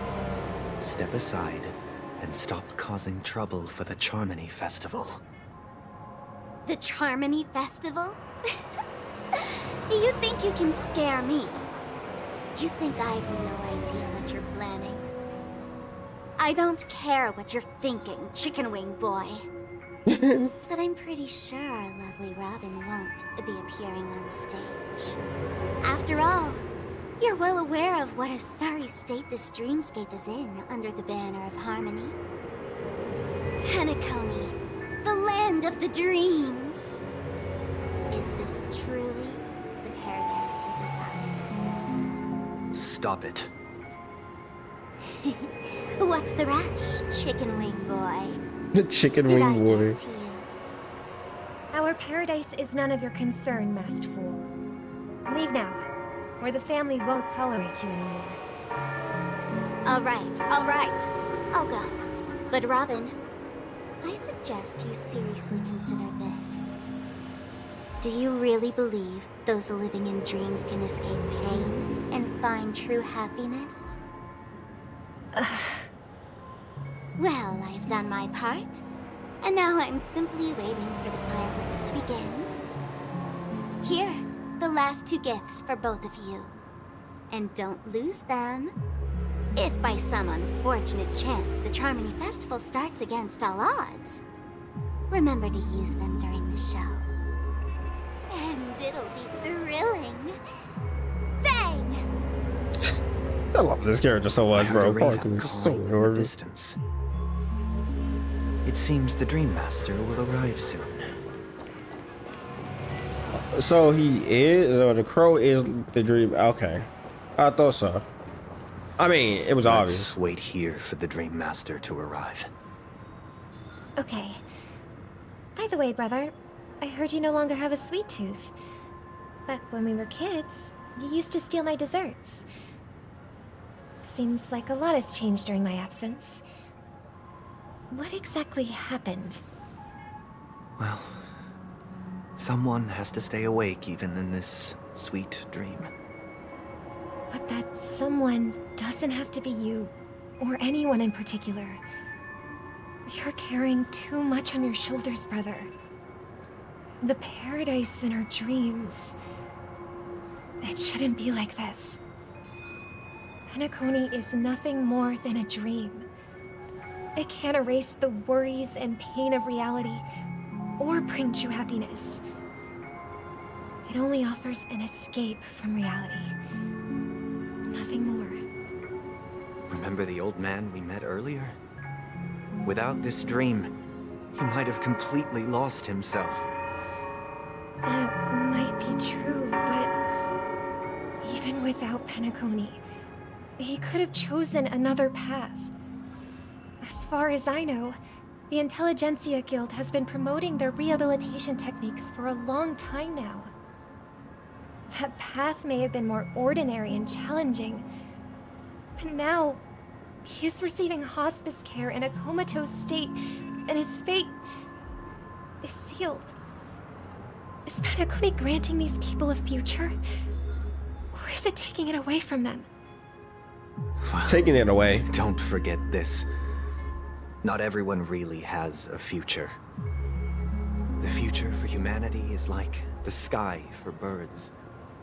People mistakenly believe that flight is inherent to birds because they've never witnessed those birds crashing to their death. Do you remember how we took in that little Charmony dove when we were young? Yeah. We took care of it. Provided food and water, groomed its feathers. And later, when I decided to leave Penacony, I opened the cage and set it free. Well, I didn't mention what happened to it in my letters because I didn't want to upset you. Shortly after you left, it crashed to its death right in front of your window. I had surmised as much. I knew you wouldn't have avoided mentioning the bird for no reason. Despite that unfortunate outcome, I still believe it was the right decision. Birds aren't meant to spend their lives in cages. They belong in the sky. even if they can't fly. But here's the thing. If there are birds in this world that can never fly, can we really assert that they belong in the sky? Are you implying that the same goes for humans too? Let's take the Astral Express as an example. The Nameless made tremendous efforts to bridge worlds, gaining fame across the universe. However, only a few extraordinary individuals can endure such a perilous journey. That's because the pursuit of the Trailblaze exceeds the capabilities of ordinary humans. Otherwise, why would this path be filled with broken rails, an abandoned express, and even a fallen Eon? That's just sophistry. If that were true, then only the powerful would have the right to determine the future. Unfortunately, that's exactly what happens. Another name for the future is self-value. While this world has its fair share of heroes who inspire people and garner admiration for their heroic deeds, the majority of ordinary people will never become heroes in their lifetime. Some are born weak and vulnerable. Some find themselves trapped in unfortunate circumstances. Some fall victim to malice and cowardice. When it comes to survival, everyone is equal. And the weak can only watch as their value gets constantly diminished by external forces. That's why we should care for the weak and support them as if their suffering were our own. That's what the Odes of Harmony have always taught us. Man, they really going back and forth for this. While the Harmony holds noble aspirations, the strong will always be strong, and the weak will always be weak. Even in this carefree dream. Human nature contains greatness, but it also harbors inherent weaknesses that can't be eradicated. In the end, if people can't even secure their own survival, they won't care about the illusory future of equality. As long as the law of survival of the fittest prevails, there will always be fledglings crashing to their death. But if people don't live for the future, do they merely exist for survival? If even you, my brother, don't believe that the Harmony will save the weak, then which Eon can make our dreams come true?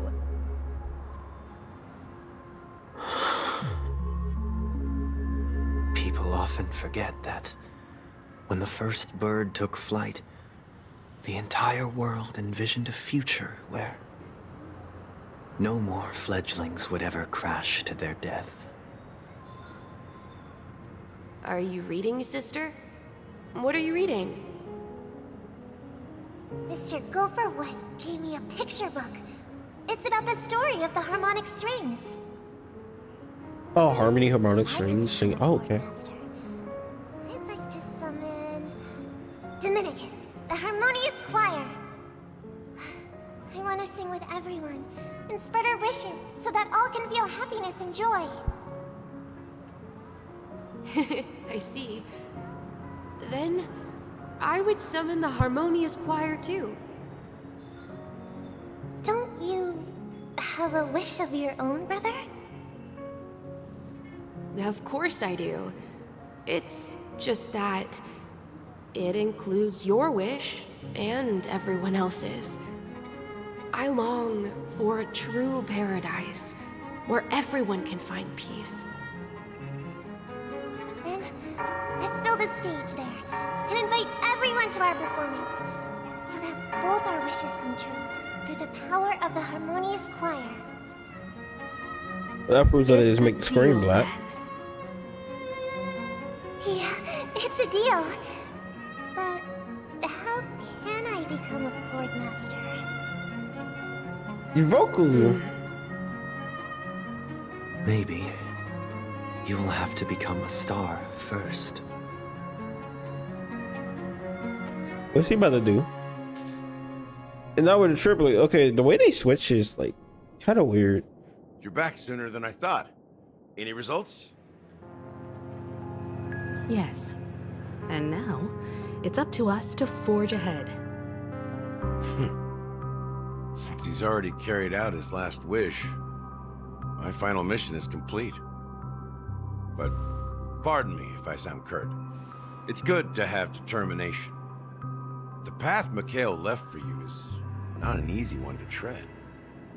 Why else would he have chosen to sleep in solitude, staking everything on some nameless in the future? But you have He the knew numbers. we would beat him on. And in numbers comes strength. So that might just delay your inevitable a little more. Got any more encouraging words? As I see it, relying on Welt's negotiations alone is far from enough.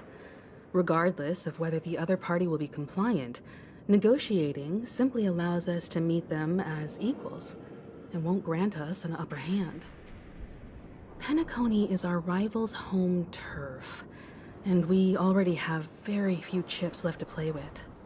Rather than idly sit around while the family's got us blocked off, an offensive approach might be a wiser course of action. We're more familiar with the Stellaron's properties than most. Yep. And since it's the key to stabilizing the sweet dream, it's vital to the family's interests. By attacking their core interests, they're bound to retaliate hastily.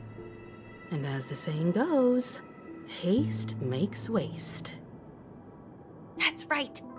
As long as we pose a threat to the Stellaron, either with words or otherwise, we have a chance at gaining the upper hand. But the problem is, on the eve of the Charmony Festival opening, how exactly are we going to get close to the theater? Family security will be airtight, and if we brute force it, even if we succeed, it's too risky. So, no one's gonna say anything? Then I'll raise my hand. I know the answer to this question. Of course you do. I never doubted you for a second. The Express crew would have been disbanded long ago if it weren't for me. So, I heard that before the Charmony Festival begins, there'll be a pageant to kick off the festival. It's called the Soul Glad TM Festivity Auditions, or something, and it's going to be held in the moment of Scorch Sand. As long as we clinch the top spot, we'll be able to attain the title of Festive Superstar, and be able to personally bask in the graces of Miss Robin. Not that that's important. What's crucial is that we can enter the Grand Theater before the audience arrives. So, how do we go about participating in these festivity auditions? I've already procured special invite tickets from Miss Robin's fan club. There he goes. To tell you the truth, I had been preparing to join the auditions all along. But now it looks like even if I scrape through, I probably still won't have the chance to shake Miss Robin's hand. So they're still running this thing, huh? It was originally just a publicity stunt, set up by Mikhail to drum up attention. But it looks like it might be worth a shot. We'll follow March's plan. Mr. Gallagher, will you be joining us? I'm afraid I won't have the time. As a virtual character, already completed my final mission. Whether Penacony can awaken from this dream is all down to you. Should we ever cross paths again? I'd love for you to visit the Express. Oh, he's there already. I'll have to add to that data bank of yours you've got on the Express. You're already Miss there. Firefly, we thank you for E6 all as your well. support. We're faced with a formidable enemy. As long as the Astral Express and Stellaron Hunter's objectives are aligned, we're willing to cooperate with you. We've already come this far together. I'd Firefly. like to join you for the rest of your journey on Penacony. We got Sam with pleased us. that we can finally fight shoulder to shoulder. I couldn't ask for a better ending. This is also the spirit of the Trailblaze. Now, everyone, let's prepare to move out. We always prepare to move out, but we never just moves out, you know? What the heck? Insert safe zone.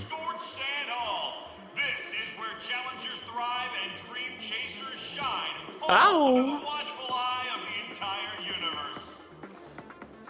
We did instantly go there? Oh my.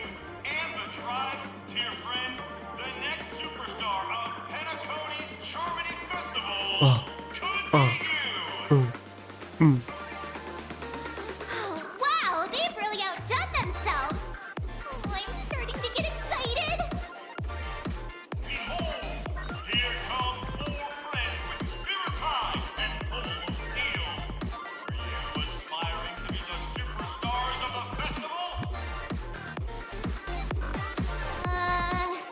Is he talking about us? Yes.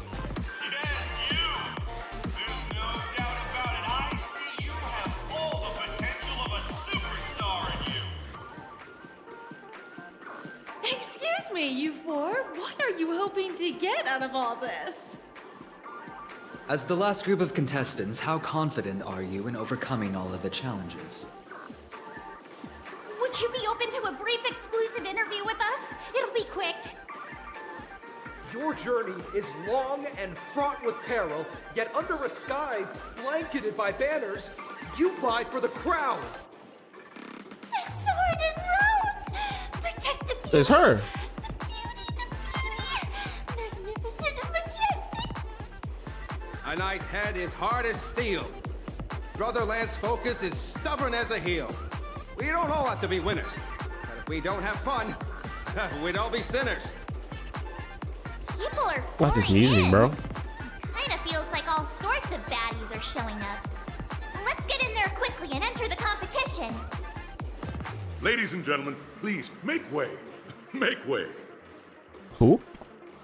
Coming towards us now is one of Penacony's top 10 wealthiest tycoons and the soul-glad business empire's founder, Mr. Ideen. Twister ID? Allow me to introduce myself. So, oh. I'm the director of Soulglad's factory, Ideen. Rusty. Can't tell in My there. four bro. friends, introduce yourselves to the audience across the cosmos. Hello, everybody. I'm Himiko, a nameless from the Astral Express, and these are my companions. Ahem. Don't you guys need to hide your identities? Can't hide it anyways. Penacony is plastered with our posters. And because the Astral Express is so well known, the family won't dare to make any rash moves. I think they can't either. Hello, everyone. I'm GBS Plays. And she's March 7. Hello, everyone. I'm the Galaxy. And she's Say Cheese. Hello, everyone. Hello, everyone. Is it really a good idea to have a talent show in this prevalent moment of our story? Same thing, same reason I'm asking. Yes, I know they did it for fluff, but I'm even going with this though. Don't expose my net handle to everyone. Hello, everyone. I'm March 7th. I'm an ordinary girl who loves adventures. Hello, everyone. I'm Firefly. I am also an ordinary girl who enjoys adventures. There it goes. So it's a bunch of nameless guests. This final face-off is bound to be spectacular. Time is precious. My four friends, come with me. Grab a bottle of Soulglad and make your dreams a blast.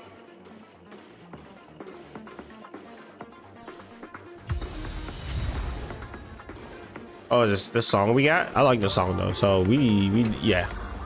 80 gems? Yo, we're balling on. We're big balling. Point of view switch. Point of view switch. Hey there. So make sure you guys subscribe to GBS Plays on all platforms. GBS Plays with a Z. That's a Z. P-L-A-Y-Z. Alright, see y'all. Let's go. Go like that so I can get more gems later on in the future. This place is buzzing. That's right.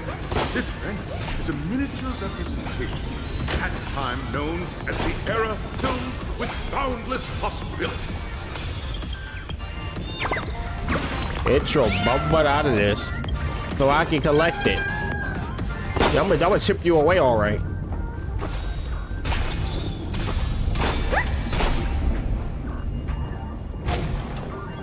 Whoa. So glad much. Excuse me? I'm surprised that way they hit like the way it was supposed to. Grab a bottle of Soul Glad to make your dreams a blast. Nameless, your arrival reminds me of the grand occasion when Penacony was first established. Huh? I was still a young, bright-eyed lad back then, lured here by the watchmaker's ads, full of zeal and ready to make my first fortune in life. Once, during a particularly grueling day, I passed out and was resuscitated by a drink from Mr. Sousa. That sweet taste has since been etched in my mind, and that was what drove me to create the Soul Glad that we all know and love today. The dream-chasing era was truly a wondrous time. Oh, I miss those days, and the watchmaker.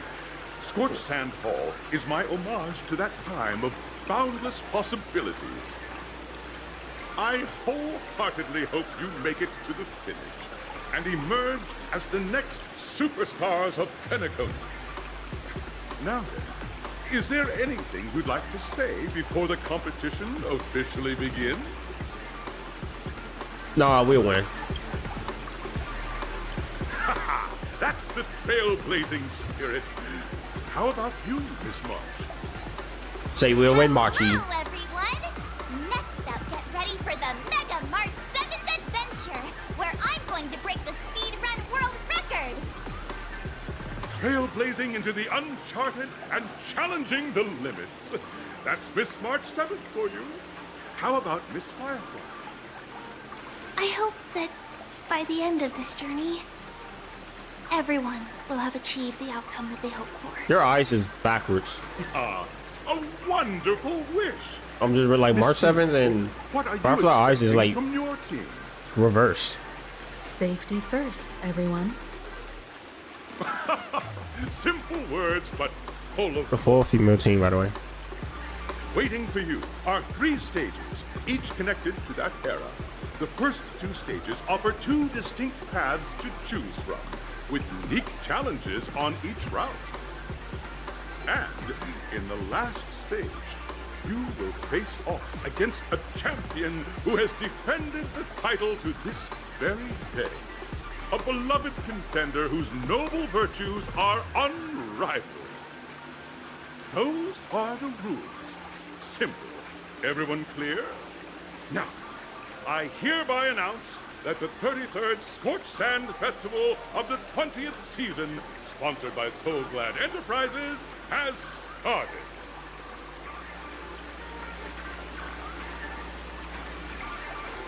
Everyone, as the Charmony Festival is drawing closer, we must reach the end as quickly as possible. Factoring in efficiency and safety, splitting up into 2 groups is the best choice. March and I haven't known Miss Firefly for too long and aren't overly familiar with her. It'd probably be better if the 2 of you paired up. Fine by me. Let's do it. All right. I don't have a problem with that. Let's just chat. Let's do this. Say what now? I get to pair with Firefly? It'd be a shoo-in with me around. Hold up. Has anyone both? We'll split into the assigned groups then.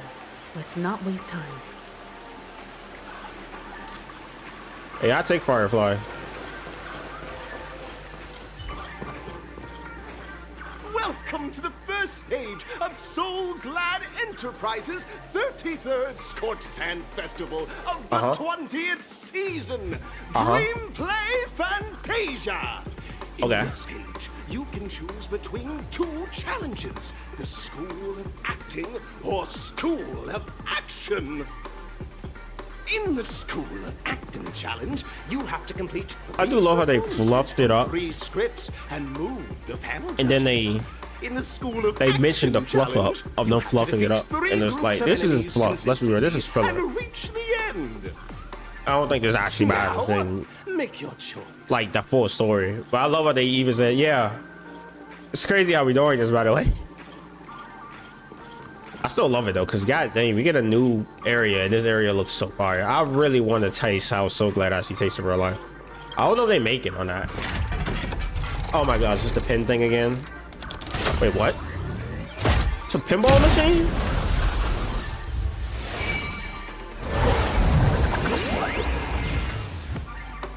What? Okay, click the button on the track. You know what? We'll figure it out on the way there, right? So it says something about a button, right?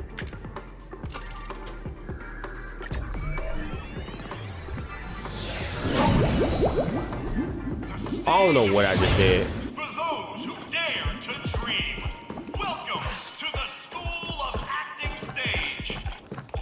Competitors, allow me to introduce the rules of this challenge to you. Okay. There are 3 stages up ahead, on which you will find an outline of a script.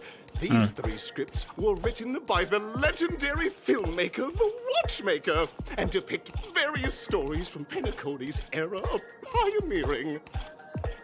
Your task is to bring those moments to life, find the right words, and act convincingly to make the judges feel the script's intended emotions. Oh, I wish you a successful performance. Also, a bit of trivia. The record score for this stage is held by a participant with fiery red hair. His exceptional performance brought even the strictest judge to tears. Urgency. Acting at all. Urgency. It's urgency. We are running out of time, so let's get this Yeah. over with quickly. Yeah, that makes sense. Let's try our best. Let's hurry the heck up. I actually need that though, because I have none. We opening that chest as well, because I'm gonna forget this if I don't do it now. And let's go. Oh, just take a look at this pair. Such star quality. I know, Since right? you come as a pair, I'll prep a 2-person scene for you. You two, are you ready? Envision that you both, driven by the spirit of exploration, are arriving at the land of dreams that is Penacony for the first time. But instead of lush lands, you find yourselves amidst swirling sands and desolation, far from the paradise the Watchmaker described.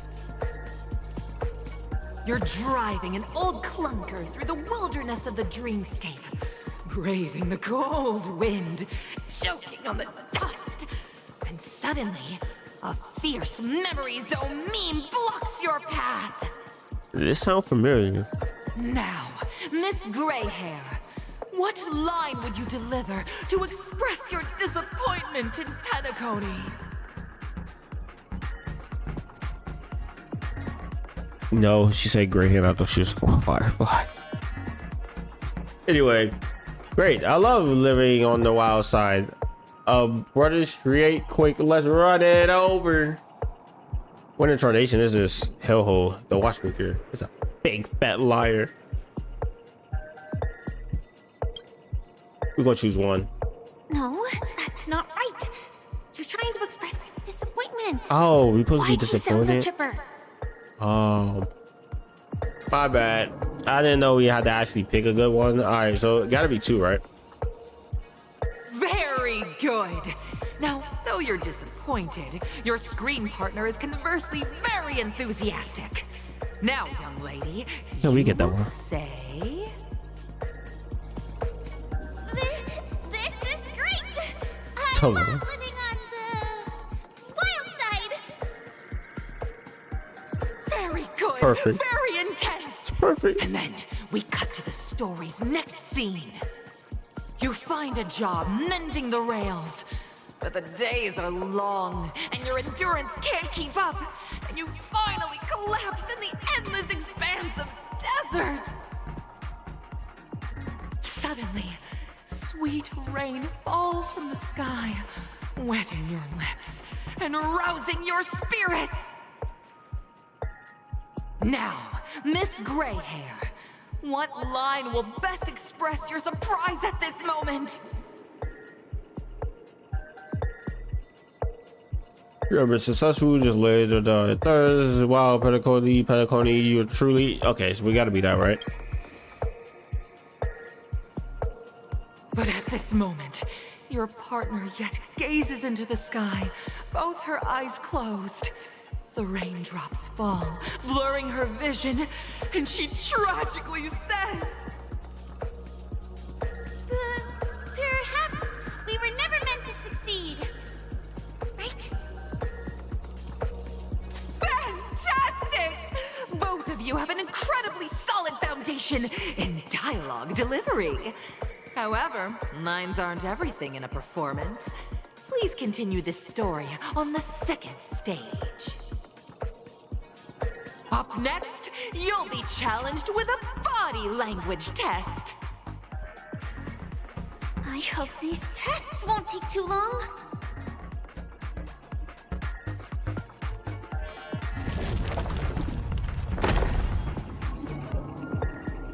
You and me both, Firefly. You and me both. Cause I think I want to go back to the guy thing. You're so close. So close. Here, all right, you what's two this are one required to skillfully utilize body language to portray the story context I've laid out for you. Okay. Picking up from where we left off, a heavy downpour saves you both stranded in the desert. This rain quenches the anger in your heart. You look to your companion, now completely devoid of fighting spirit, wanting to comfort her. At this moment, what should you do to make her laugh? Cut her head, tell a dad joke, stand up and prepare to move out, roll around in the sand.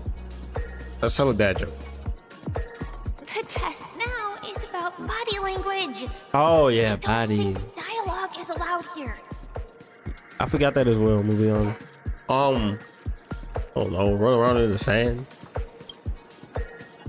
What? What?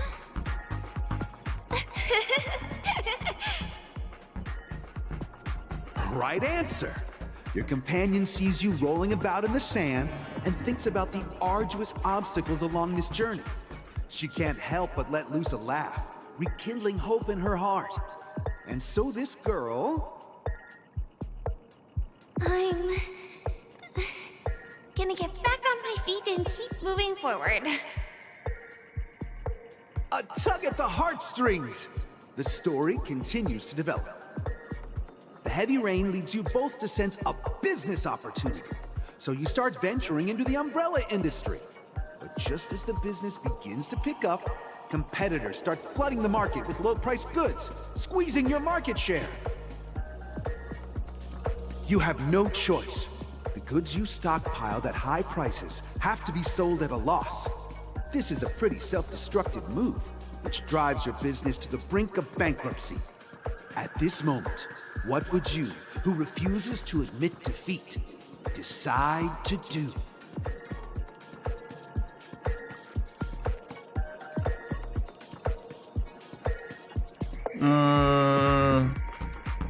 Probably stand up and smack the table.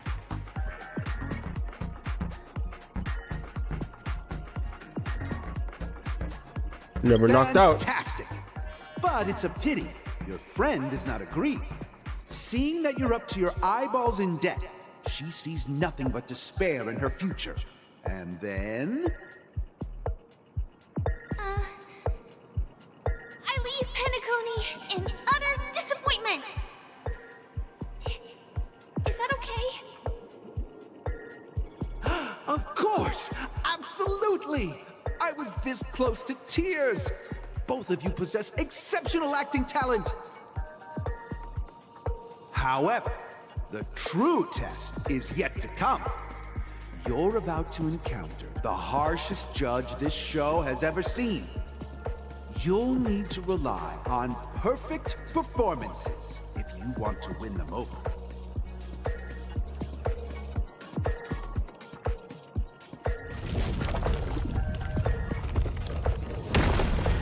That one was 2 though. So it's gonna be 3, 2, 1. Like it's gonna be something like that. I get those. I get out of these later. Okay, but I get the rest of those. Welcome to the final stage. Actually, all the scenarios that you previously encountered were all from the film Once Upon a Time in Dreams. 2 companions arrive on Penacony with nothing but a dream. Their desire for achievement is met with continuous setbacks. Ultimately, one continues on, despite spiraling into debt, while the other concedes defeat and leaves. Many years later, their paths cross once more in the thriving Penacony.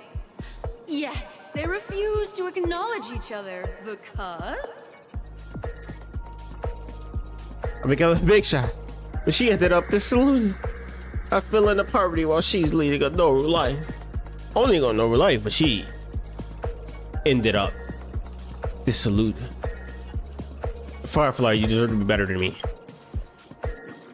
Against the backdrop of a revitalized Penacony, the joy of reunion mixes with the sorrow of past separation, the awkwardness of being strangers, and the shyness of a long-awaited encounter, all converging at this very moment. Give it a shot. Try and convey this bittersweet scene to me. Bring it to life with precise and emotive acting. Is this ever going to end? I know! Why don't you try that clockwork thing you used before? Wait, she seen us use that? I did not know that. And that's crazy how we about to just cheat to win. Your performance is flawed. Bro, satisfying. You know what? You're satisfying. Be happy, okay? I never imagined that such a sad scene could be portrayed And we by won. you two in such a joyful and heartwarming way. 2 people sharing a long cherished friendship, as if time and status meant nothing to them. Huh? But we haven't even done anything! Is his imagination running wild again? Brilliant! Your portrayal outdoes the original. It's simply beautiful.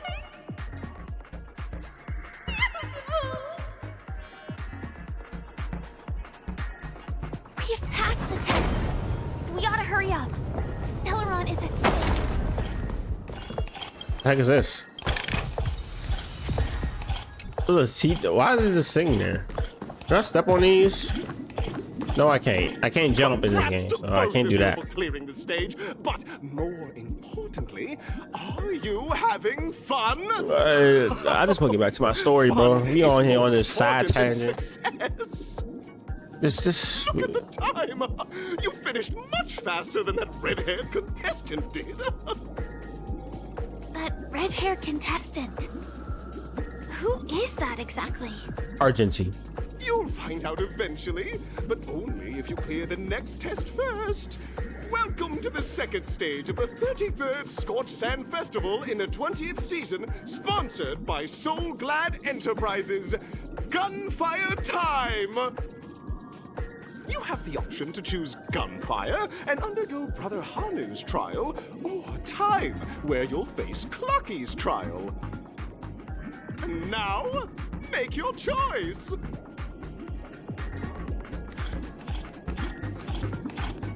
Yeah, I kind of want to go to the gun trial, so we're gonna try the gun trial. Hopefully it's just fighting, bro. Hopefully it's just fighting. I really hope it's just fighting. Like it's blitz through it.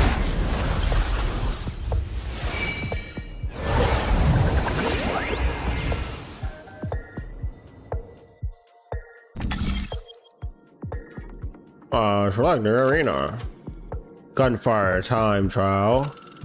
Or a gunfire time trial. Let's go gunfire trial. Please tell me I can just fight things. Please, I beg of you. Dear friends, welcome to the enchanting universe talking again. created by the Watchmaker. Awaiting you is the morally dubious yet ever charming character from the animated Clocky series, Hanu. It is said that these cartoon characters were inspired by the Watchmaker's own experiences. According to research by Clocky scholars, the original Hanu of reality shared a deep friendship with the Watchmaker, akin to comrades in arms.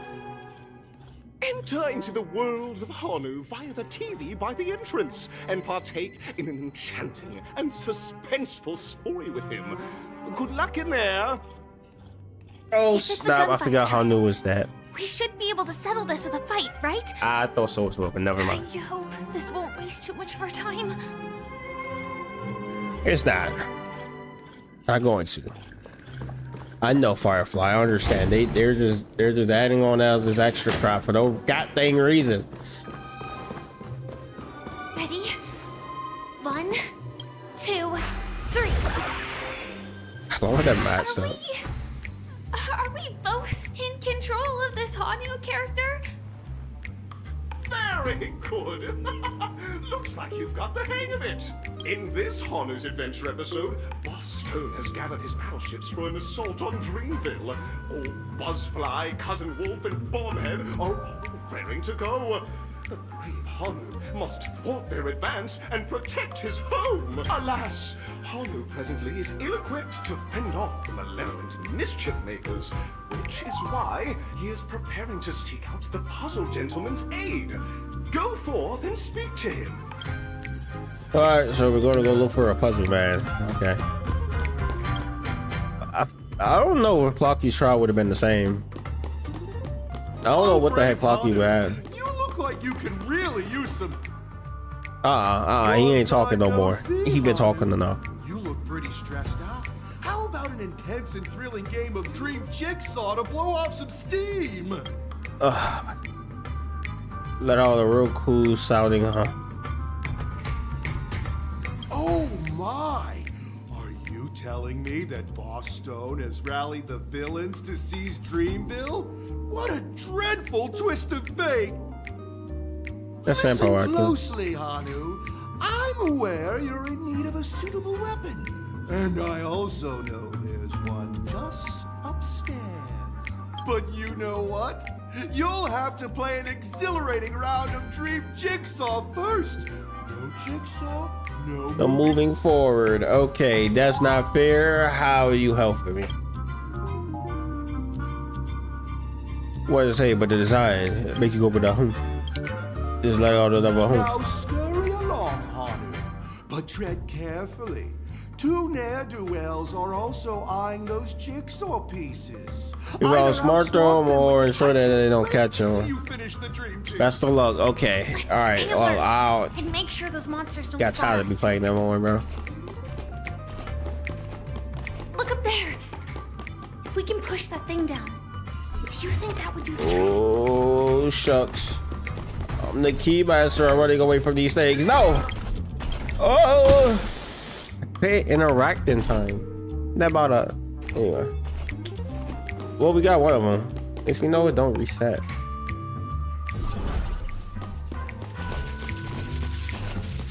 You guys should have made me be able to get over there, but I guess not.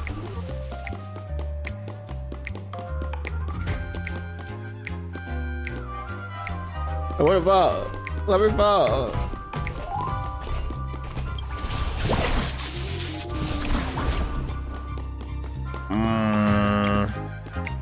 I don't know if I'm ever come back in here, so I might as well just do this. At least the hard place, hard area. I get these. Yeah, birdie. I understand. Thank you. And I won't be able to open that. Oh my gosh, I can. Let's go. Wasn't there one like below me or something like that? Like 90% positive there was. Oh, there is. Push.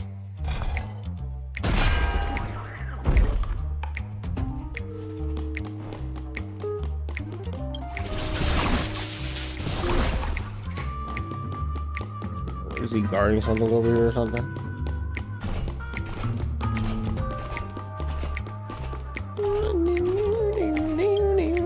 Finally, that's all the jigsaw pieces. Let's hurry back. Is he still knocked out? Yeah, he is. That's good. That's good. I don't know how long he stayed knocked out for, but it's more than 3. God, and get. Oh wait, no. Oh, they are here.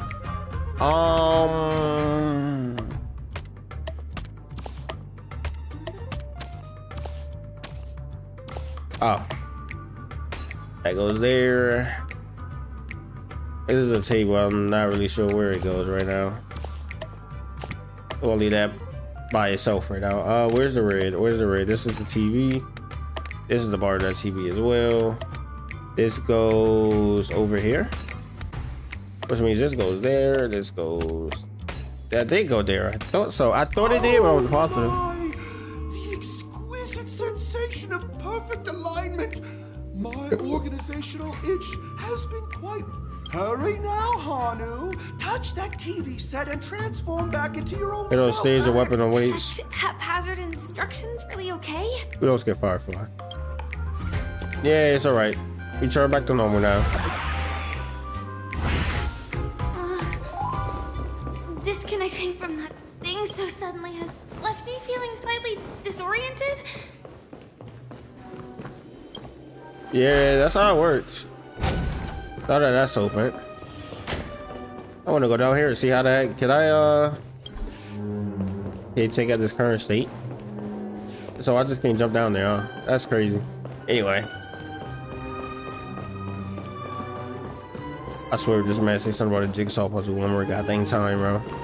Is that...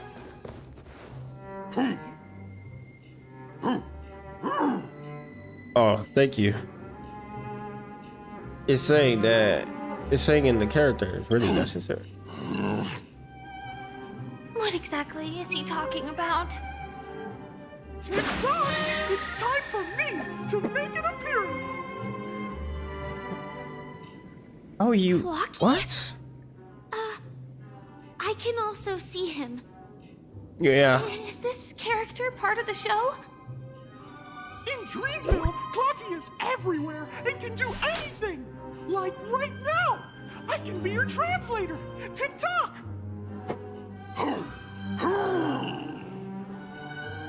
Hanu says, battle! We must do battle! The enemy is at our doorstep, and we have no path of retreat for the future of Dreamville! Wait, so is the harness the dead people? Suspicious looking TV right now! So they just jumped inside that TV. Yep. Sheesh.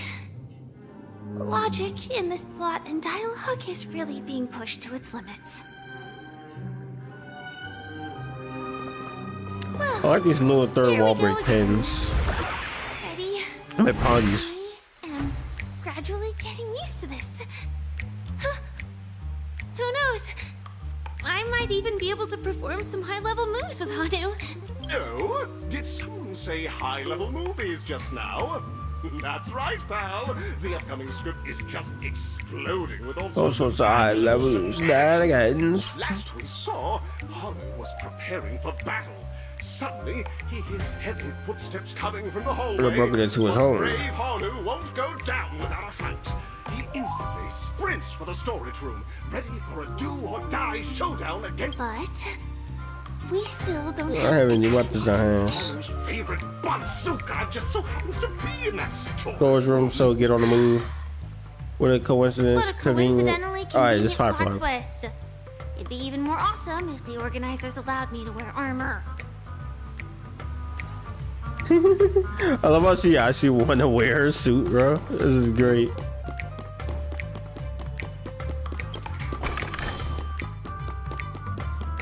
The storage room.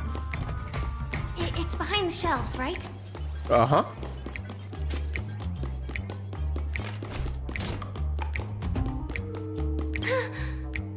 He wasn't lying. There's actually a bazooka here.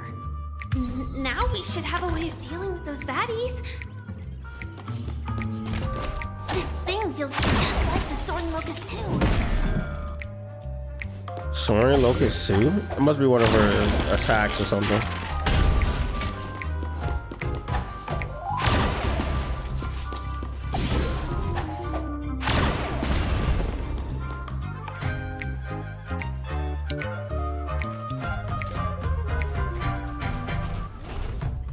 Careful. It looks like we've got more company. Get ready to fire!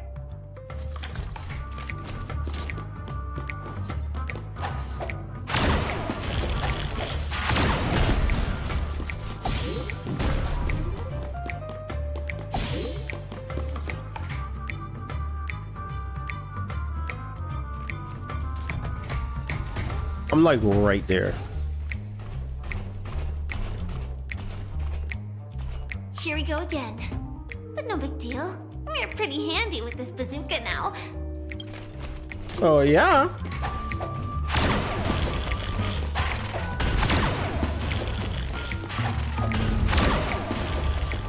Well, I'll go collect these that I need to collect.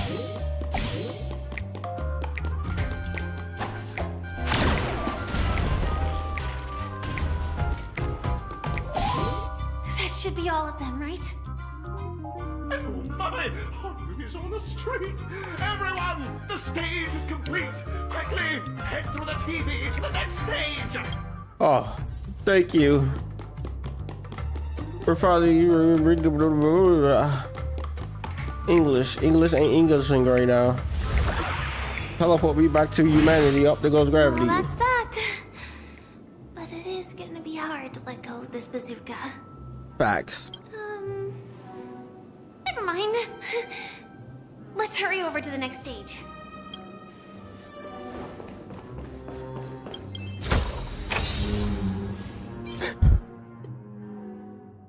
This would have been such a fire piece if it didn't have defense as a main stat. Who knows? Maybe that defense unit will come out at some point, right?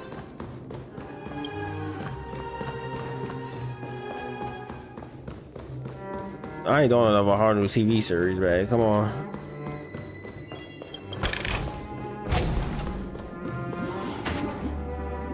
Congratulations to both of you!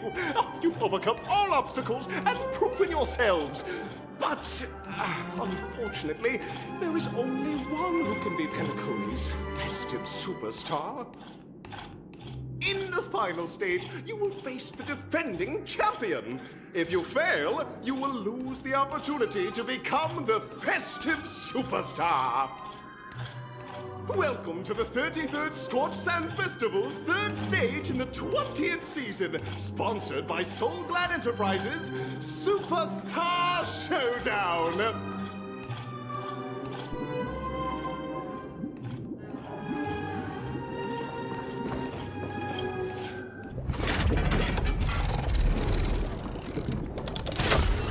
This should be the last one.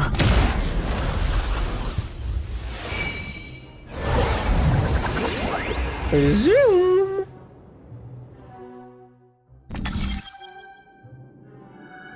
And yeah.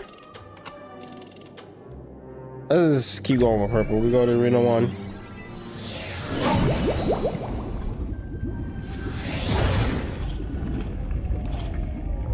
Oh, no talking from them? Okay. Yeah, see, I knew it was Argenti. Yeah, the only other redhead we know. Him and Himiko, those are the only two. I think I just saw someone. Someone extraordinary. Don't lie like that to that man. Don't let that man feel that way. You already have enough problems as it is. But the glue is beauty. I never thought I'd see you again. It's such a... Are you a maid of beauty? Oh, so the redhead costume was you all along. Why doesn't Jinxie have voice lines? The heck? They forgot to add in the voice line. I think they forgot to add in the voice lines for this man, bro. You already heard of my humble title elsewhere. I am deeply honored. Upon hearing of the impending festivals, I command the one and only to bring me to Penacony with full haste.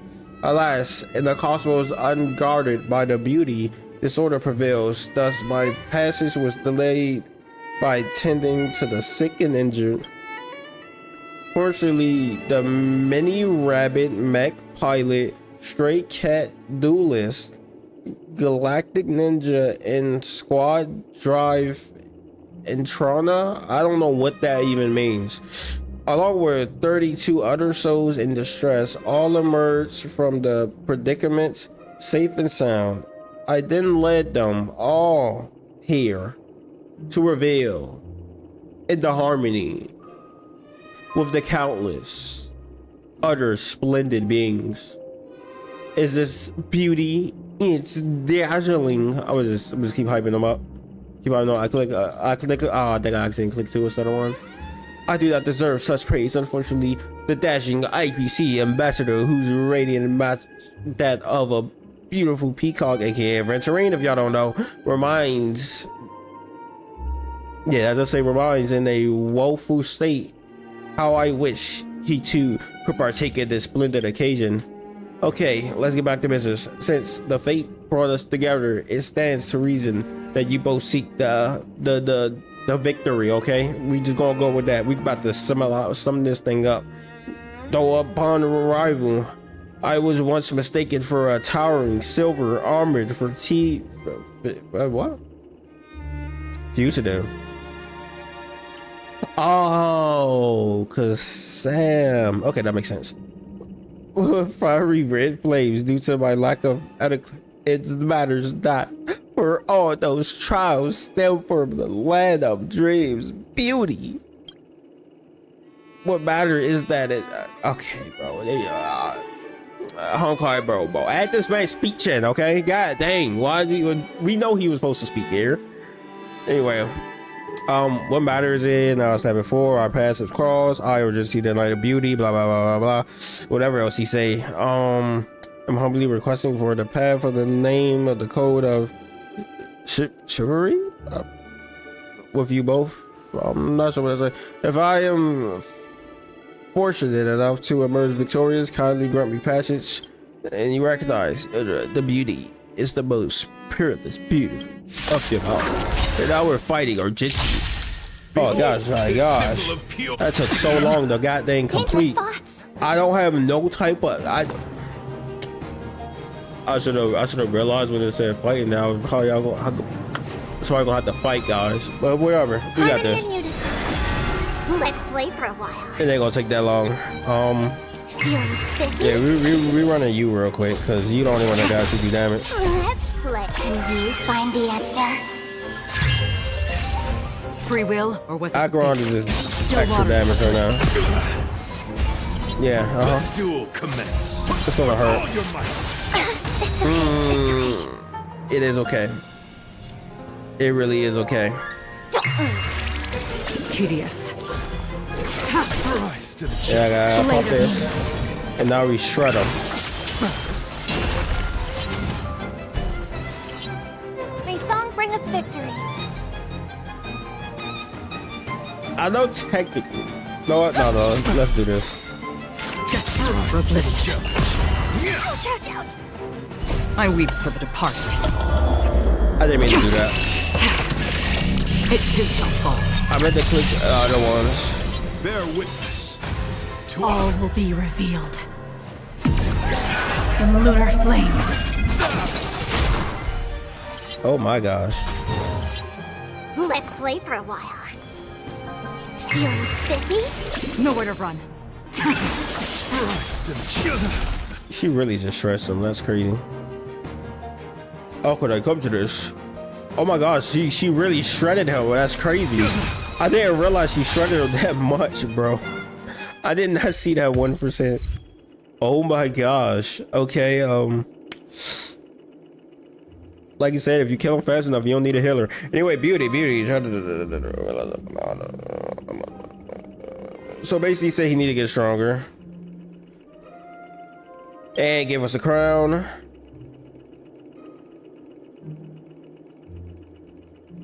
And now he's cheering for us. May fate allow us to meet again. Night of Beauty.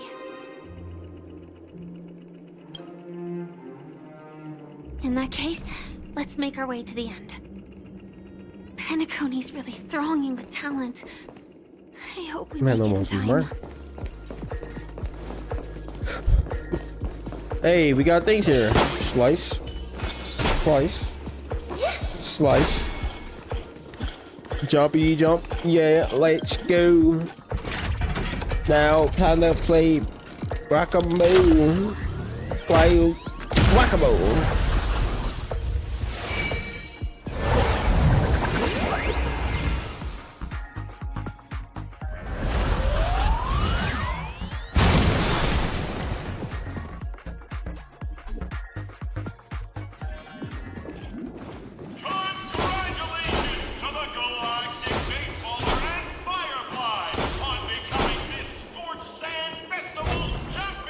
Oh my gosh, they actually call me the Galactic Baseball. That is crazy.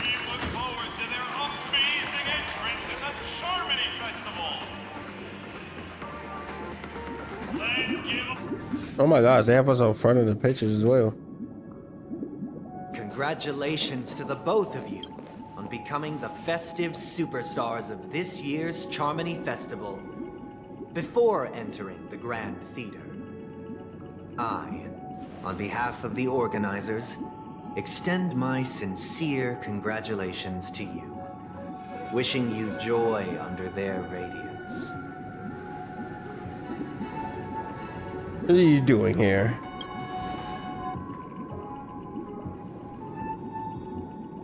As previously promised, my sister, Mr. Yang, and I have met with the Dream Master.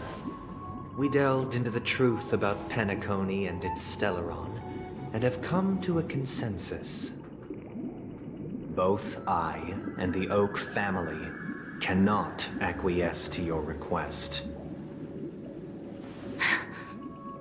Just as expected. We acknowledge the perspective of you, Nameless. Penacony does require change, but not as you propose. The planet of festivities cannot and will not revert to a place characterized by chaos, disorder, or anarchy. Through your journey of overcoming obstacles, you must have glimpsed the essence of that era. The vulnerable ruthlessly eliminated, equality non-existent, common folk living precarious lives, eking out a dreary existence. Ultimately, only heroes like yourselves manage to achieve success. But I would dare ask, if you did not possess the special status of having a Stellaron, and you were but an anonymous and frail member among the masses, which Penacony would you prefer? A dystopia for the survival of the fittest, or a sweet dream paradise for all? There's nothing wrong with being the fittest. A sweet dream. I don't know. Why are you asking me that? To be honest, I would say both. I mean, but I don't really know. I don't know why you asking me this, bro. That's not the point. Don't let him mislead you. Mr. Sunday, even if the members of the Oak family can't fully agree on what to do about the Stellaron, now's not exactly the time to be holding an extensive discourse about Penacony's past and future, is it? The Stellaron issue concerns the life and death of everyone on Penacony. If anyone has a better suggestion, the crew is more than willing to listen. Also, it'd be best to tell us the ins and outs of that meeting. This way, we'll at least know what Welt and Miss Robin are dealing with, and the reason why they failed to make our appointment. Ah, Navigator. That is precisely my intention. With all present, let's begin by discussing the details of that meeting. Let's talk about our tribulations and choices, our ideals and beliefs, and our final course of action. The only path to take.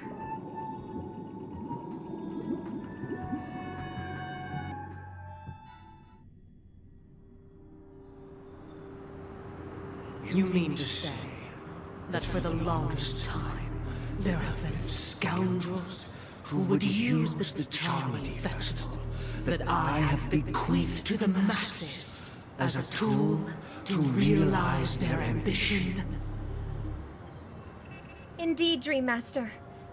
Once the Charmony Festival begins, the Stellaron's powers, along with the song, will be broadcast across the entire planet of Penacony. And then everyone in their dreams will be unable to awaken. This is indeed surprising to me. The dreamscape is maintained by the collective effort of the 5 families. If someone were to use the Charmony Festival to recklessly disseminate the power of the Stellaron, this individual must hold a position of great authority. Do you have any suspects? I'd like to ask, did you really not know of the Stellaron's existence? I would have never thought that this Nameless would point the spear at me. Quite astonishing indeed. If I have offended, the Astral Express extends its sincere apologies. But the current circumstances are dire and leave no room for meticulous inquiry. We're doing this out of concern for the Dreamscape's safety. So, if you could, please alleviate our concerns. Dream Master, it's just to prove that the Charmony Festival has nothing to do with the Stellaron.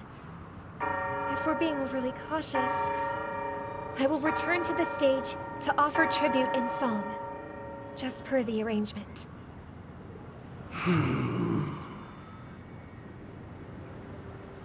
Sunday, Robin, I've watched you two grow up and know your dispositions like the back of my hand. Both of you, right now, can surely be lauded as their most devout advocates. I already know your resolve. The magnitude of this matter is enormous and cannot be taken lightly. Since Mr. Yang has asked with such earnestness, I will personally respond in kind.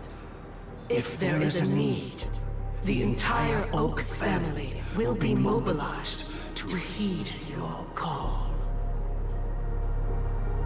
Sunday, might I ask you to beseech them to cast their light unto me and question me in their stead, so that no lies may be concealed?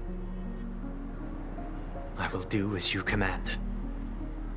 Robin, could I entrust you to be present as a witness, to document the truth, and to proclaim my innocence, so that all slander may be utterly dispelled? I will do as you command. May thy will be carried out on earth, just as it is in the heavens. Oh, triple-faced soul, please sear his tongue and palms with a hot iron, so that he will not be able to fabricate lies and make false vows. Let us begin. There is nothing else to prepare. So he can put it on anyone? Question. Have you devoted your life to your god, never worshipping other gods? Naturally. Do you love your god as you do yourself, always heeding their admonishments? Naturally. I mean, we saw this could be fake for the Victory. From the path expected by your god. Like he just answered their name. Vaguely, and he never really answered yes or no. Have you ever been inordinate with your asks of your god, coveting more than the foundation of the creation itself? Never. Then, a final question. Do you swear to fulfill all vows, past, present, and future? With the Eon as my witness, if I do not deliver on my words, or if I renege on my vows, may I be cursed in accordance with divine law. They have seen your faith, and have endorsed your faith. With this, it can be evidenced... Just a moment. What is it, Mr. Yang? I have another question I hope to have answered. To my understanding, the family's harmony and prosperity have never relied on so-called divine laws. The god you both mentioned, are they truly Xipe? Mr. Yang should know that those belonging to the family toil together as if they were kin, embracing solidarity and unity under their light. All duplicity is laid bare before the harmony. He ain't answered the question. Such a delicate and complex symphony. Which other god could perfectly harmonize this, if not for the great one, Xipe? Oh wait, never mind. Perfectly harmonized. Therein lies the problem. It isn't an outsider lurking in the shadows who changed the harmony, but a dissonance that has surreptitiously emerged from within this very symphony itself. In the distant past, there existed an Eon. With one flick of the wrist, they crafted the laws of the cosmos. Their followers formed the Beyond the Sky Choir, spreading solemn and reverent hymns throughout the universe. Later, they fell.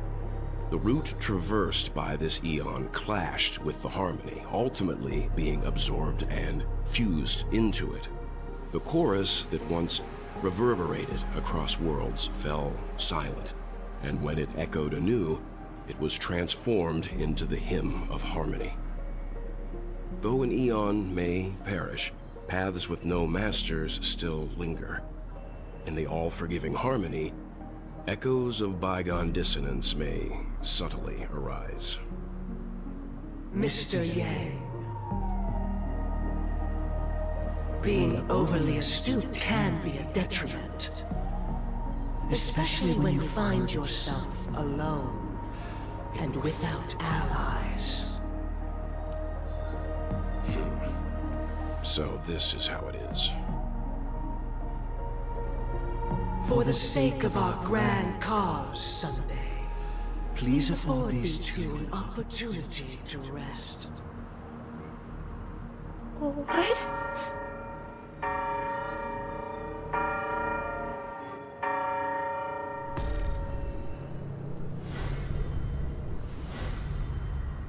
Sorry, Robin. It's just you. I did not wish for you to know this. It's a pity that things have turned out this way. Sunday was evil. So, this is the true reason I can't sing? The shadow that envelops Penacony is actually... We were never children of the harmony. Our ideal paradise could not have been crafted by Xipe. True bliss can only be guaranteed by the one who transcends the many. Within the foundation of law, humanity establishes civilization, and through harmony, we obtain order.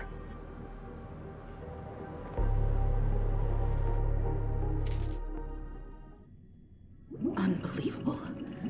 To think that there would be remnants of the Order on Penacony. What have you done with Mr. Yang and Miss Robin? Don't worry. I just gave them some time alone to ponder their fates. You should know that these actions make you an enemy of the Astral Express. should we need to stand against the Nameless. It would only be myself and the Oak family involved. But we haven't reached that point yet, have we? Your efforts for the justice of Penacony are evident to everyone, and have been widely observed. You want us to talk terms? Stop beating around the bush and get to the point? I would just say this. Oh, I intend to. But that hinges on the outcome of this negotiation. If it is the order that drove you to imprison Welt and Robin, and you're using them to coerce our compliance, then there'll be no point in entertaining any type of discussion. You're mistaken, Miss Himiko. They are in very safe hands, and just as the family has always proclaimed, no one can be harmed in the dreamscape, least of all in the beautiful new world belonging to the Order. Penacony and the entire universe have witnessed far too much innocent bloodshed.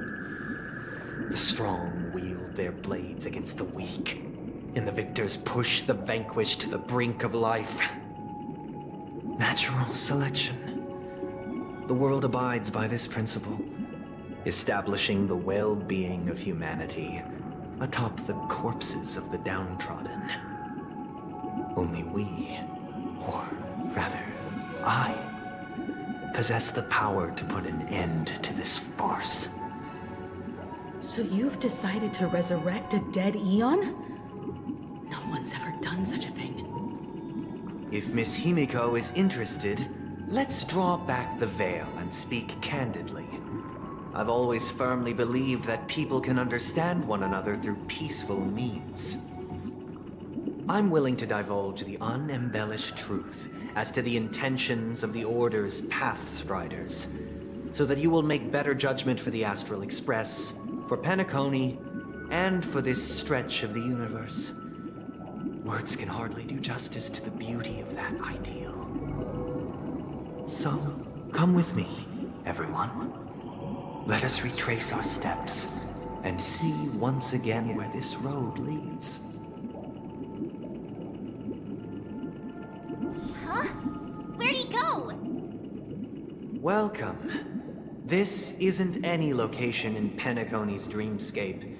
It's my inner world. The reason the scenery before you remains unchanged is because your consciousness has drawn on similar concepts to fill in the gaps. Did you do the same to Welt? It's a tuning process. Stronger in effect and more draining on the mind. The gray-haired guest has experienced it before, so she should understand what it entails. Tuning allows you to intuitively grasp my feelings, which also means that I cannot hide anything from you. Now, everyone, please look at the huge screen. The road we once took begins here. From this point on, you will witness the numerous decisions I've faced. I've selected a portion of these to share with you. I believe after going through similar predicaments, you'll be able to better understand my thoughts. Let's begin. The first decision. A story about a baby bird. This story happened when Robin and I were very young. We were victims of the Stellaron disaster, and the family's Mr. Gopher Wood, who would later become the Dream Master of Penacony, saw that we siblings had no one to turn to and took us in. Later on, Robin and I lived a time with nary a care in the world. One day, after dinner, while my younger sister and I were lounging about in Mr. Gopher Wood's yard, we spotted a fledgling Charmony dove all on its own. That baby bird was tiny. It didn't even have all of its feathers, and it couldn't sing. When we found it, it was already on its last breath, having fallen into a shrub, probably abandoned by its parents. We decided to build a nest for it right there and then. However, thinking back, that winter was unusually cold, with fierce winds at night in the yard, not to mention the many poisonous bugs and wild beasts in the vicinity. It was clear that if we left the fledgling in the yard, it stood no chance of surviving until spring. So, I suggested we take it inside, place it on the shelf by the window, and asked the adults to fashion a cage for it. We decided that when it regained its strength enough to spread its wings, we would release it back into the wild. The tragic part, something that we'd never considered, was that this bird's fate had already been determined long before this moment. Its destiny was determined by our momentary whim. Now, I pass the power of choice to you all. Faced with this situation, what choice would you make? Stick to the original plan and build a nest with soft net where the Charmony dove fell. Or build a cage for it and feed it, giving it the utmost care from within the warmth of a home. I eagerly await your answer. Bro, I'm gonna be like completely honest. Bro, I'm gonna do what Robin did, because it's not made to sit in the goddamn cage. So if it's not made to sit in the cage, then it was just God's plan that thing had to die. That's all it was. That ain't my problem. Interesting. Since you've made up your mind, allow me to reveal what fate this choice will bring to the fledgling. From what I've observed, there are at least 3 predators in that yard that prey on small birds. The Vossicle scorpion, Asdana wolverine, and the Huntington winged snake. Wait, because they built the cage and then they let it go.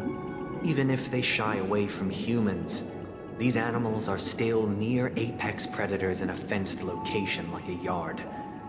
In such a location, Well, it's gonna die. Oh only well. one fate awaits that little Charmony dove. A painful death. As for the choice you made, I am deeply sorry. Now, let us advance to the second decision. This time, it's the story of a dream chaser. This story happened when I was appointed as Bronze Melodia, a position exclusive to the Oak family, charged with listening to the problems and vexations of Dreamscape residents, and providing them with the relevant guidance. It was during that period that I had the opportunity to hear voices from all corners of the Dreamscape. Joy, sorrow, arrogance, regret. The complex tapestry of human nature that formed the world. And I was fortunate to catch a glimpse of it. He was a dream chaser, and an illegal stowaway. Just like the rest of them, he came to Penacony in search of a better life. Except that, to most people, the price he paid, I suppose you could say it was everything. He told me... Yeah, man, sold his kids, bro. I sold everything I could at home. The house, the land, even his 2 children.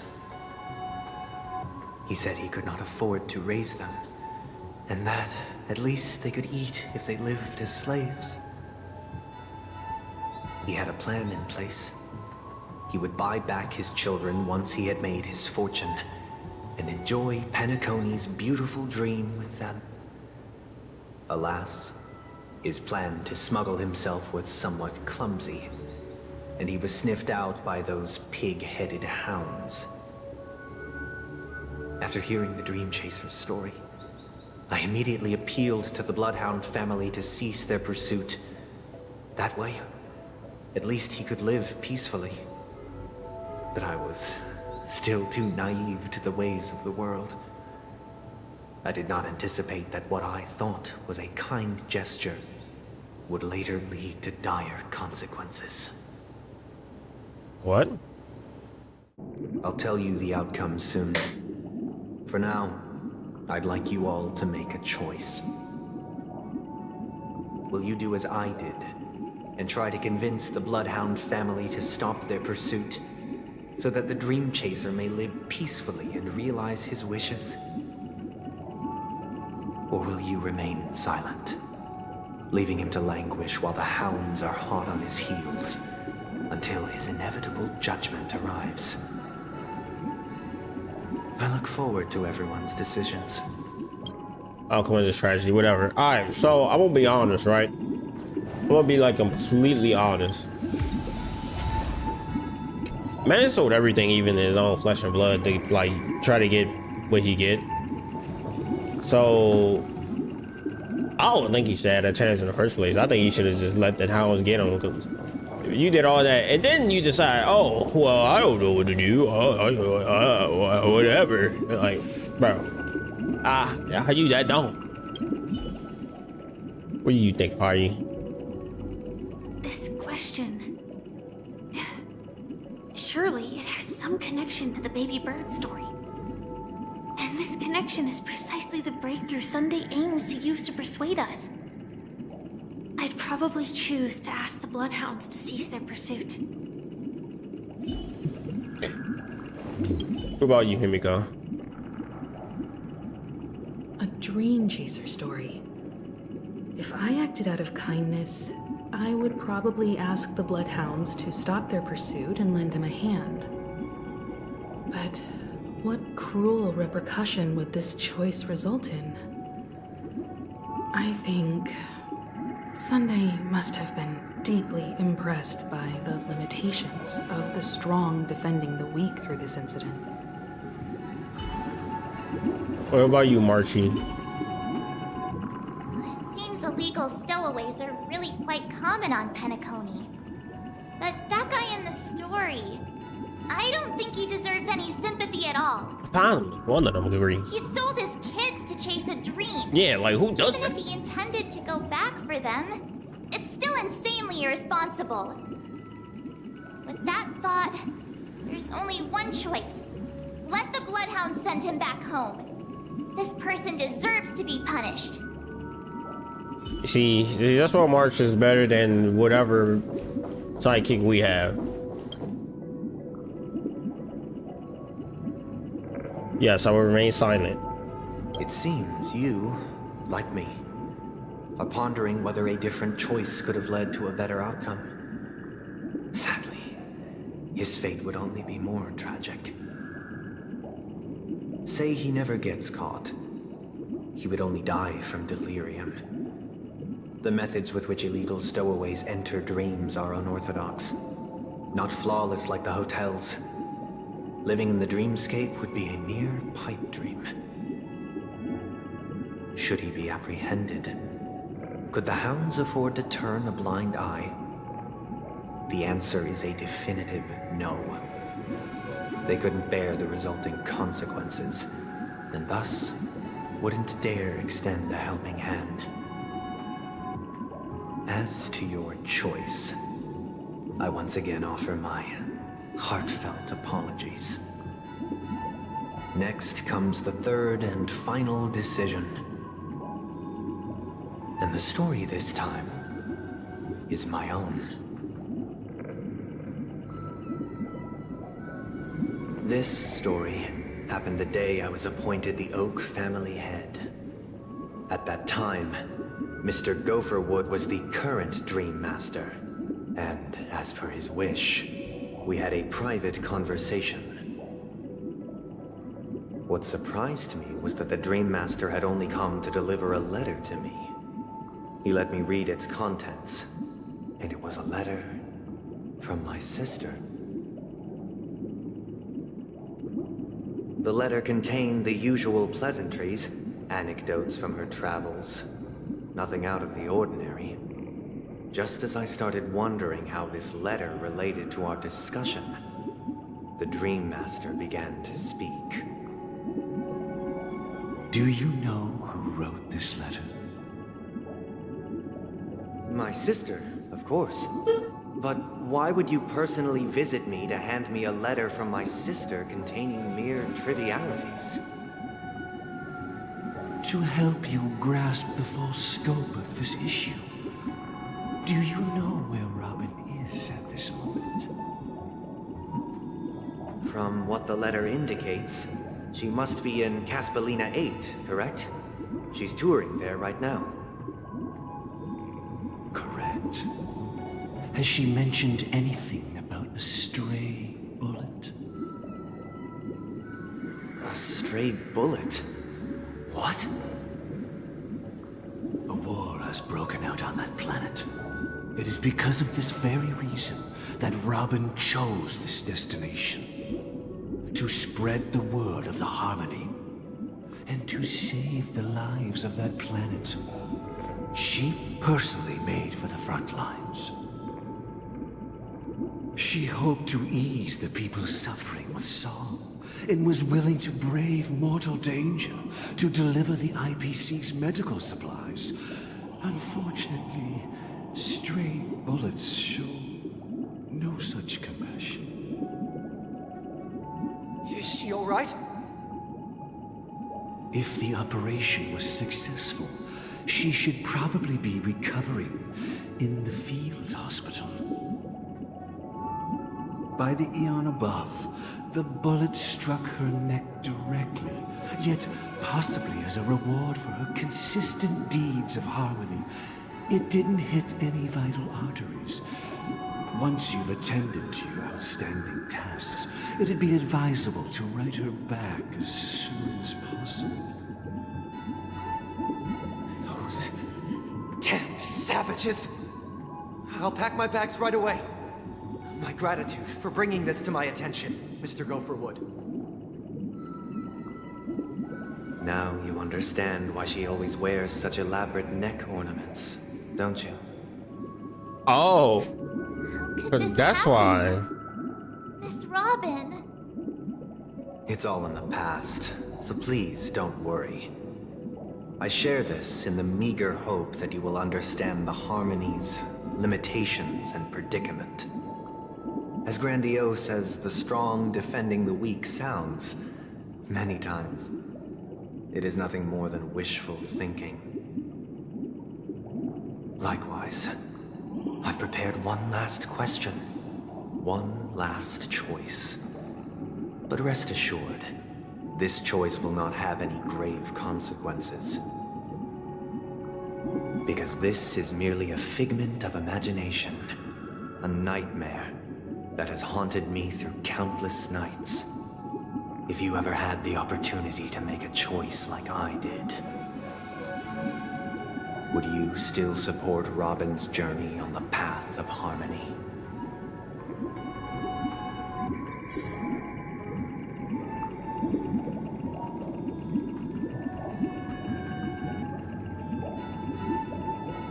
I mean, it's like, okay, so I don't even want to talk to her, right? I would say support Robin in her journey. Stop Robin from going on her. Stopping her is putting her in a cage. Putting her in a cage is something that she don't even want to be. She want to fly free. The reason why her goddamn thing is a bird that flies in the first place. She's a robin. She's a bird. She want to fly free. She literally said herself that she want the bird to fly free.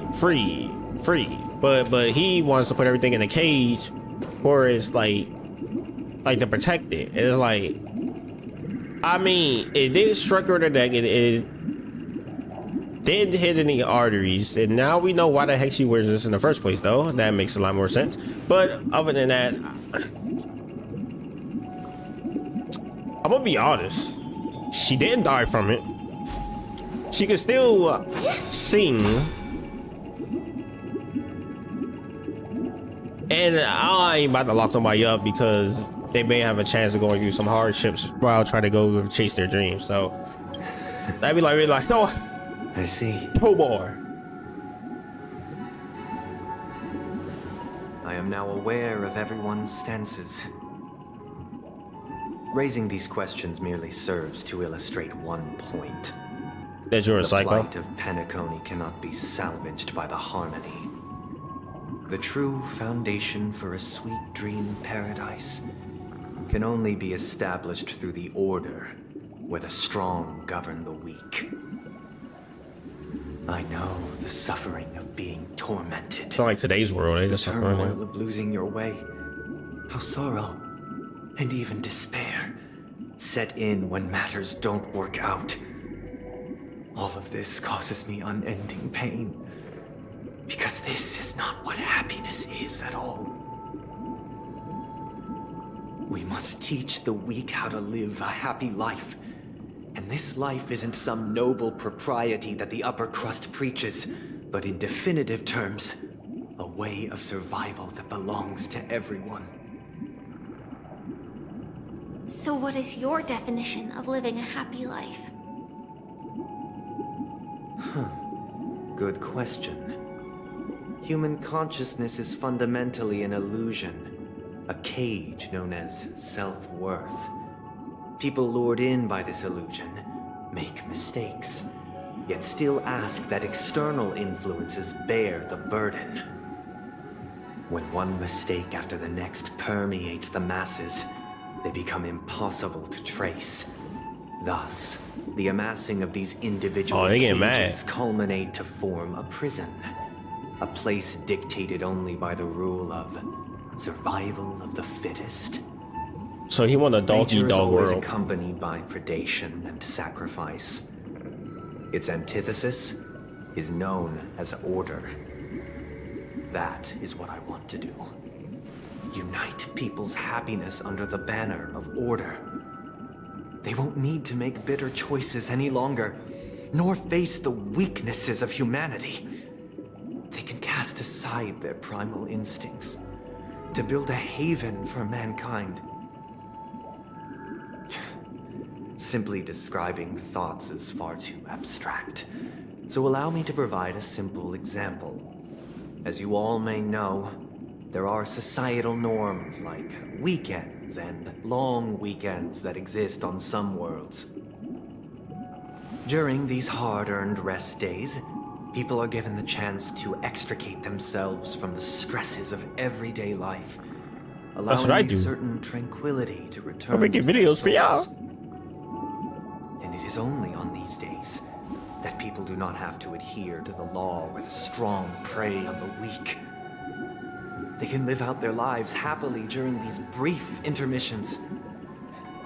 It's just a pity that 2 or 3 days are still too fleeting compared to the span of a lifetime. From where I stand, society's ideal system should be 7 rest days. Following Sunday, there should ensue a second, a third, and indeed an infinite procession of Sundays. This should be the Fars, pouring their whole beings into calculating the distance between us and the isolated world of Pagana. Meanwhile, some seek refuge in quiet corners, holding one another, unencumbered by the chains of unwelcome obligations.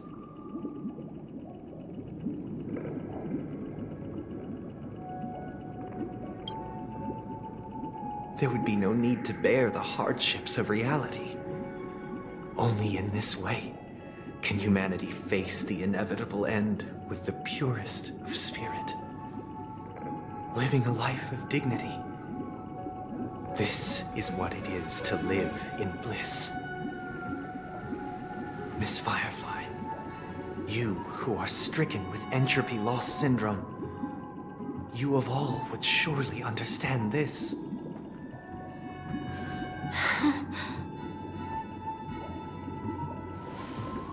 It sounds like a flawless theory.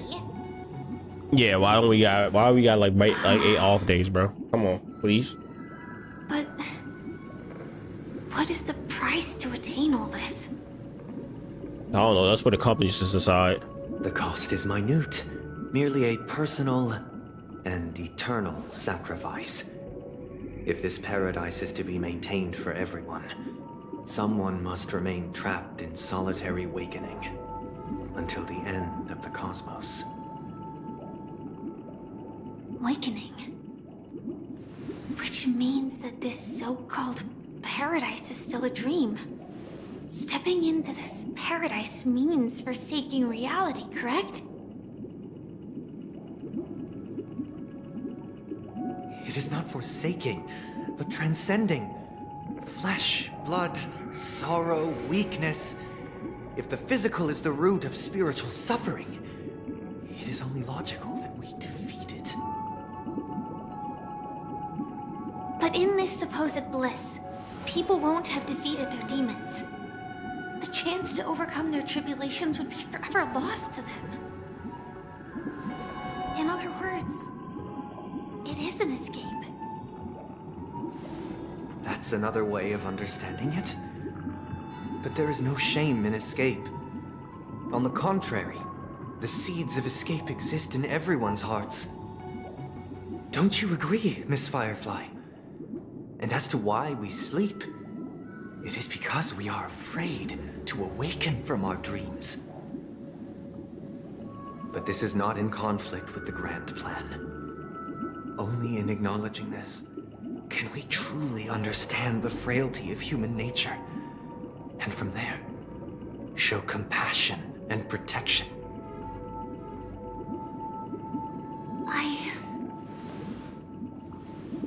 I admit that you are a born leader. Your perspective on humanity brims with pessimism. Yet you express compassion for all, even when your heart pities them. But unlike you, I live for the self. From my perspective, individuals making choices for themselves is their birthright. The want to escape may be innate in the weak. But whether they are weak or not, it is not up to another to decide. Perhaps in your mind, you also view me as weak?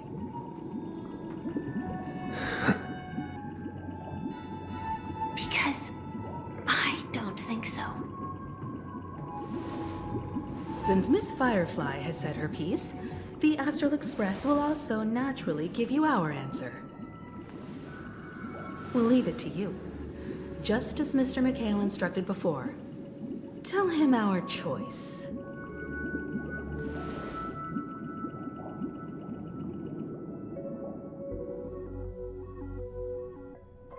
Not long ago. What is this place?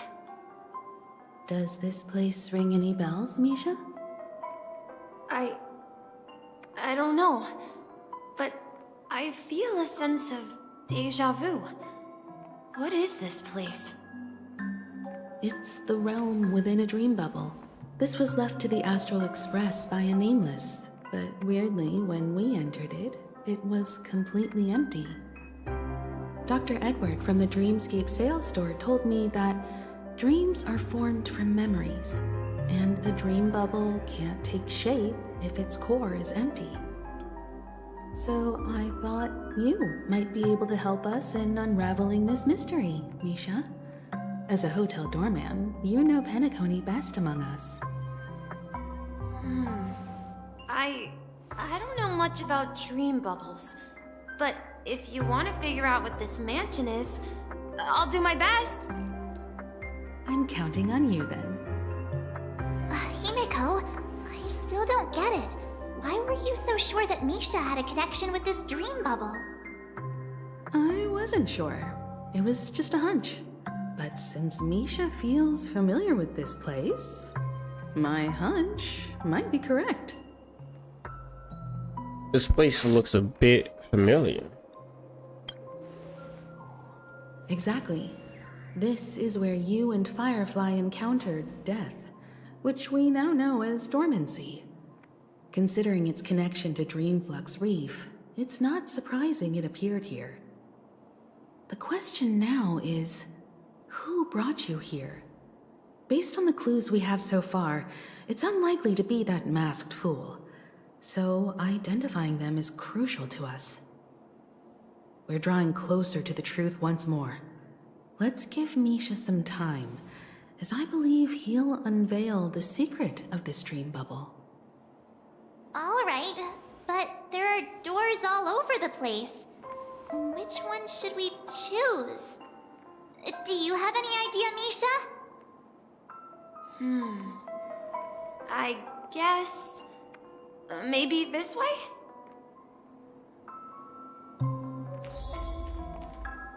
Trying to follow the bellboy. I'm not entirely sure, but... let's give it a try. Is he the only one that can open up the red doors? Wait, you managed to choose the right door? Weird. This place Oh my god, his eyes are key. quite different from the hotel. But I feel like I've been here before, and even lived here for a while. If I remember correctly, there should be a fireplace down that hallway. Clocky and I used to sit by the fire, listening to the crackling of firewood. And the room on the other side was the toy room. I loved spreading out all the toys from the box on the floor and making up stories for each of them.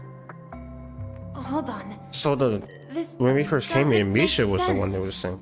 Didn't I grow up in Dreamflux Reef? So, what is this place?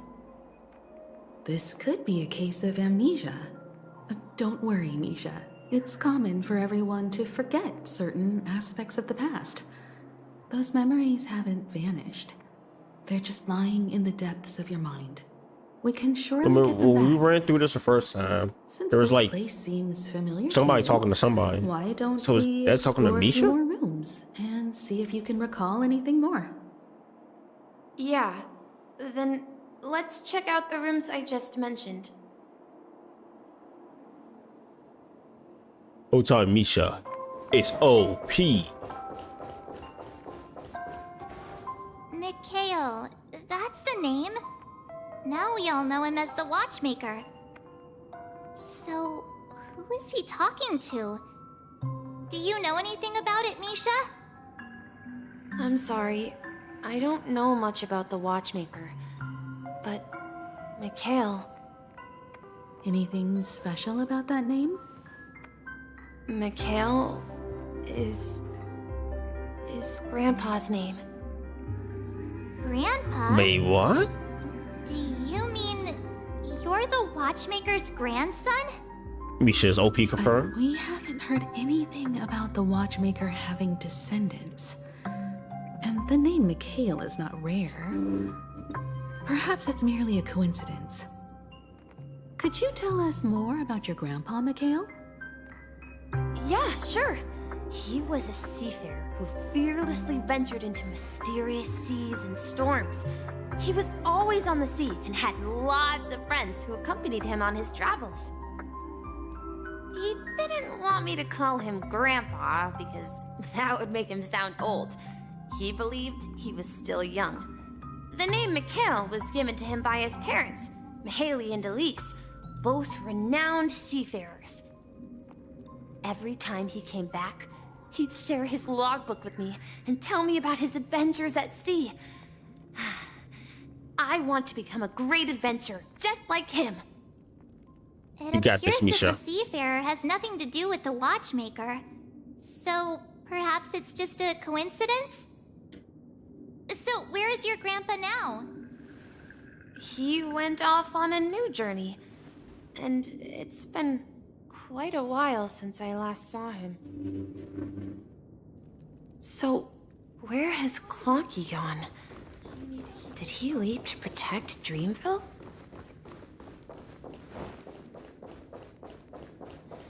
Tick-tock. Tick-tock. I heard some noises from the room. Origami Bird? That's a friend of mine. You and Origami Bird are friends? Yeah. It's a member of the Compass crew, just like Clocky and Miss Mirror. And there's more than just one origami bird. They are a big family with lots of brothers and sisters who look the same. They follow Miss Mirror's orders and handle all sorts of jobs on the ship. They're the best sailors. Sailors? Can origami birds be sailors? Could you tell us more about the compass, Misha? The Compass is a ship bound for the New World. Clocky and his partners travel through layers of fog to the depths of the sea. Whenever there is danger, Clocky will use a compass and guide the ship in the right direction. That's a great story. But in the Penacony cartoon, Clocky and his partners have always lived in Dreamville and never ventured out, right? Huh? Oh, that does seem to be the case. Weird. I clearly remember Clocky arrived in the New World in the end. Perhaps Clocky has a hidden past. I think I hear the sound of water. Your You eyes. once mentioned there's a magnificent fountain up ahead. Look, there it is! The water resembles a precious jewel embedded in the dreams of all seafarers. Every time I gaze at the shimmering lights beneath the waves, it feels as though I'm back in this place, standing by your side. Have you recalled anything, Misha? Yeah, I saw these sentences in Grandpa's logbook. He used to say that despite the perils of the sea, whenever he stood on the deck in the afternoon, overlooking the sparkling waves, he would think of this fountain in front of his house. He often said that those moments felt like returning to his family's side, and the difficulties at sea didn't seem quite as challenging. You know, I quite understand such sentiments. Don't sigh or you'll start getting gray hair. Hey, don't tease! I was just being a bit sentimental. Perhaps every adventurer far from home carries a fountain within their soul. Even though the other side of the sea remains shrouded in the unknown, the fountain in front of his house serves as a compass, leading him back to his cherished ones. Yeah, while Grandpa was at home, we would stand by the fountain and place the compass, a toy boat that I made, into the pool. Back then, I would ask him when I could go on adventures like him, and he would always laugh and say I was still too young. It seems this Mikhail is truly a seafarer and has nothing to do with the watchmaker. Yeah.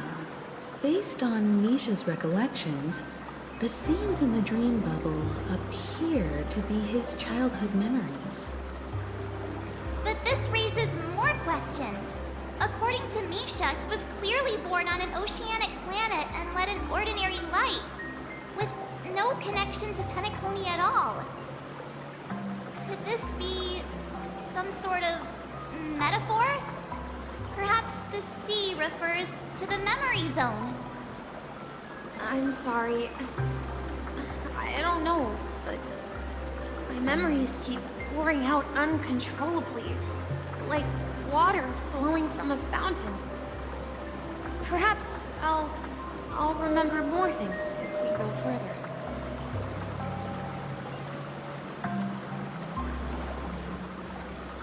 Let's go, Misha. We're going to the opposite side, right? No, we should turn left here. Huh? Something feels different about this place. Up ahead is Grandpa's study. It was in that room that I saw him the last time.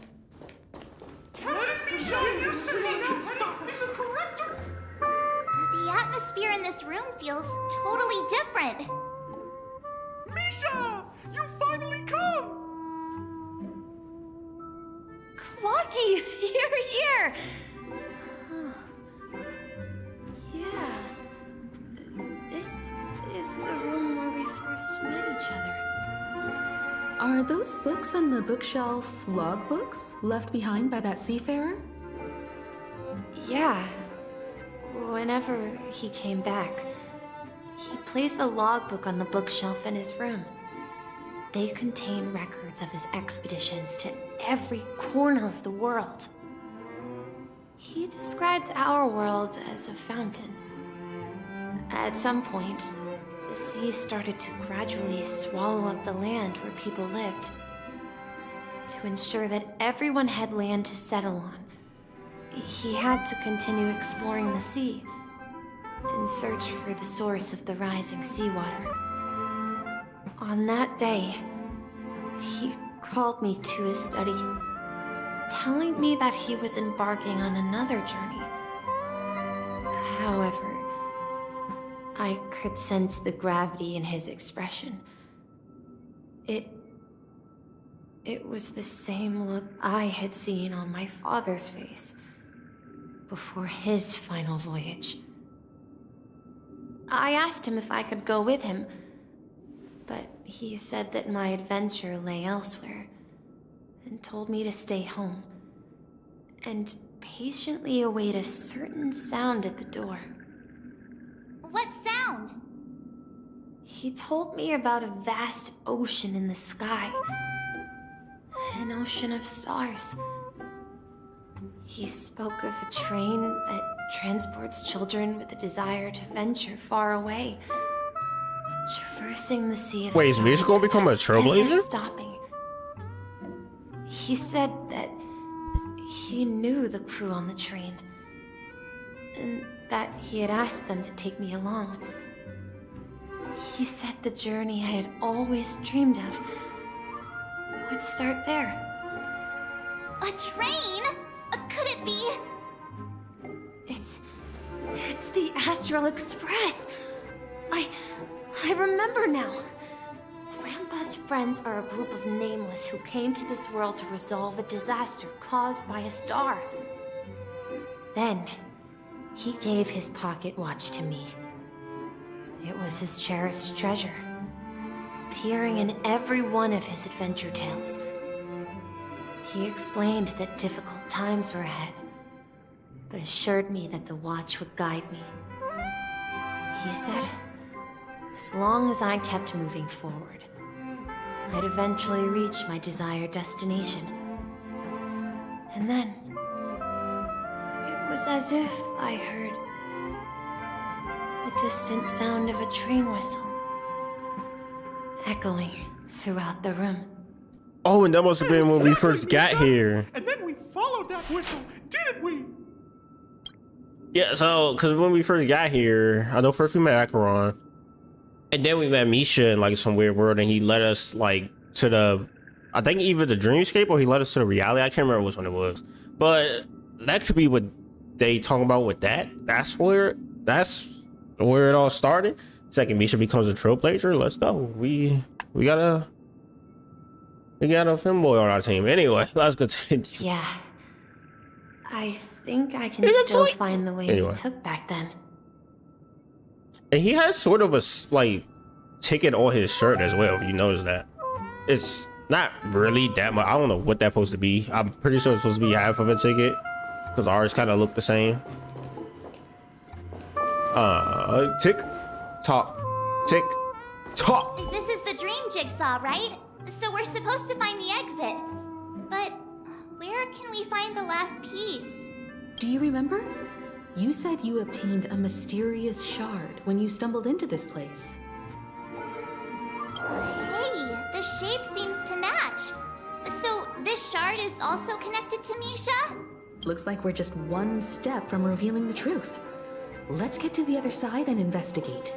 I don't even remember collecting this, but okay. So this looked like this, so it's probably gonna be like yeah. This go there, they go there, they go.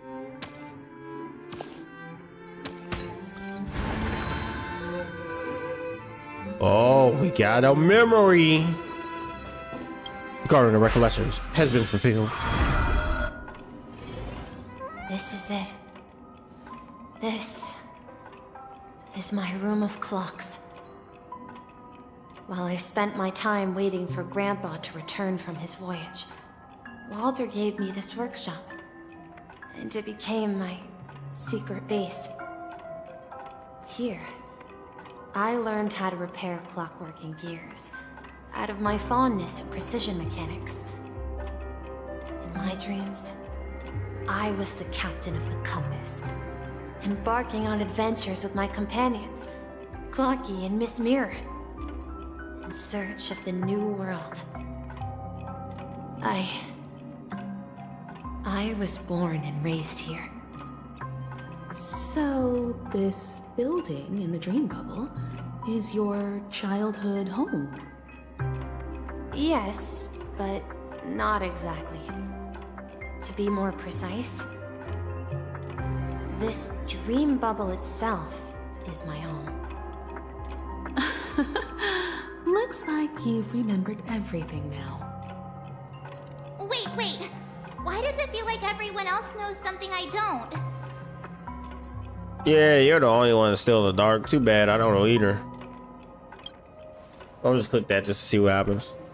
Marge, do you remember when she mentioned the clocky that only she could see? Yeah, the little guy here, right? But we all saw him in Dreamflux Reef, right? And Mr. Yang even greeted him. Looks like everyone on the Astral Express has a childlike spirit. The answer lies in the Astral Express. Her experience shows that neither Firefly nor Acheron can see this clocky. And when we were in Dreamflux Reef, you may have noticed that for some reason, nobody outside of the crew had ever talked with Clocky. Yeah, I noticed that too. Is Clocky their Paimon? A mimetic life that can only be seen by a select few. It's just like a hidden message left by someone for the nameless. But Misha can see Clocky too, right? They even grew up together. But Misha hasn't started the way of the Trailblaze yet. That's the key to the mystery, March. Now take a moment to recall. Have you ever seen anyone outside of the crew interact with Misha? Firefly did. Oh, well, Misha? Wait. Yikes. No way! That's the answer, March 7th. This dream bubble is the place where I was born. And I'm a dweller in this dream. Just like a memory zone meme. I should have stayed Gallagher, here and waited though? for you. But when reality and memories merged, I unconsciously pushed open that door and left the bubble with Clocky. So it's not that the Watchmaker's dream bubble is empty, but rather the stuff inside ran away?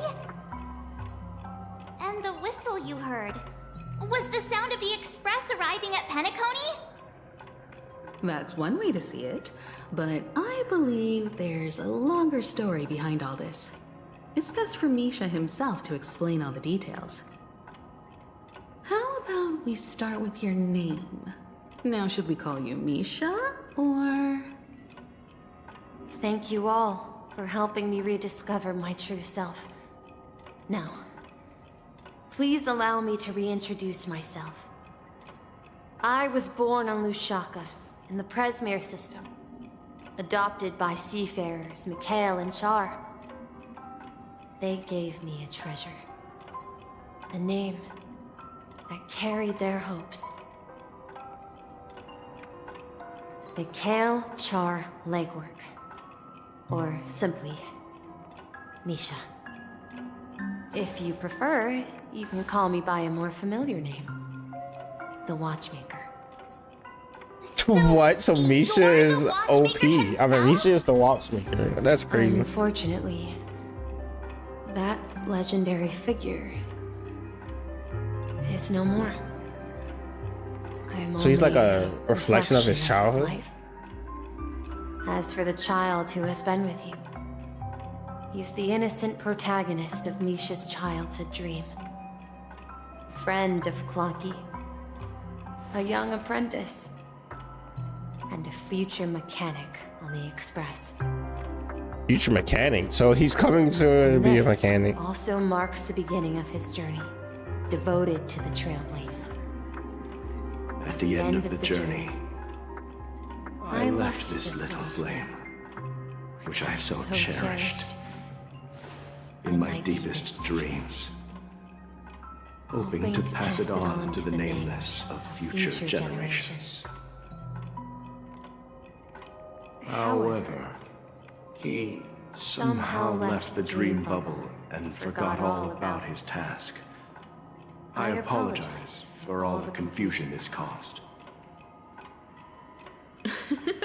Because he was born with a desire to trailblaze, wasn't he? I don't think Misha has forgotten his role as a guide. He remembered it, and that's why he mistakenly appeared as a hotel doorman in her dream from the very beginning. The one who brought our unconscious friend here must have been Misha. If that's the case, we encountered the Watchmaker's legacy from the beginning, didn't we? Well, I have a sarcastic friend who says I always take big detours and end up back where I started. Perhaps that's what every nameless has to go through. But in the end, you found me. I'm sure you're all wondering what my legacy is. I believe my hound has mentioned the Stellaron and my wealth. If I may apologize, the Stellaron part is real.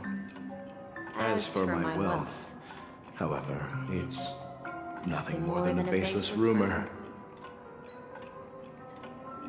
I left my homeland as a child and embarked on the journey of Trailblaze.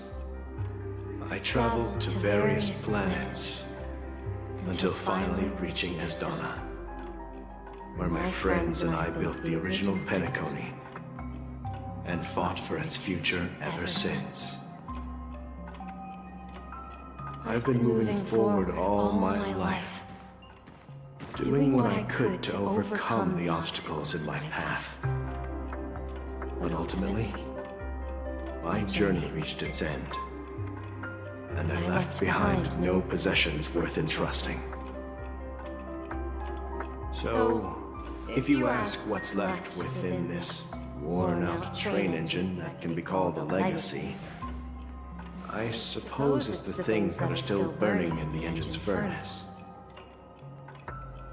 Now that you're well aware of the current situation of Penacony, I certainly hope that you'll help me get this world back on track. But I'll leave that decision to you, for the path of Trailblaze is never paved by others. All I have for you is a story and 2 gifts. I want to give you my pocket watch. It has accompanied me throughout my long journey, guiding that naive child forward, and has been blessed with the presence of so many great people up to this day. And my hat, too. The one who navigated for me placed it on my head and planted a fanciful thought in my mind. The trailblazing expedition will never end. Now, it's time for you to make your choice. Once you've made up your mind, open that door and enter the long dream of an old man. I'll be waiting for you at the end of this corridor of time. All right, everyone, let's make a decision. Although I don't think anyone will have any objections. I choose the Trailblaze. I want to witness the legacy. Of course. We've come this far. Surely there's no other option than moving forward. In that case, it's unanimous. Then let's proceed together to the end of this dream and tell Mikhail our decision.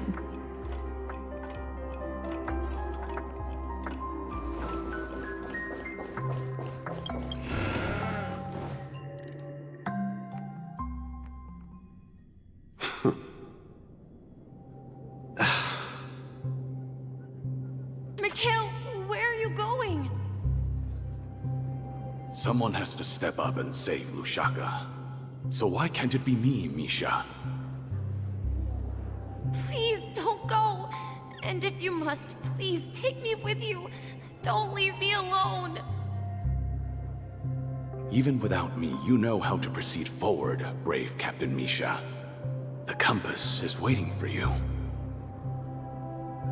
Haven't you always wanted to be a better adventurer than me? Now go, board that train and start your journey. Where are you going, Mikhail? I'm going to clean the floor in the parlor car. I've promised the conductor. Wait, first tell me, did you fix this watch? Yeah? I know what it looked like before. Its chain was broken, the back case torn, and the marks on the dial all worn out. How did you manage to fix it? Well, it's hard to explain, but I knew it could be fixed. It's the hands, Mr. Amundsen. Its hands were intact and pointing in the right direction, so I knew there would be a way to fix the rest.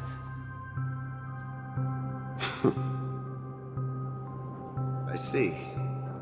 You'll work with me from now on. Haven't you always wanted to tinker with this train?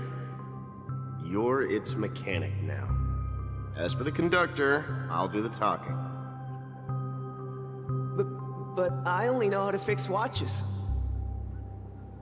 Don't worry. You've got what it takes. I'll teach you what you need to know. Where are you going, legwork? It's time to head to our next stop.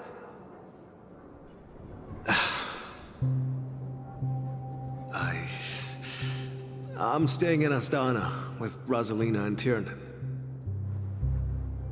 I see. This place reminds you of home. The people of Astana have only achieved a tiny victory, and still have a long way to go towards true freedom. Hanunu needs us. Don't worry, not all journeys lead to the stars. Even if I leave the Express, our path of Trailblaze will continue. Yeah. I knew you wouldn't stay on the Express forever.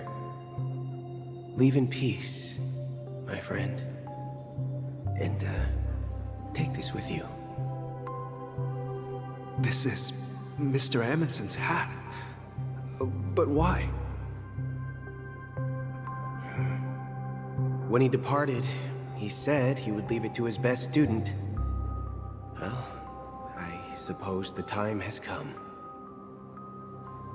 Farewell, legwork. Take care of Tiernan and Rosalina. And don't forget to write to us.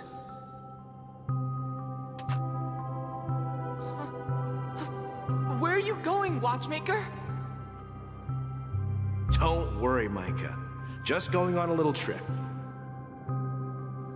Someone has to be at the forefront of the interstellar frontier, and I'm the only former nameless in Penacony. So why can't it be me? Because you're all we have. Have you forgotten about Tiernan? The cosmos is way more dangerous now. What will happen to Penacony if we lose you too? But what will happen to Penacony if we don't find a way out? Ah, Tiernan. How could I ever forget him? I've spent countless sleepless nights asking myself why I didn't go with him back then. We Nameless won't stop.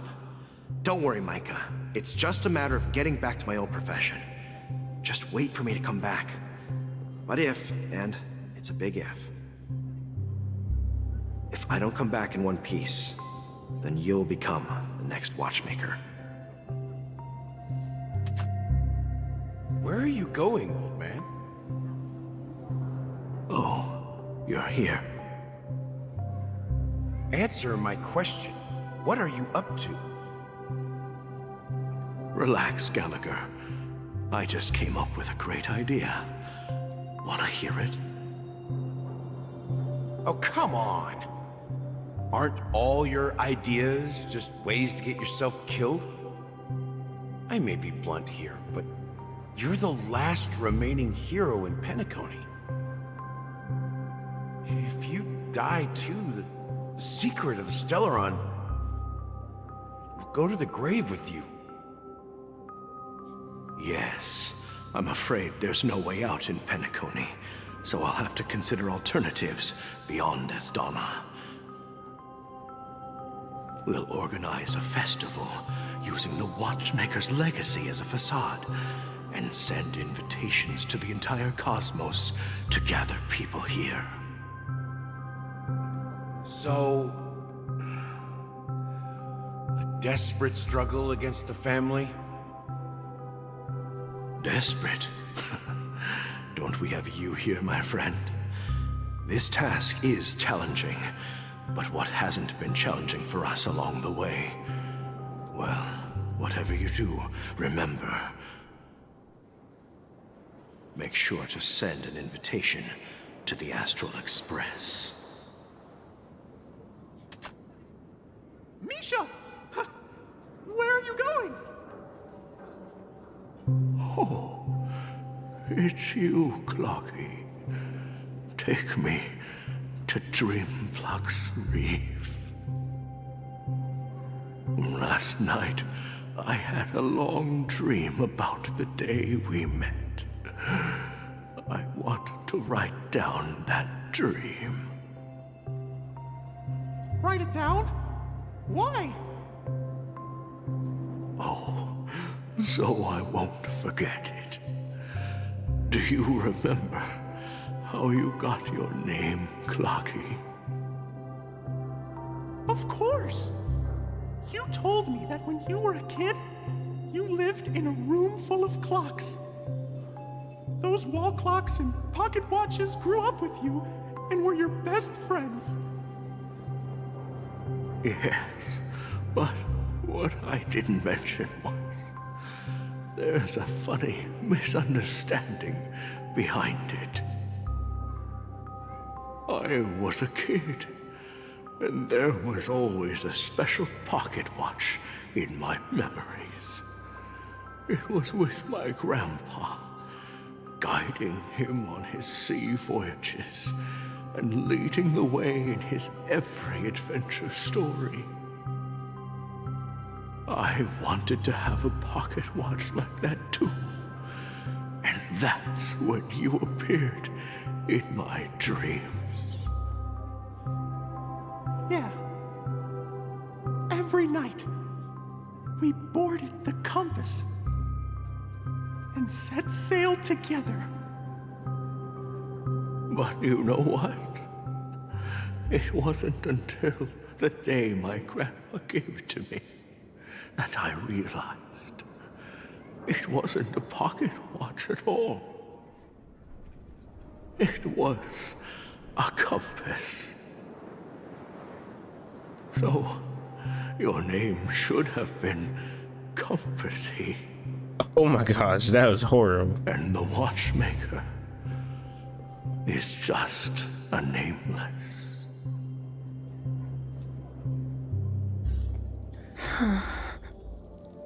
We've arrived at Dreamflux Reef.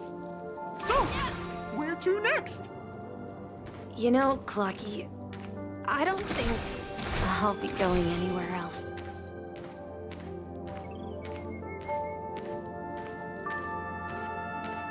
So does Misha name change in game as well, or no? Yeah, we'll review these details, okay? I got the character. No. So you follow the path of destruction. This can help you go quicker. I've traveled far enough. It's time for a little break.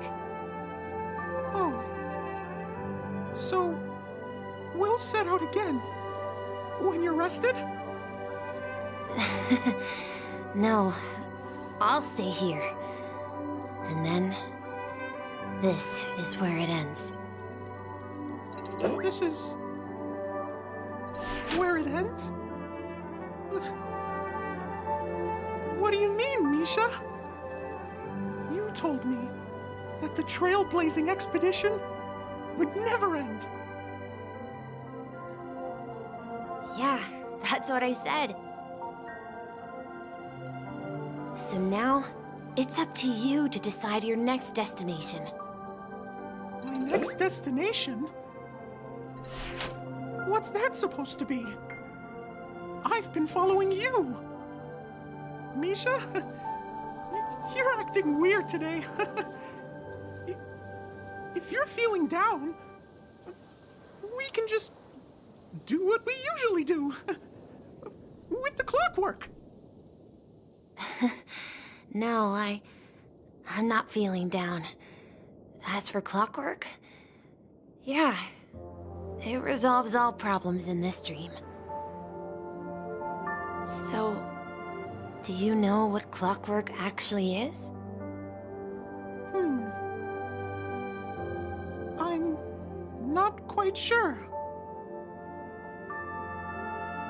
Well, everyone gets lost at times. They may hesitate and doubt which way to go. That happens in this dreamscape and beyond. But don't worry. Everyone goes through moments of uncertainty and hesitation. Eventually, they gather the courage to make bold decisions. Whether it's calming, joyful, angry, or sad, all they need is a little nudge to take that step toward where they truly belong.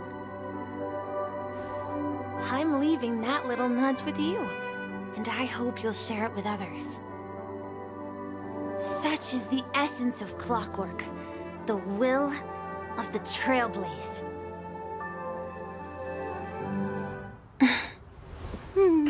Clocky's hands spin around non-stop, indicating confusion, frustration, and weakness.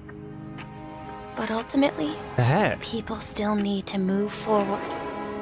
Just like your hands, always pointing ahead. This is where my journey ends. From now on, it is your path to walk. Trailblazing Clocky? means taking paths your predecessors forswore and venturing even further. The Penacony in Mikhail's dreams does not belong to order. Oh my gosh.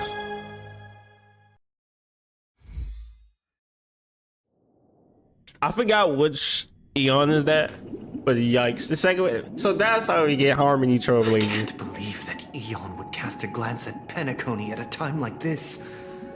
Oh, that was Is it the because Harmony of the Eon. resonance from the legacy of the Trailblaze? Or perhaps the bond between you is so strong that it even impresses an Eon. Well, there might be another possibility. Perhaps they want to witness, on behalf of the fallen Eons, who will hold the future of Penacony. If that's the case, on behalf of the Dream Master of Penacony and the 107,336 members of the Oak family, I'm extending a formal invitation to all of you. I'm cordially inviting you all to the Penacony Grand Theater to participate in the upcoming Charmony Festival. And, of course, you won't be in the audience, but on center stage.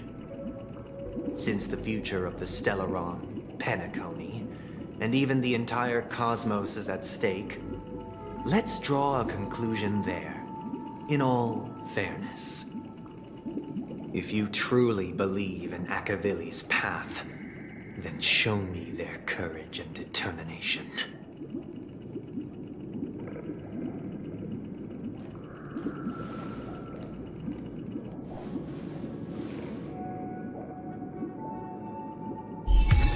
Hey, Harmony Trailblazer. She is. Yo, let's go. And we got Clocky with us too now. Oh, that's the best. Oh, that's the best. Yes. Switch path. I can finally lose my Trailblazing the way I want. Start trial. Oh yeah. Oh yeah. Now let's see. Now one of my subscribers did tell me that it's something about break effect. And it is increase the break effect of all allies. Should become a roar, man. What the hell? Causes additional break effect damage when allies attack enemies that are weakness broken. Wait, so if they broken, she causes more or something? Oh my gosh, we smacking with a hat now. We upgraded, guys. What? We throw it? Oh, this is so bad. Please stay tuned. Please stay tuned. Please stay tuned. I'm loving it already. I'm loving it already. Please stay tuned. All right, let's see how this is. Let's see how this is. Time to test our rapport. All right, first I'm gonna start with a single attack, right? Oh yeah, because since there's a lot of break effect, Step up, let's see ya. It'd be good to have no. Okay, I never use Gallagher. I don't know how you use, so I'm just gonna use that, right? I'll catch up. Stay in step. All right, now what it is? Come true. Oh my gosh, it has Clocky face. Clocky travels on us. This is the best thing I've ever seen. Time for a good old counter.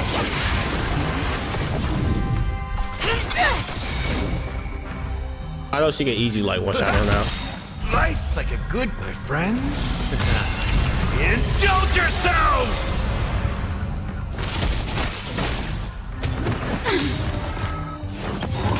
Alright, let's see this move. The mood is set just right. I don't know why, but this reminded me of Michael Jackson. Probably that, because of that. Like, oh my god, this is so perfect. Show begin. They dance. Guys, they dance. Oh my god. And I'm breaking them after this. Know your mistress, the Marstruck. We have the upper hand. Wait. Step up, let's see ya. Take your positions. Oh, I need to see something real quick. It's my turn. Super break? So when you hit a broken enemy, they get extra break damage. I'm finally gonna be able to use the Trailblazer in team. Super break 22k. I wonder. By the order of the 62k. 10 lords, execute the Marstruck. It seems strong, okay? Strong enough. 124. It even works on freaking alts. Bro, this is my new character. This is literally one of my new characters that I'm gonna use now. I'm probably just gonna put break effect on him, to be honest. I mean, I'm gonna put the break effect build. Which lucky I have a lot of. But oh, I don't even know what to increase the words break effect. I don't even know what to put on them. So right now, I'm gonna just put that.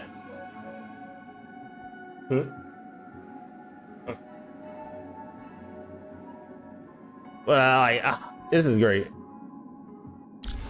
It seems like a 10 out of 10 to me right now. And I just realized I gotta unlock everything. No, this is gonna hurt. I don't got none of this. I don't know what they need. What do you need? I just got the fixing the goddamn harmony, bro. We gotta grind it again. When using skill, additionally increase the toughness reduce of the first instance of damage by 100%. Wait, when using skill, additionally increases the toughness reduction. So is that an automatic break? I'm not getting when the number of enemy targets on the field is 5 or more, 4, 3, 2, or 1. The super break damage triggered by the backup dancer. Backup dancer is crazy. Clocky is a backup dancer. Anyway, effect increases by 20, 30, 40, 50, and 60. And then this one is additionally delays the enemy target action by 30% when allies. She sound a little OP to me. Now I ain't sure, But I most definitely am using this goddamn trailblazer like this though. I know that for a fact. And second thing is, I'm scared to move anywhere without switching my team off first. So we're gonna go to the team that's actually supposed to be used for this. Where is, should I go for an Acheron team? No, I kind of want to go for a Robin team though, to be honest. So we'll go for my Robin team, my true Robin team. This is not my Robin team at all. This is, which one day he will be level 80. Nowhere near right now. I know that much. Speak with your companions. Does that mean he wants to fight us during the Charmony Festival?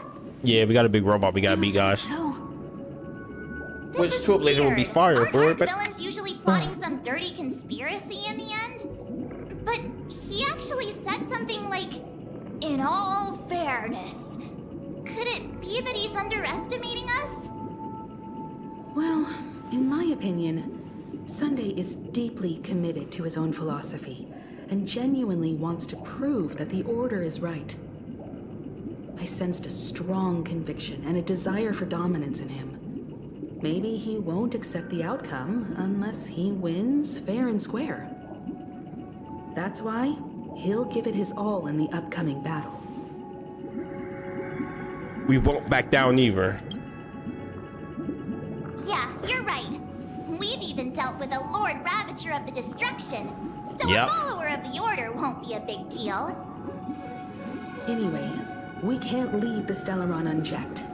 This is about trailblazing a bright future for Penacony and fulfilling Mikhail's and his predecessors' long-cherished wishes. Now that we've taken up the mantle, we can't afford to fail them. However, the same applies to the Order. Their plan didn't materialize overnight, and they have the profound collective consciousness of the planet of festivities behind them. A desire to dream, to slumber and escape reality. All those hidden emotions have given birth to the sweet dream of the Order. They've harnessed the will of an entire planet to create an Eon. This confrontation is far more complicated than a simple power struggle. All right, have a good sleep. Penacony's future, fighting on the stage alone is not enough. What do you mean? Are you not coming with us? No, she won't. I believe Firefly is trying to say that she's heading off to another battle. Yes, we will see that in 2 months. Before I left, the Destiny Slave told me that this journey would bring unforgettable rewards. Even though the script he gave me only had a few lines, I couldn't ignore them. Because one of the lines said, "I'll experience death 3 times in the land of the dreams." 3 times? This can't be serious, right? The first time was a painful death when I was stabbed by the Blade of Dormancy, which led to all subsequent events. The script will always come true, but in a way that will only be revealed when that page is turned. So now I've understood the meaning of my second death. And I am prepared to face it. If all goes well, my efforts will provide crucial support for you. Only by achieving victory in this battle can we secure a future for Penacony. And only then, my third and final death won't come true in the most terrible form. The most terrible form? Does that mean... The true death, where everyone in Penacony loses themselves completely in the eternal sweet dream of the Order. We must do everything we can to prevent that. Have you made up your mind, Firefly? Yes, Otherwise, I wouldn't be here. Thank you again for your assistance for the Astral Express. May we meet again, in reality. Yeah. I love spoiler Farewell, alerts. everyone. Yeah, that's on you if you ain't May watching your yet. trailblazing expedition never end.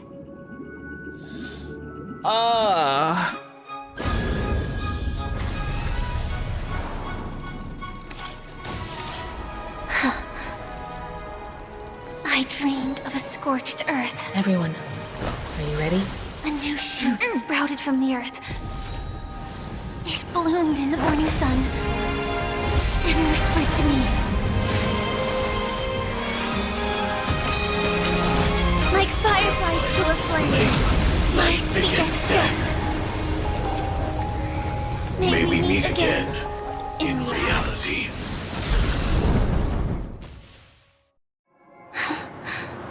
It's so cool! Oh my god. Japella's name will disappear from cosmic history, and the Everflame Mansion will take its place. In the not-too-distant future, you'll receive an invitation. That's your next stop. Land of the dreams. Penacony. I hope you find whatever you seek there. Be it answers or salvation. Did I lose I really was watching it. Yeah, thank you for that. My 3 deaths. Silverwolf told me about it. It's such a shame that it's not part of my script. While I want to live, I'm never afraid of death. The opposite of death is eternal life, and that's something I'll never desire. Man, I desire that, bro. People die, and I am no exception. Death is like a script, a fate that cannot be defied. But that's exactly why we have to choose when we want to rest forever. Do you exist just to perish? Are you not the same, Blade? The end you desire is not one dictated by others. If I were to die now, I would only be a weapon. So she want to die free? I should die as a human. Though its definition escapes me, isn't this the answer that ordinary people look for their whole lives? A name that can be carved onto their tombstone. The tombstone that belongs to me once bore the inscription, Glamoth's Iron Cavalry. Then it changed to Stellaron Hunter. But one day, it will bear the name Firefly. And all the brilliance she showed at the end of her life.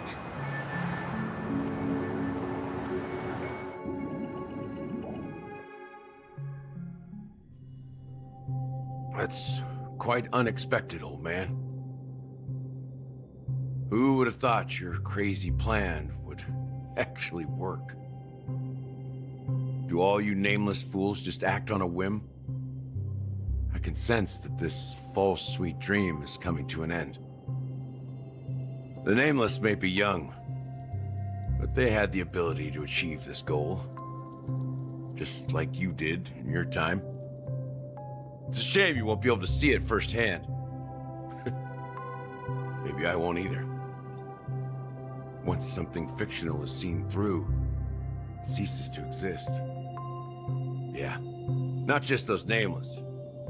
Even Mr. Wings is just like you. Stubborn, won't listen or give up, no matter what. Well, fate is unpredictable, I guess. If we weren't bound by those cursed paths, maybe we could have had some good talks. But in the end, we managed to do it. And now we can find solace Remember how those idiots cursed us? They said, "Go to hell, you worthless traitors." Well, I don't know if they really meant it, but if longing for freedom means going to hell, then I'll be joining you soon, you fool. Let's get together and have supper again in hell. Oh, I almost forgot. There's one more thing. Here's to you. A glass of hello and goodbye, Trailblazer. To the imperfect tomorrow.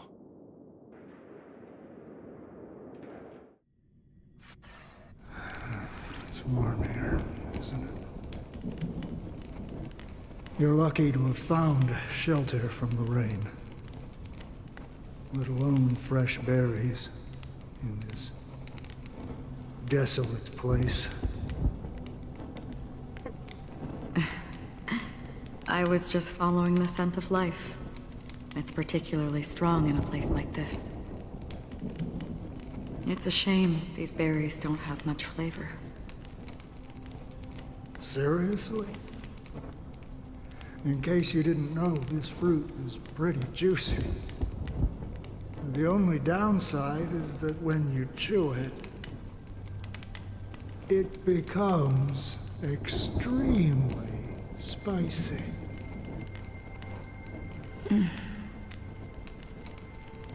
Have you lost your sense of taste? I can still taste certain things, like a faint sweetness. Before coming here, I stopped by a place called Orkron. It had barren cliffs and nights lit by bonfires. Burgundy snow would fall from the sky, and when it landed on my tongue, it tasted like raspberries. The flavor wasn't exactly sweet, but it left a lasting impression. When I think back on my past, I realize that what's tying everything together isn't the big events, but rather these small yet unforgettable moments. Don't worry about it. Losing oneself is a reality that every self-annihilator must face. At least I haven't completely lost my senses and memories yet. Just before she had the memory problem. Well, okay. Congratulations on adding another footnote to your journey. By the way, are you always alone?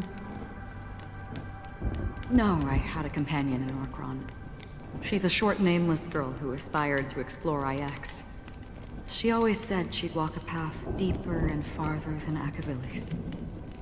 Even farther Akavilis. Quite an ambition for such a small girl. So, what happened? She became stagnant water. Well, my condolences. Condolences. I don't need them. The girl left with a smile. She never regretted her choice and most definitely wanted me to say goodbye with a smile. So, that's what I did. That's proof that you're grieving for her. Or perhaps I'm just afraid. Afraid? I rarely sense that emotion from you. What do you fear? I'm afraid I'll forget the 30 days I spent with her. Just like all the other days in my life. Most of them have already washed away with the rain, disappearing into an unseen realm. I fear that those vivid red memories will fade away too. There isn't much color left. And besides this faint, warm red, there's almost nothing. Hard to imagine. A ranger accustomed to bloodshed, destruction, and chaos finding warmth in the red color. Because I have experienced this warmth many times. Long ago, I promised someone that I'd bring it to more people. And that for every remaining moment of my life, I'd strive for a better ending for all. As long as this red color still lingers, I have a chance to fulfill that promise. It represents a burning fire, a blooming flower, the berries in this cave, and life itself, fleeting yet still dazzling. In the end, it will lead me beyond the horizon of existence. And on the other side, I will cut off nihility. The one blessed by the sleeping and shapeless is considering how to kill them. That's truly pure nihility. But you're right about one thing. After spending so much time near this stagnant water, only when I look at this vibrant red fire do I realize that I'm still alive. When will this rain ever stop? Perhaps when the sorrows of the departed have finally quieted down, the sky will clear up.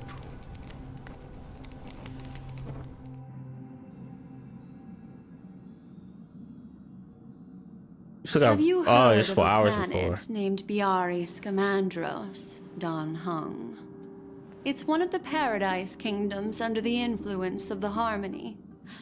A sought-after wonderland for the inhabitants of the Dardanu Major and Minor systems. Half an Amber Era ago, the family held an unprecedented festival there. And after that, everyone on the planet became part of the family. Do you think the same thing will happen on Penacony? Yes.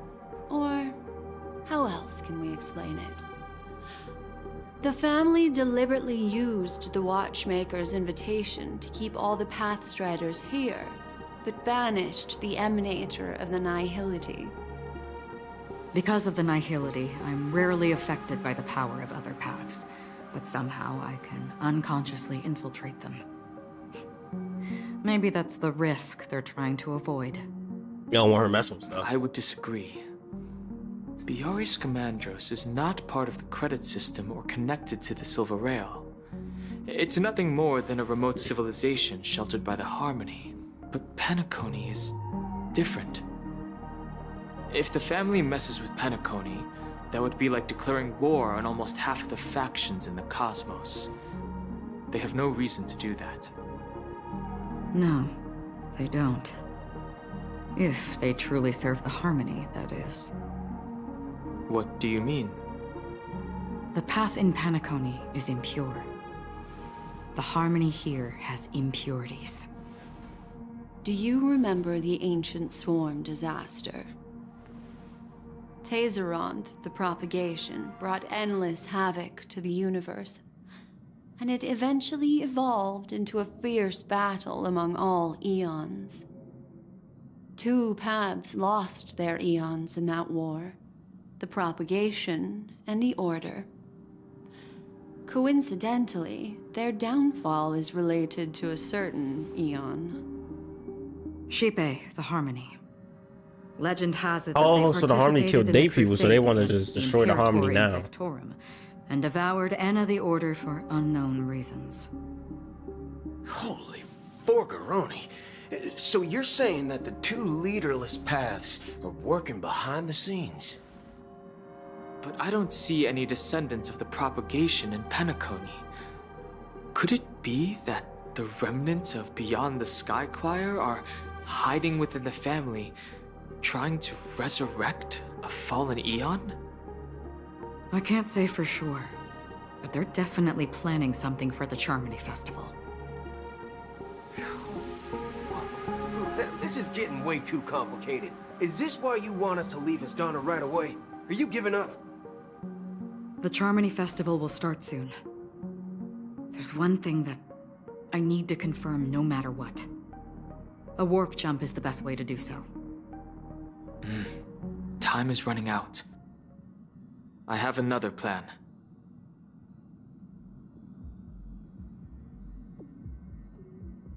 Hold on. Are you thinking of using the Jade Abacus of Allying Oath? Exactly. The assistance from the Lawfu Cloud Knights would be enough. Think it over carefully. You can only use that once in your lifetime. Really? I have considered it thoroughly. My companions are... they're also once-in-a-lifetime treasures. So that's how he gets there? Oh, that's crazy. So that's how the chief gets there.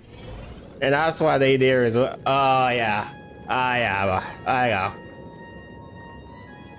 Are you the only one here, my child? The Nameless is quite the diplomat. Our secrets have spread like wildfire within the family. And IPC starships are gathering towards Astana. This is a crucial moment for us. So, where is the chosen one who harmonizes the varied sounds?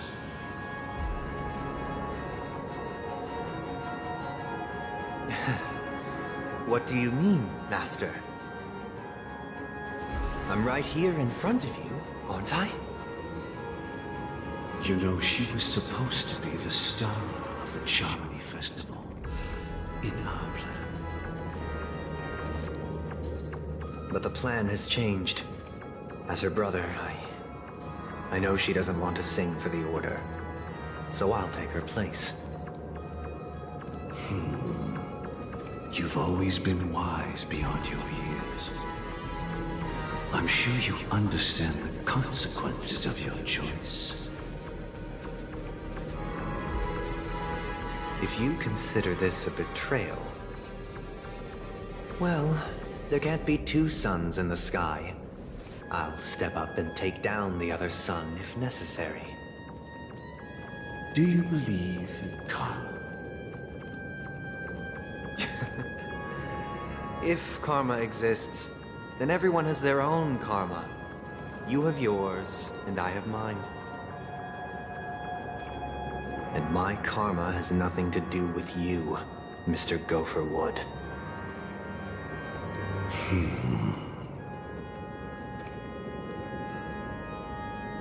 All right.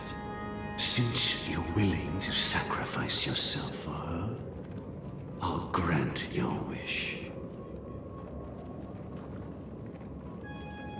Well, the compromise came sooner than expected. Why?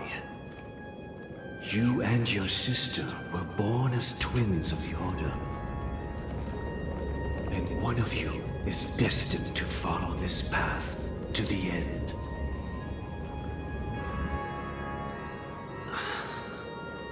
Is this part of your plan? Of course. You're still as clever as you were when you were a child. The opening is near. Go, my child. Seize the power of the harmony and reveal your karma. I have one final question, Master. Why did you choose to bring the Order to Penacony? Wouldn't it have been better to choose a desperate world instead of a city filled with hope and dreams? Why? It's for justice, my child. Because they killed this Eon. If we lose justice in our hearts, we'll make the same mistake as the Harmony did. So, it's not you who manipulates the dreamscape with the Stellaron, but... Well, that's where our conversation ends. Go ahead. The 107,336 souls of the Oak family have dreamed of this moment too many times.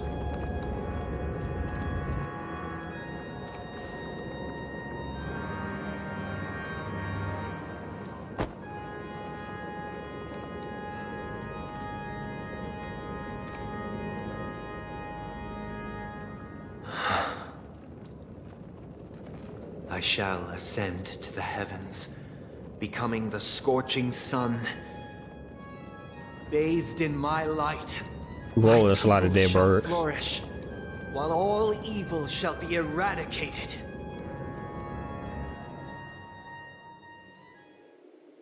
This is the interior of the Penacony Grand Theater.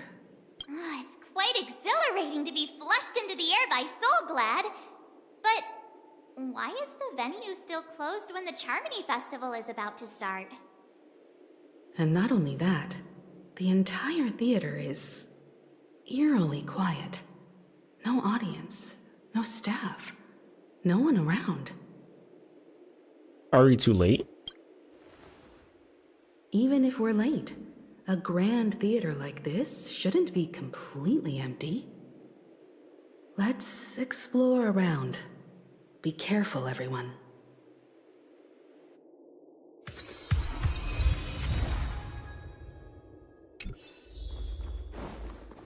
So that was a lot that they just dropped on us. God dang. Looks like they just mad because they god got murked. So they trying to get payback, basically. That's what it looked like to me. And they try to get payback and also So creepy and unsettling.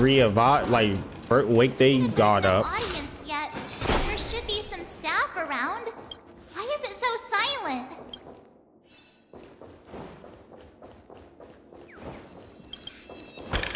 I played too many gacha games where they show you a certain place and they just never show you it again at all.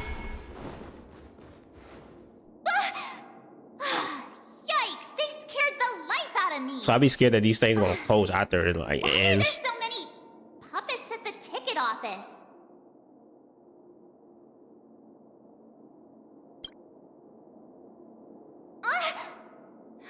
Stop it! Are these puppets part of the stage setup? Even so, it's so eerie that the entire front hall is empty.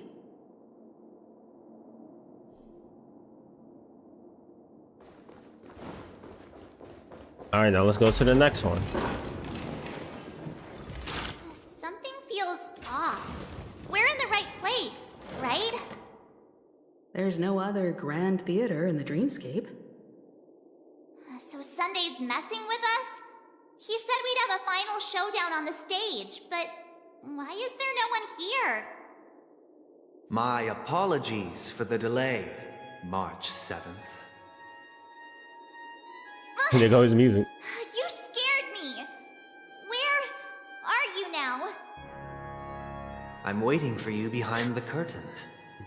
Following the Asdana tradition, I invite you to enjoy a stage play in 3 acts before the festival begins. History is a mirror reflecting the universe's true essence. Let's use this opportunity to delve into the rich history of Penacony and the eons. Within it, naturally, the future takes shape. Let us commence with the dawning of the world. After the Dusk Wars, darkness veiled the sky, and chaos consumed the earth. Enna the Order emerged, destined to restore all existence. That marked the first day.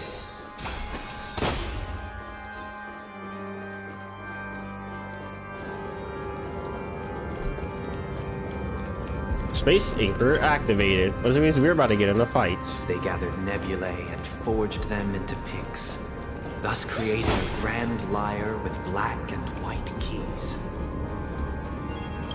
Strike the white keys, and the sun rose.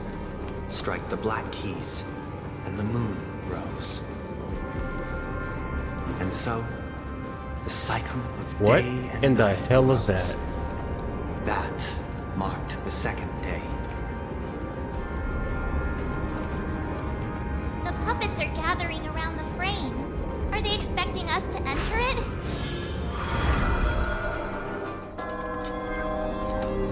Stage play, Act 1. The two prisoner. I don't know what that say. Where are we now? The atmosphere here looks similar to Sunday's inner world. Perhaps this so-called stage play is created with his abilities. This act is named Ode to Prisoner. Given the atmosphere here, I believe it's about Penacony's past. I thought things were finally looking up as I managed to dodge prison during my recent trailblazing expeditions. But now it looks like I'll be back behind bars again. Again? What did she do the first time? I genuinely wish to avoid a violent clash with my esteemed guests from afar. Therefore, I've arranged 3 acts before.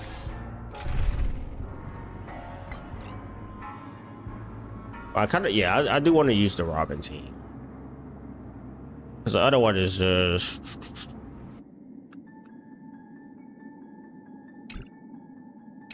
Or the situation becomes irreparable. Where shall we start our narrative?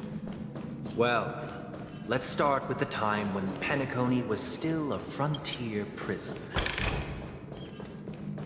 It won't even attack me.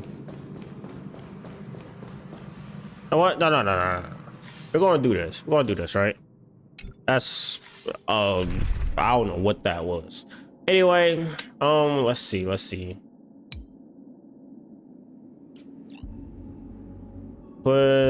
just put a Venturine there. Any justification here for you to unsheath your blade, Emanator? Any justification is crazy. You will occasionally find these and not. Whoa, why are they giving me a retouching on that? I already know this.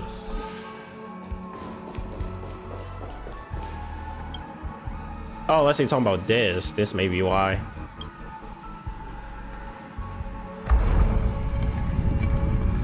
So now I gotta move them and then go up. Okay. I see how this works. Stream 4. Gleam of old blades.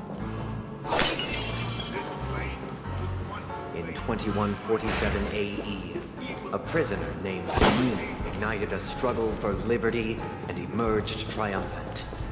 IPC referred to it as the War of the Frontier, while the Asdanians dubbed it the War of Independence. War of Independence? So that's how it started?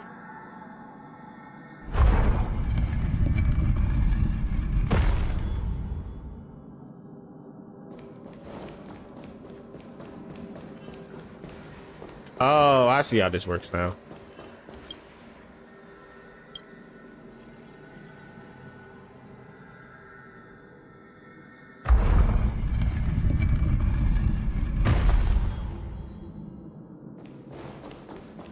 So first we're gonna do this to get the chest. And then we're gonna move it over there.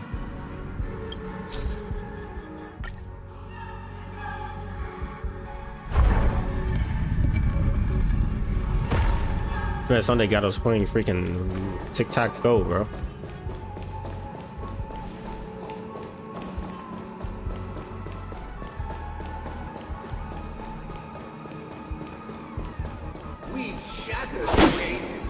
It's true that Hanunu was a legendary hero, but it must be acknowledged that while he bestowed freedom upon the prisoners, he didn't grant them true liberation. Here, honorable travelers.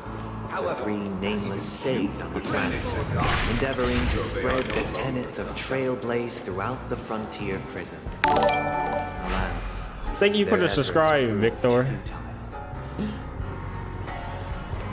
How you even go? Oh my gosh, I hit the wrong one. I was so lucky they don't attack. So basically, freedom and then free him? That's basically what it sounded like he said. I don't know why I want to go down here, but I'm guessing we're going down here. Let's build another prison, not within the... Once again, as Donna was engulfed in war, this time the enemies originating from within. The prisoners remained prisoners for the rest of their lives, fighting for freedom rather than living for it.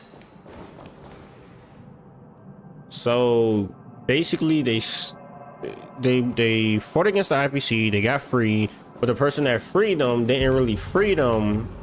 In actuality, they freed them basically to another form of prison.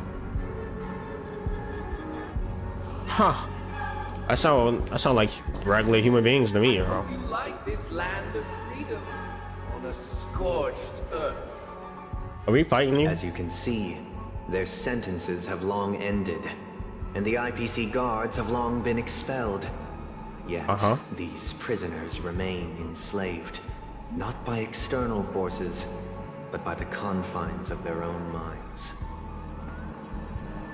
Freedom permeates every corner, except fragile souls. It gives solace only to those who believe in its existence. Prisoners, this is my order. Learn the essence of freedom and teach your fellow prisoners to fight for their lives.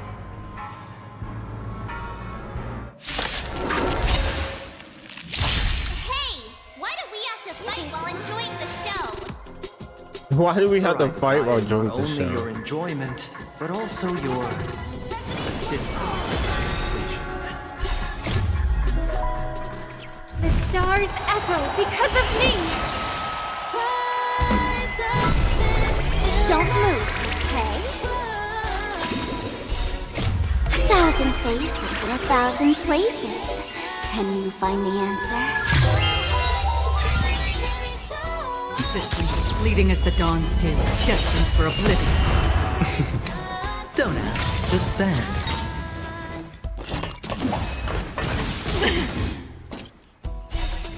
I weep for the departed.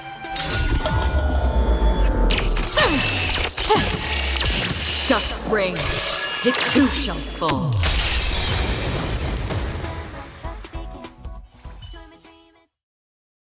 No one can restrain you anymore. You are free. Thus concludes the first act. Amidst a raging war, the frontier prison headed toward becoming Land of the Exiles. This must be how Penacony was constructed. With the aid of outsiders, the prisoners were finally liberated and established the Land of the Exiles. However, it appears that Sunday aims to convey the spiritual plight of the prisoners more than the physical aspects of imprisonment. This show is a bit too literary for my taste. Uh-huh. But the battle part is quite easy to understand. Anyway, we've arrived at the exit. Let's go! Oh, Marsha's like, yeah, that's a lot of talking. So, on to the next one. Where are they guiding us this time?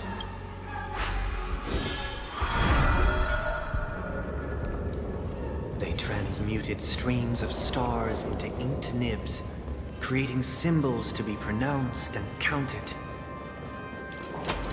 They molded stardust into flowing rivers, assigning the righteous upstream and the unjust downstream. Thus, all things were marked, and the world learned to discern between good and evil. Look! What in the hell is this? Okay. Lava lamp. On to the next one. Is it? He said this is where they which call, right? I don't remember. To fool. So we're fools. Who would've known? It's not like we knew Sparkle. Ode to Fool. This must be the second act. The surroundings are different from before. The stage decorations look a bit tidier now.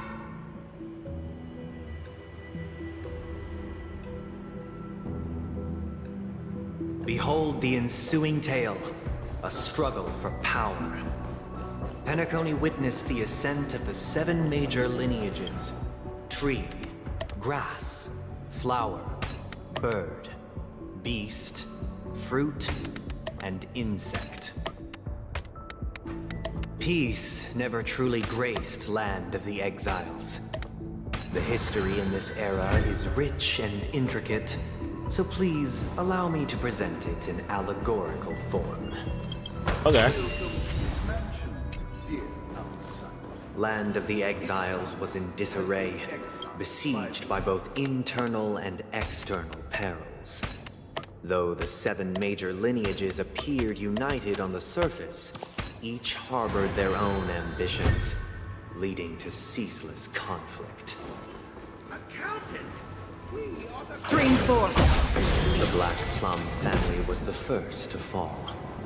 They withered away in the White Desert event, orchestrated by the Alfalfa family. My child, you did not serve the old master. The leader of the Alfalfa family sought to defect to the IPC, trading freedom for survival.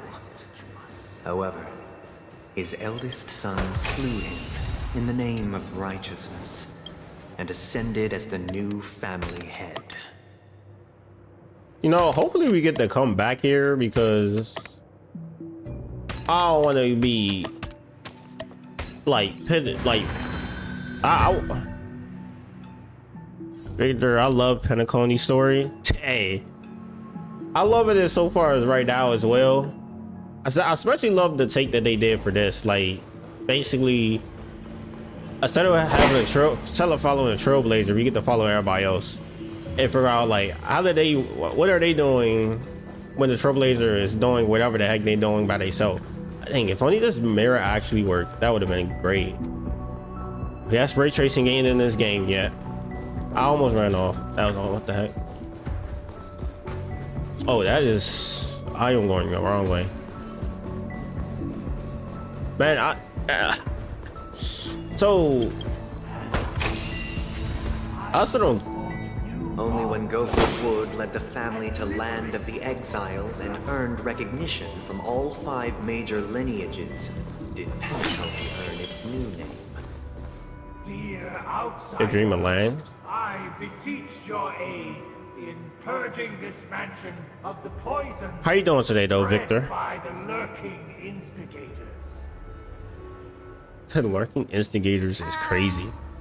You want us to help you? What do you need?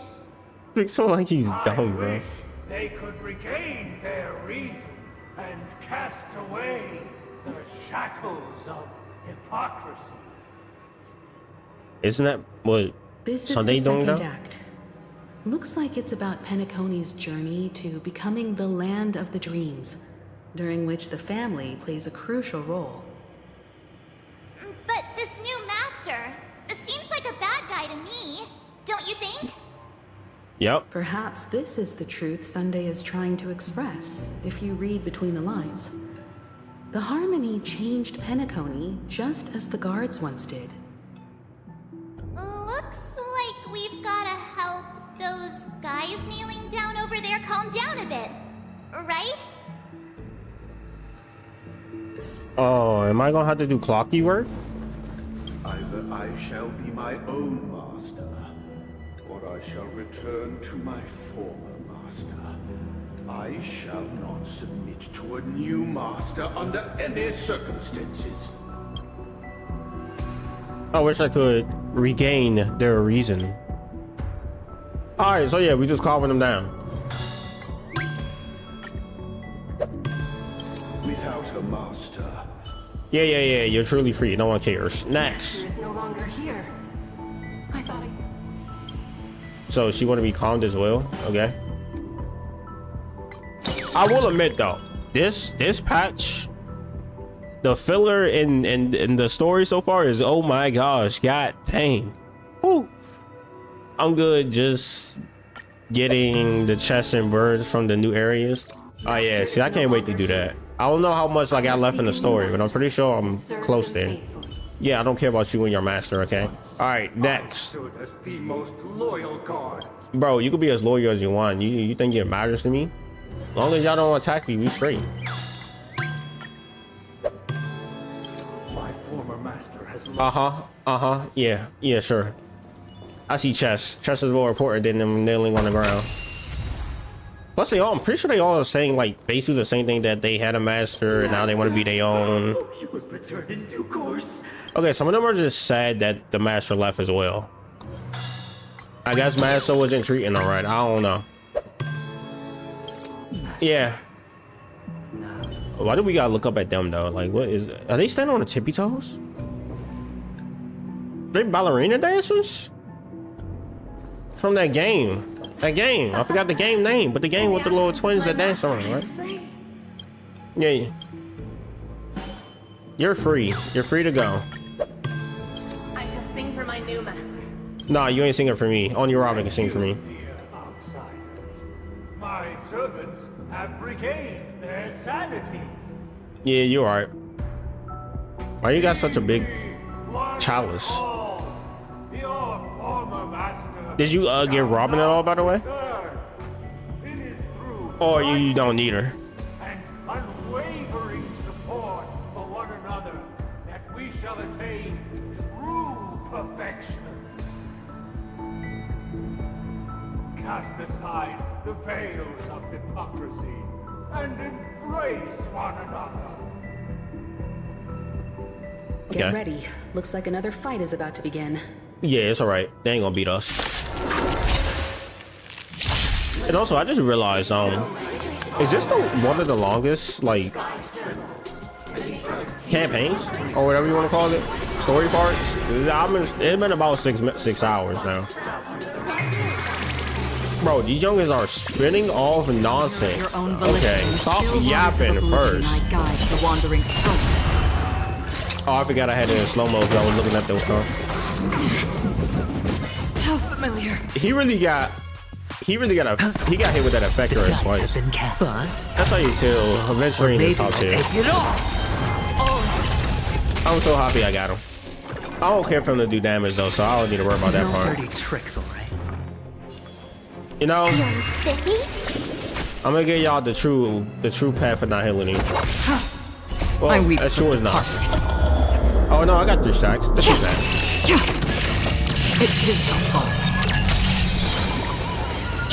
What the heck did he do? It's okay. It's okay. Did he just pour water on my rock? Oh no, heck no.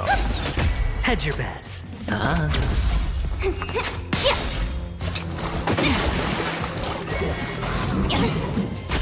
Free will, or was it destined for oblivion? Man almost got effector again, by the way. I just want to let that be known. I finally broke somebody with Robin, by the way. Let's go. We can get them on out of there. They remain but slaves till the very end, with the illusion of freedom. Thus concludes the second act. Amidst an illusory harmony, Land of the Exiles charted its course toward becoming the planet of festivities. This is how Penacony fell under the family's control. Since the arrival of the Harmony, the Land of the Exiles has undergone dramatic changes, not all of which have proven beneficial. This guy really loves dramatic scenes. Bet he comes from a whole lineage of stage performers.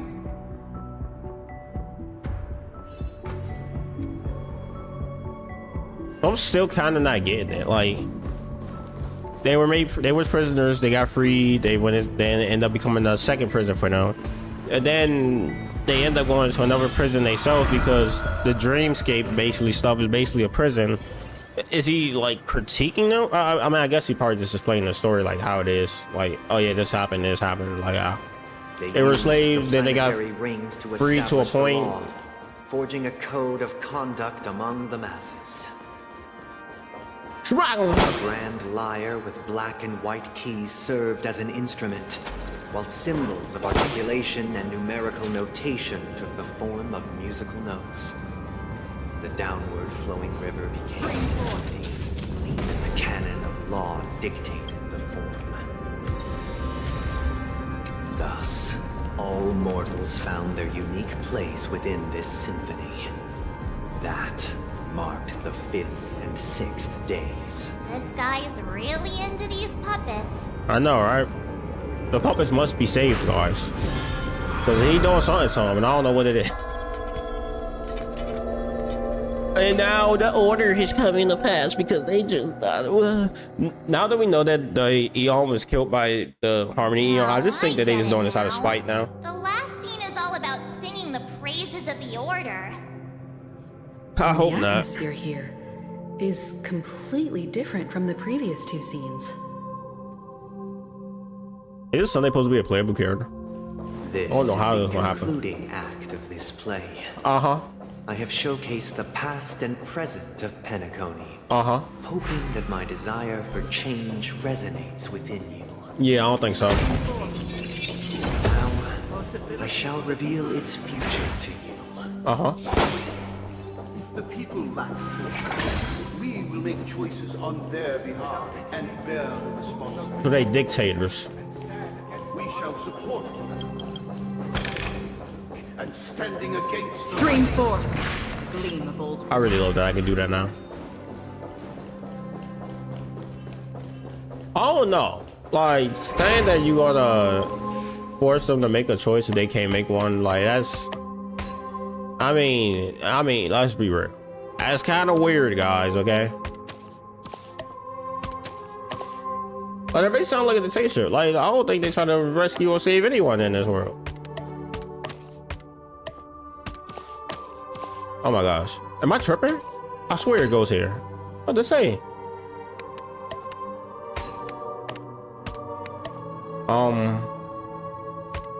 You go there. Wait, with that, I swear I thought I had another piece. This should go here. I see. Maybe somewhere like that. Yep, there you go. There you go. Where's our last piece? There we go. Challenge assimilated. Give me the goat ones. Why can't I get the goat ones? The goat ones should be here. Where are we going now? We're going backwards probably. Yeah, it looks like something here I gotta do.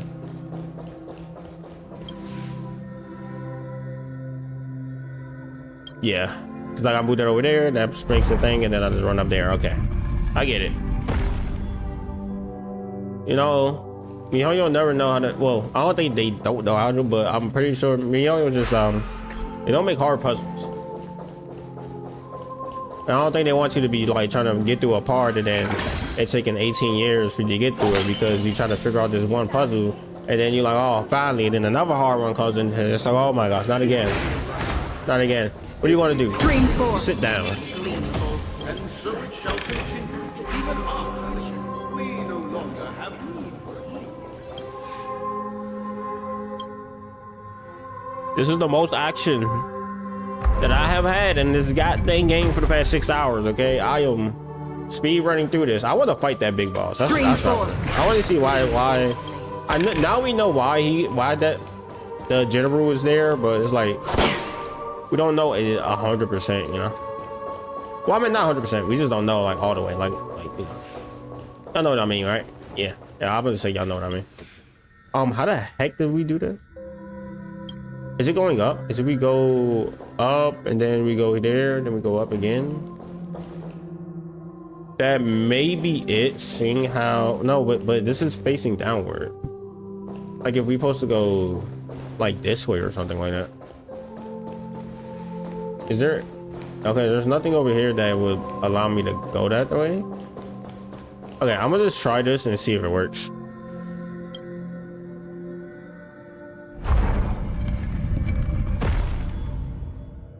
Is maybe something up here? Maybe we like go around type thing.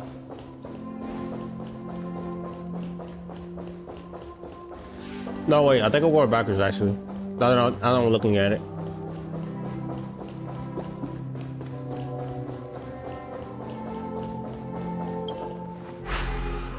Yeah, because I came here and then that's when I like. Okay, yeah, I'm definitely was going backwards. I need to click this.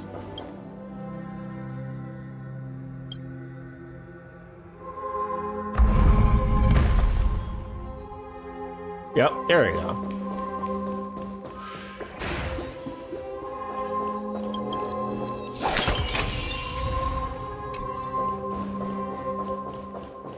Dang, look at the cheek. Hey, aren't we supposed to kick off a short story and have a fight here just like we did in the previous acts? Why aren't any of these puppets saying anything? I don't know. Perhaps we'll need to complete the story ourselves, just like we did before. So, do you think their mind needs tinkering or something? Oh, not again. Alright, let's tinker.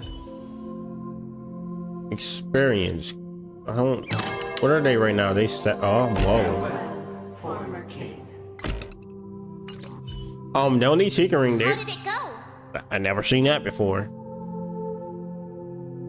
Will you try to get Firefly? I just want to know. Oh yeah, most definitely. I'm most definitely trying to get. We'll try to get Firefly. 100%. Now. Change them?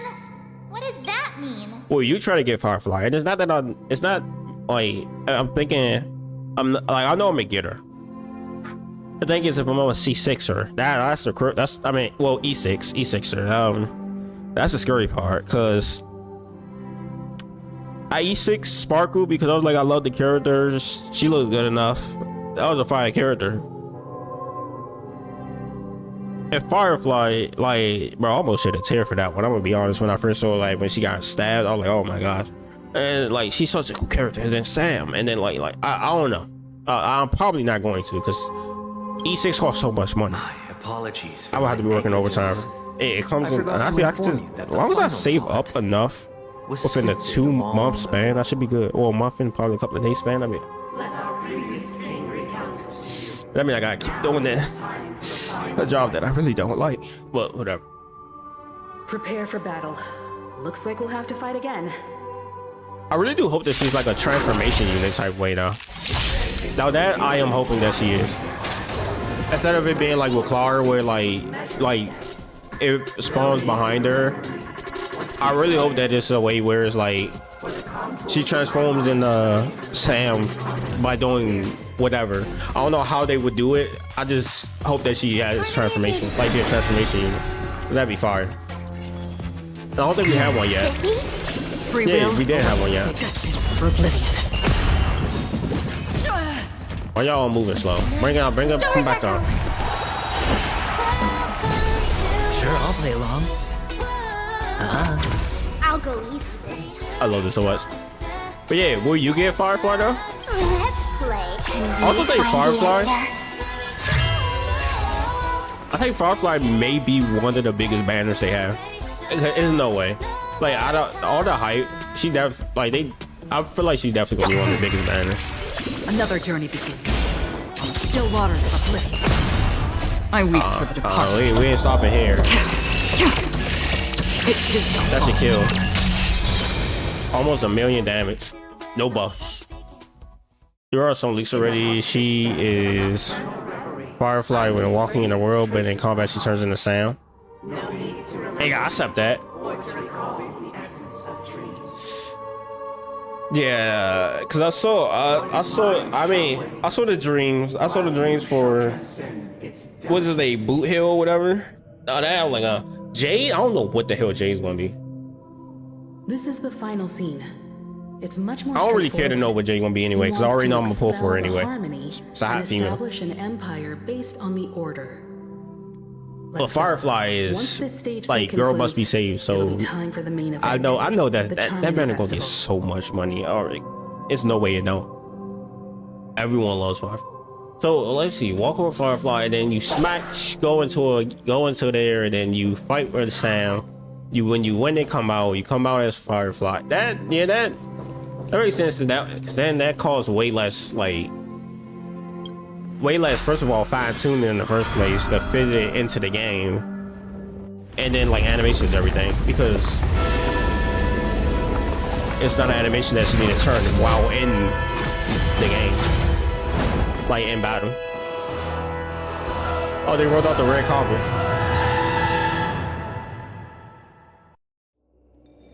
One system hour and 2 calamity. The world with me. I'm at Charmony Festival. Same thing, to be honest. Things in the heavens and on earth.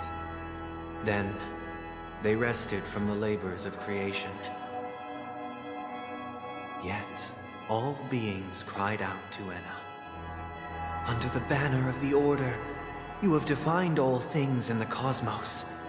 But this made us realize that we are but puppets in your hands. Thus, on that day, all beings united and cast the Eon into the abyss of oblivion. This Grand Theater looks totally different. Is this the power of the Order? Everyone, get ready. This could be a tough battle.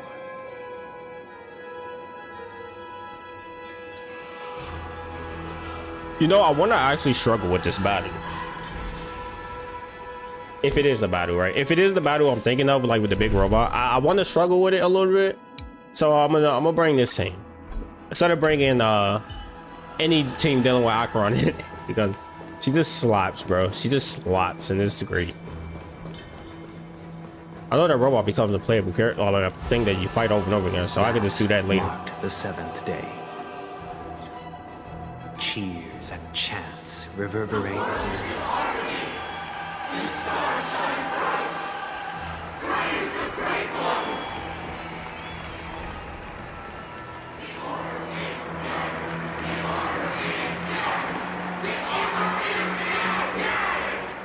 Brother, what are you doing? Look, there he is! That concludes everything related to the Order. What are your reflections on this, my dear guests? That you're a psychopath? Nevertheless, this is but a trivial blip in the annals of galactic history. What truly matters is the course this river shall take in the days to come. You've arrived at the perfect moment. The Charmony Festival is about to commence, and it would be a shame if you were absent for the Harmony's prologue. Allow me to extend my warmest welcome once more. Welcome to Penacony Theater, the very core of the Sweet Dream, the abode of the Stellaron, the grand stage of the Charmony Festival. Uh-huh. And the very place where the future of Penacony shall be determined through conflict. Maybe I shouldn't have did what I did. Well, whatever. And the very place where your schemes get smashed into smithereens. We're going with this. I don't see anything else. We're going with this. We're rhyming out here now, boys. Your unwavering faith in the Trailblaze is truly impressive. Yeah, your faith is True goodness is can dumb. only be achieved through faith. Allow me to point out that falling into a permanent slumber is not happiness. Yeah. Especially when That's- those people are driven by that's literally someone prison. else's will in their sleep. That you can't come back from. Do you still believe that the Order only seeks to control the universe as their puppet? That's what it looked like. No matter how perfect your vision of paradise may be, a cage remains a cage. People will never achieve true happiness in a world like that. They would just be toys for the Eon. Yep. It seems you have misunderstood my intentions. Allow me to clarify. My desire is not to resurrect a fallen Eon, or become one myself. My sole objective is to create a paradise free from Eons, where the Order ensures the dignity and happiness of all humanity. A paradise exclusive to us human beings. That's not the case. If people are to live with dignity, there must be nothing and no one above them. In your so-called Yeah, paradise, even regular man you can't would be figure it the out. one reigning supreme. Looks like we won't be able to convince each other. Now that our conflict has been destined, let's unveil our paths and reveal to the universe the true path. However, before the prelude to the future begins, please take a moment to ponder the questions I've posed. Is darkness equal to daylight? Are sinners equal to the righteous? If you are born weak, which god should you turn to for solace?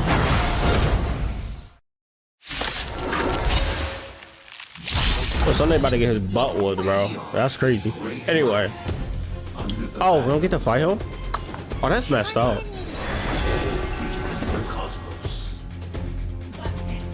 Bro, what is this man yapping on about, bro? There's no point in wasting one yet.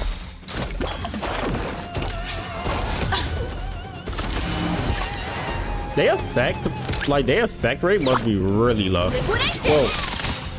It is also getting, like, our effectiveness is also getting boosted up. Okay, let me turn this down a little bit. I figured that in combat, everything is like 80 times louder. That should be good enough. All right, let's pop this. I already smacked her thing once, so she could just go like that, and then now I can start doing this. SAS per key. Knowledge, the measure of truth and falsehood.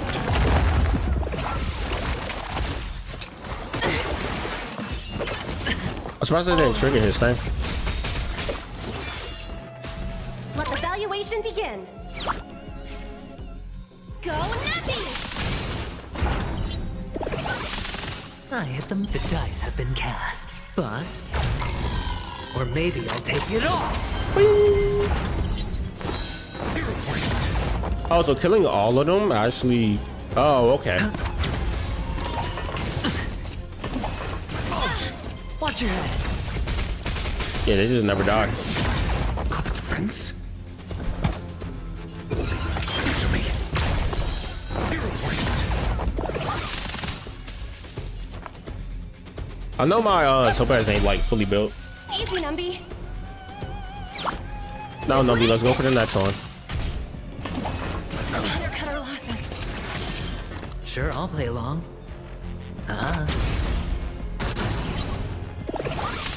Got the defense.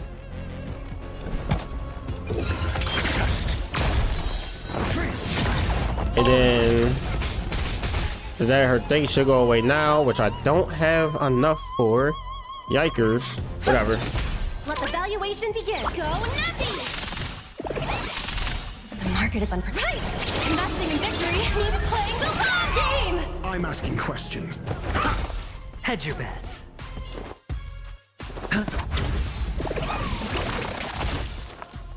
Harmony and unison. Easy, Numby. We just gonna keep going over and over again, I think.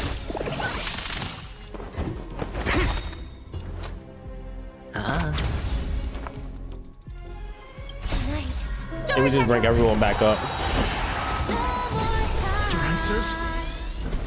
Oh, it does continue this time. I think. 0 points.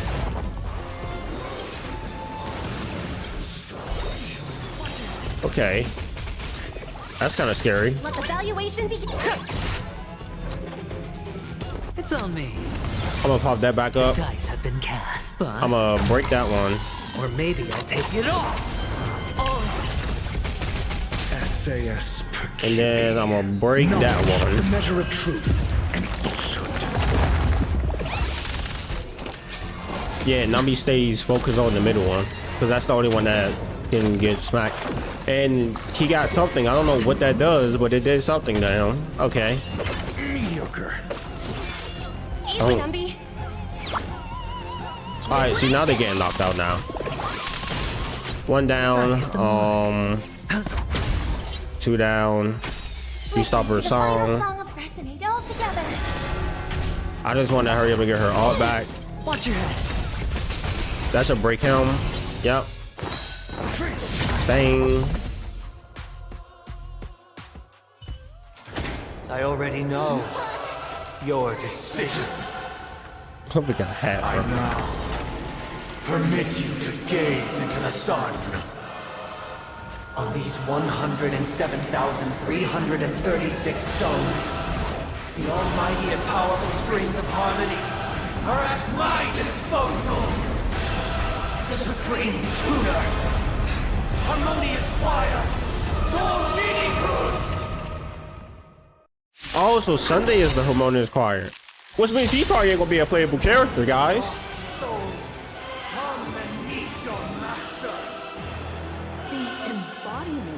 Every time you break a layer of the something, you gain a serial collective. So you probably wouldn't need a shield character, huh?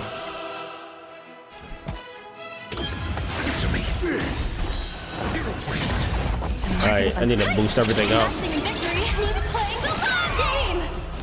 Yep, we're playing the long game. This may be actually easy since it's like the first time we're doing this. Souls shall embrace. Doors echo. I should have did that way later. That's when me that I messed it up. I don't think I even need to use the veteran skill right now. Easy, Numby. Go, Numby!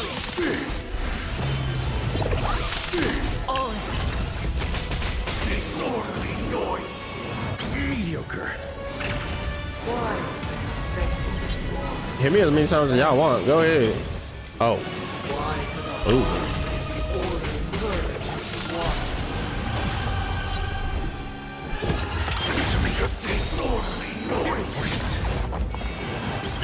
SAS knowledge, the measure of truth and falsehood.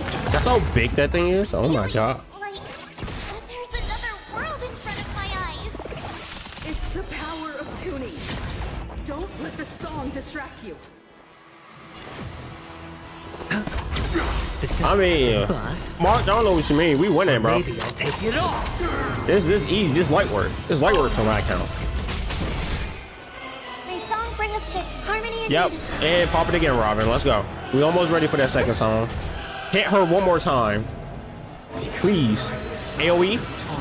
Oh, dang it. Not an AoE. Yeah, there we go. That's what I'm looking for. And we're bringing them all back up again.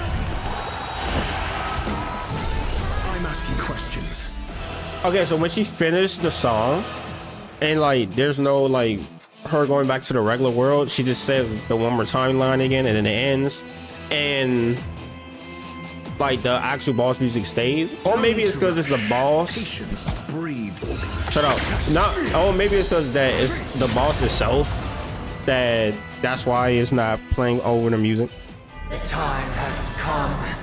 Creation will be reborn from the remains of the gods. And they go down.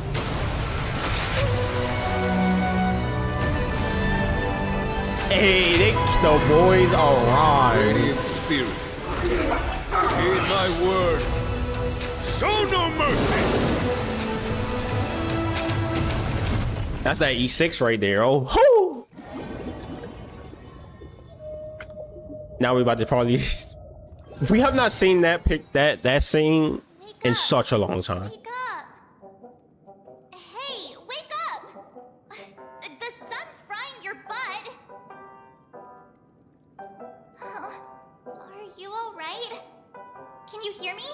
Do you remember your name? I don't remember anything. What does that line sound familiar? Did I shoot the sun out of the sky? Kind of. It was General Qing Yuan who helped us shoot it down. I wish that scene would last a little bit longer. Do you remember what happened just now?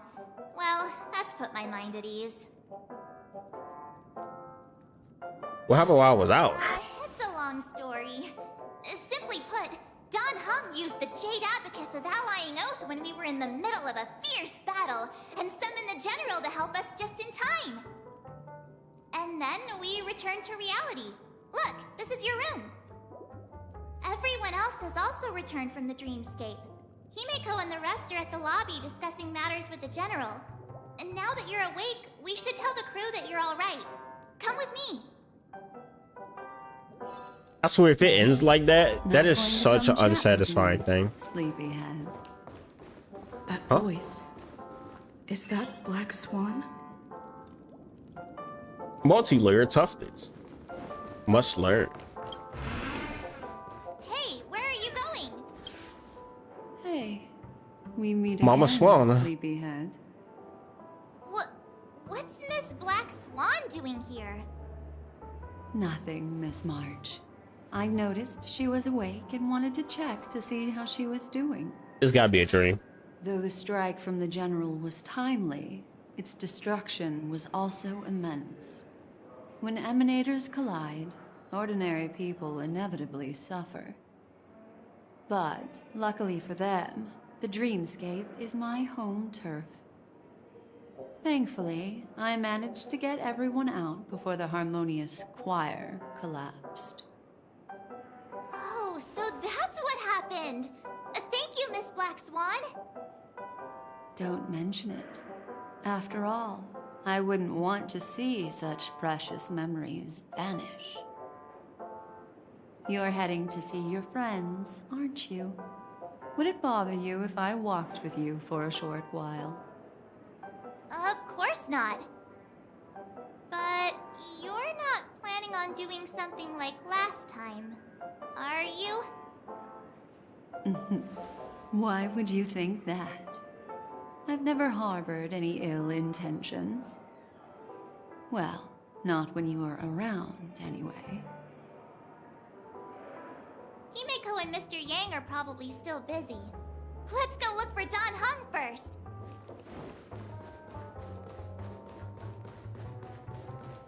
There's no way this is reality. Like, there's no way they made it end that quick, right? Look, you still talking to that cowboy. You're awake. How do you feel? Well, fork me. You must be that Stellaron you're talking about.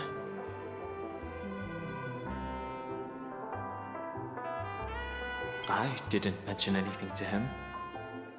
Partner, you got it all wrong. I heard it straight from the memo keeper. Allow me to introduce him to you. This is Boot Hill, a Galaxy Ranger. During our pursuit of a certain person, we crossed paths and just so happened to uncover a shocking plot being concocted by Mr. Sunday. Which is why we sought you out, to help the Astral Express save the world together. No need for thanks. The Galaxy Ranger's principle is correct every injustice one sees. That's how you lot in the Xianzhou put it, right, Don Hung? More or less. Wait, hold on a sec. This is the first time I'm hearing about this certain person. Who are you chasing? And why would that lead you to the Express? Good question. It's, who was it again? Don Hung. You remember? Wait, you don't remember? Ain't it? I just can't seem to recall. Wait, so Weird. his memory was wiped? Hasn't registered any malfunctions. I can't seem to remember either. So did that memory get wiped from Acheron? What's going on? Heck, forget about it. If it slipped all our minds, reckon that person was just a minor scoundrel. Unimportant. Ain't gonna stop us from piecing together the You see the white memories?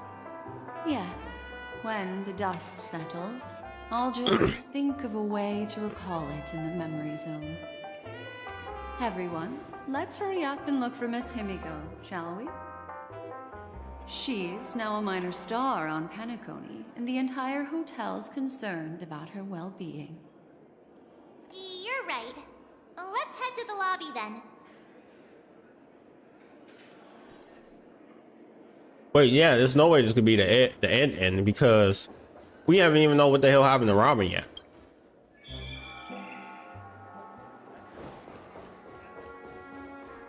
Look, they're with the... That's all right. In these times of conflict for the sake of utmost safety, it is only right that the Alliance steps forward to mediate on behalf of the Astral Express. We must not allow you to take unnecessary risks. Furthermore, despite the IPC's eagerness for success, it prioritizes peace above all. And the family, trapped though it may be, professes a desire for harmony. The Alliance has always won people over with reason. I firmly believe both parties can indeed put aside their differences and come to a peaceful agreement. The General possesses a deep understanding of the greater good.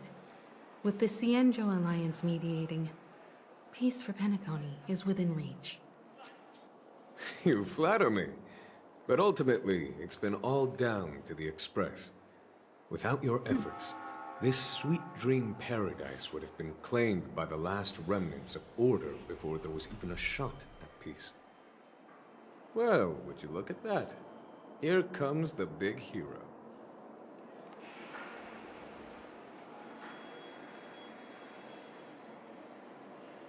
Let me guess, you were thinking about me again? If it isn't the galactic baseballer, a hero with unparalleled insight. Are you okay? I heard you couldn't wake up. Are you feeling unwell? Don't worry, Mr. Yang. There's nothing wrong with her. She practically burned through a lifetime's worth of jokes on the way here. What about you, Mr. Yang? I heard that even Miss Robin wasn't spared. And that guy locked you both up. It's a long story. But at least Mr. Sunday took it easy on us. He used an ability called tuning to connect our consciousnesses with his. In other words, he imprisoned us within his consciousness. Thanks to General Jing Yuan's destruction of the Harmonious Choir, we were able to escape. He used that tuning on us too. Does that mean that we were almost imprisoned as well? I can confidently say now, he was truly after a fair fight with us. Had he wanted, he could have easily taken us down, without so much as lifting a finger. Speaking of the Oak family head, where is he now? It's complicated, but in a nutshell, he's now the former Oak family head. The IPC has named him the key figure in the family's Penacony split, citing a threat to cosmic peace. He must represent the family and answer for the unrest caused. His trial is set to take place at Pier Point. The family quickly labeled him and the remnants of the Order as enemies, declaring the turmoil an internal rebellion. This move effectively barred the IPC from intervening in family affairs on both moral and rational grounds. Everyone really has their own agenda, after all. Then, what's going to happen to Miss Robin? She and Sunday won't be able to deny their involvement in the Charmony Festival. They're siblings, after all. Why the sigh, General? I can only say that this incident is an unexpected mess for the girl. The Alliance will try to persuade the family to consider this matter carefully during mediation. It's time, everyone. The IPC's key members and I have agreed to consult one another before the upcoming negotiation. Do any of you wish to sit in? Given the General's invitation and the matter's significance to the universe, the crew will naturally accept. However, if the IPC has any reservations... Why, of course you're welcome. They've mentioned that your team is a trusted ally of the IPC in Penacony, so there's no reason not to welcome you. Besides, if there can be reliable observers from the Astral Express present, discussions will go more smoothly. So, what do you all think? Well then, we shall oblige. I'm kind of allergic to those types of situations. I think I'll just head back to my room and start packing. Not to worry. Himiko and I will take care of things. I'm afraid I'll also have to return to the Express first. The conductor is worried about us. It's best I go and explain the situation. Thank you. What about you? Will you join Welt and me? Or have you got other plans? I'll go with Miss Himiko. I have to help March Packers. Don't know why, but something I only have one real option here. Great. Although I'm not too sure of the reason, the representatives from the IPC have insisted on her presence. So we would have to stay anyway. Follow me, please. The negotiation will commence at the hotel lobby. Everyone, please follow me. Wait, we're above the hotel lobby? What the heck? I didn't know we can get up there, I'm gonna be honest. Mr. Aventurine and Miss Topaz are here too. Yo, Aventurine's fine. The Intelligentsia Guild's Dr. Ratio. This assembly is quite something. It's been a while, my Astral Express friends. I would also extend my sincere thanks to you, General of the Luofu. The presence of everyone here assures that the talks will likely reach a conclusion that satisfies all sides. Oh. Looks like everyone has come with expectations. Care to share? Of course. Topaz, if you please. Sure, leave it to me. In summary, it's good news. After much deliberation from the Strategic Investment Department's Council, the absolute majority of members have agreed to the following resolutions. In light of long-term considerations for interastral peace, and by authority of Pierpoint HQ, the Strategic Investment Department, on behalf of the Interastral Peace Corporation, will permanently relinquish its claim on Penacony sovereignty and offer unconditional support of the family's rebuilding efforts on Penacony. Now that's something. So the IPC does see the big picture, huh? All in the name of peace. That's our motto. Yeah, I feel like there's something else about that. Has the IPC finished sharing all its thoughts? Then it's our turn. The Guild, much like the Genius Society, has taken a keen interest in the recent calamity in Penacony. Ultimately, both parties have agreed to a comprehensive collaboration, offering technical support for the reconstruction of Penacony. The floor is yours for the finer points, Mr. Squillam. Enlighten us, please. Organic life's unrelenting search to understand the realm of inner spirituality is something I both admire and envy. Inorganic life has no mechanism to evoke dreams. But when my mechanical impulses are activated, my inspiration circuits will start to operate, and I will enter a state defined as imagination. Every time, within the realm of imagination, there emerges a fire from the shadows. It is warm, bright.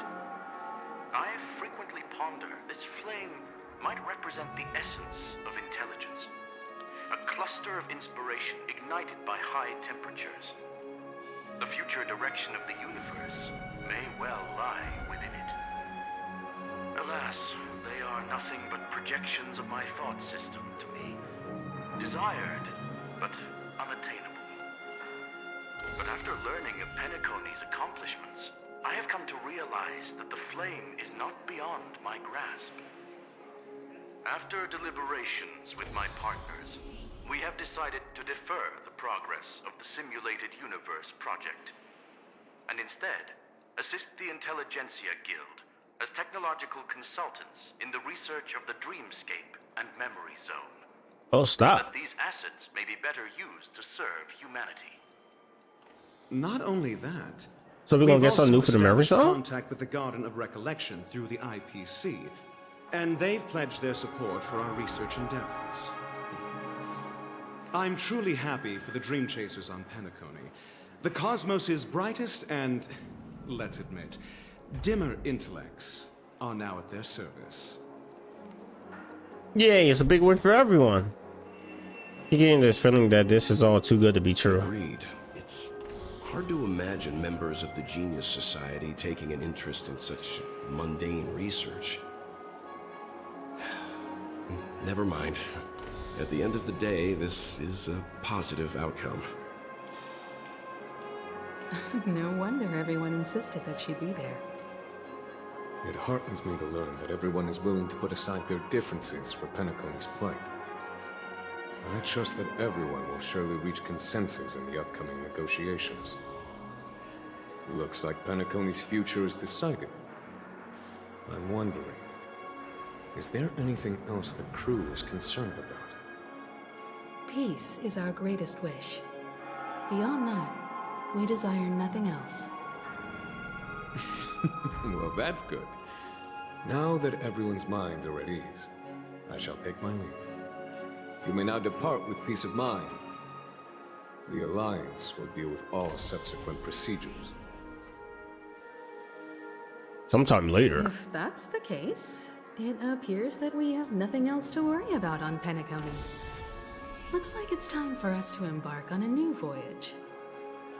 Sounds good to me. You two head back to the Express first. I'll pick up March and deal with the checkout procedure. Oh, also, Miss Black Swan, you have a matter to discuss with me, yes? Nothing escapes your attention, Miss Navigator. You've been with us this whole time, huh? In any case, she and I will be waiting for you in March on the Express. Let's go. Our time on Penacony has come to a fruitful end. Penacony's journey ends here. I guess it was pretty fruitful. I don't know why I don't believe this. It's like it ended so bleh, so flat. The navigation meeting is about to start. We're all waiting for you. Ahem. Looks like everyone's present. Let the navigation meeting commence then. This a meeting to decide our next stop? How we doing this? A show of hands. Hold your horses, cowboy. Imagine she becomes like the robot thing now. Decide. Black Swan, why are you still here? What is the what retardation are you guys doing here? Allow me to explain. Mr. Boothill and Miss Black Swan submitted a request to temporarily travel with the Express for their own personal reasons. As you all may know, the Astral Express never declines any passenger whose heart yearns for the distant stars. Therefore, they will be traveling with us for a while until they reach their destinations. Funny, we could have took Misha with us. Whoa, the Express is going to be much livelier now. But, Miss Black Swan, you better not use your memo keeper abilities to pull any pranks. Understood, Miss March. I promise you, you'll never see me in your room while you're taking a break. Don't! You're freaking me out. All right. Now Ow. everyone's met, everyone. We can continue our navigation meeting. Firstly, Pom-Pom wishes to thank everyone. If it weren't for you all unearthing the truth about Penacony, Pom-Pom would have never known where Mikhail and the rest had gone. What they had to go through was regrettable, but I reckon they all fulfilled their wishes. And it was thanks to all of you. Thank you, everyone. Now then, we come to the crux of this navigation meeting. We must decide on the Express's next stop. Let me introduce our current options.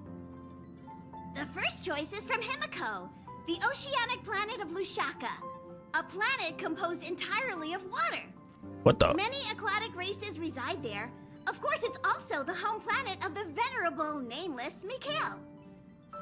The second choice is the agate world Melustanen, suggested by Welt. It's famed as one of the initial sites of the Stellaron disaster, and the place where the beauty Idrilla ascended. Today, it's celebrated as a planet of undying allure. The third choice is Edo Star, a planet nestled within a vast ion storm region, currently under assault by the Antimatter Legion. However, the distress signals from there have recently ceased, prompting the IPC's wish for us to check in on the situation. The last choice, courtesy of Black Swan, is the glass belt Petravia, a massive belt of asteroids that was turned to glass by the Lord Ravager Zephyro. Turned to glass? These days, it's apparently known to house one of the branches of the Morning Actors Troupe. Glass? March? Ooh, so many options. I'm seeing stars already. Next up, everyone will select the destination that they wish to visit.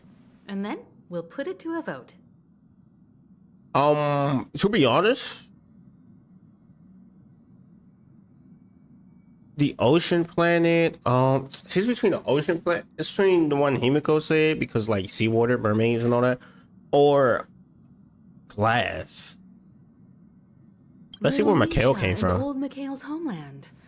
Having been through so much in Penacony, as an aspiring nameless, I do feel like the glass probably has something dealing with March though. Because March was still, I brought imagine that in planet glass. must have changed entirely after the Stellaron disaster. I've heard that its land masses no longer exist and the native population has completely changed. That takes my vote back. I'm not against Miss Himiko's choice, but Edo Star sounds like it's in danger. As nameless, should we not extend a helping hand? March is right. Though the fact that the distress signals have ceased means we're probably too late. But I still think we should investigate the situation there. Well, it looks like they already knew where they were going next. Votes for Lushaka, 2 for Edo. Looks like we have a winner! Next stop, Lushaka, the ocean planet. Then this navigation meeting is adjourned. I'll go check the warp jump coordinates. Everyone can catch up on some rest in the meantime. Lushaka. When it's time to make the jump, Pom-Pom will make an announcement. There's still some time before the jump. What I don't know should I do? why. I kind of feel like How about a chat? Over here. Oh, you're here. Seeing your reflection among the stars in the porthole really does seem somewhat surreal. How about it? This journey of beautiful dreams. Was it to your liking? what a roller coaster. It's just so speaky. I can feel your obvious excitement. That means your memories will also become even more beautiful. So, how about you hand that small parting gift back to me? I'm quite eager to have it back. Ooh, oh, I forgot she even gave us something. Oh?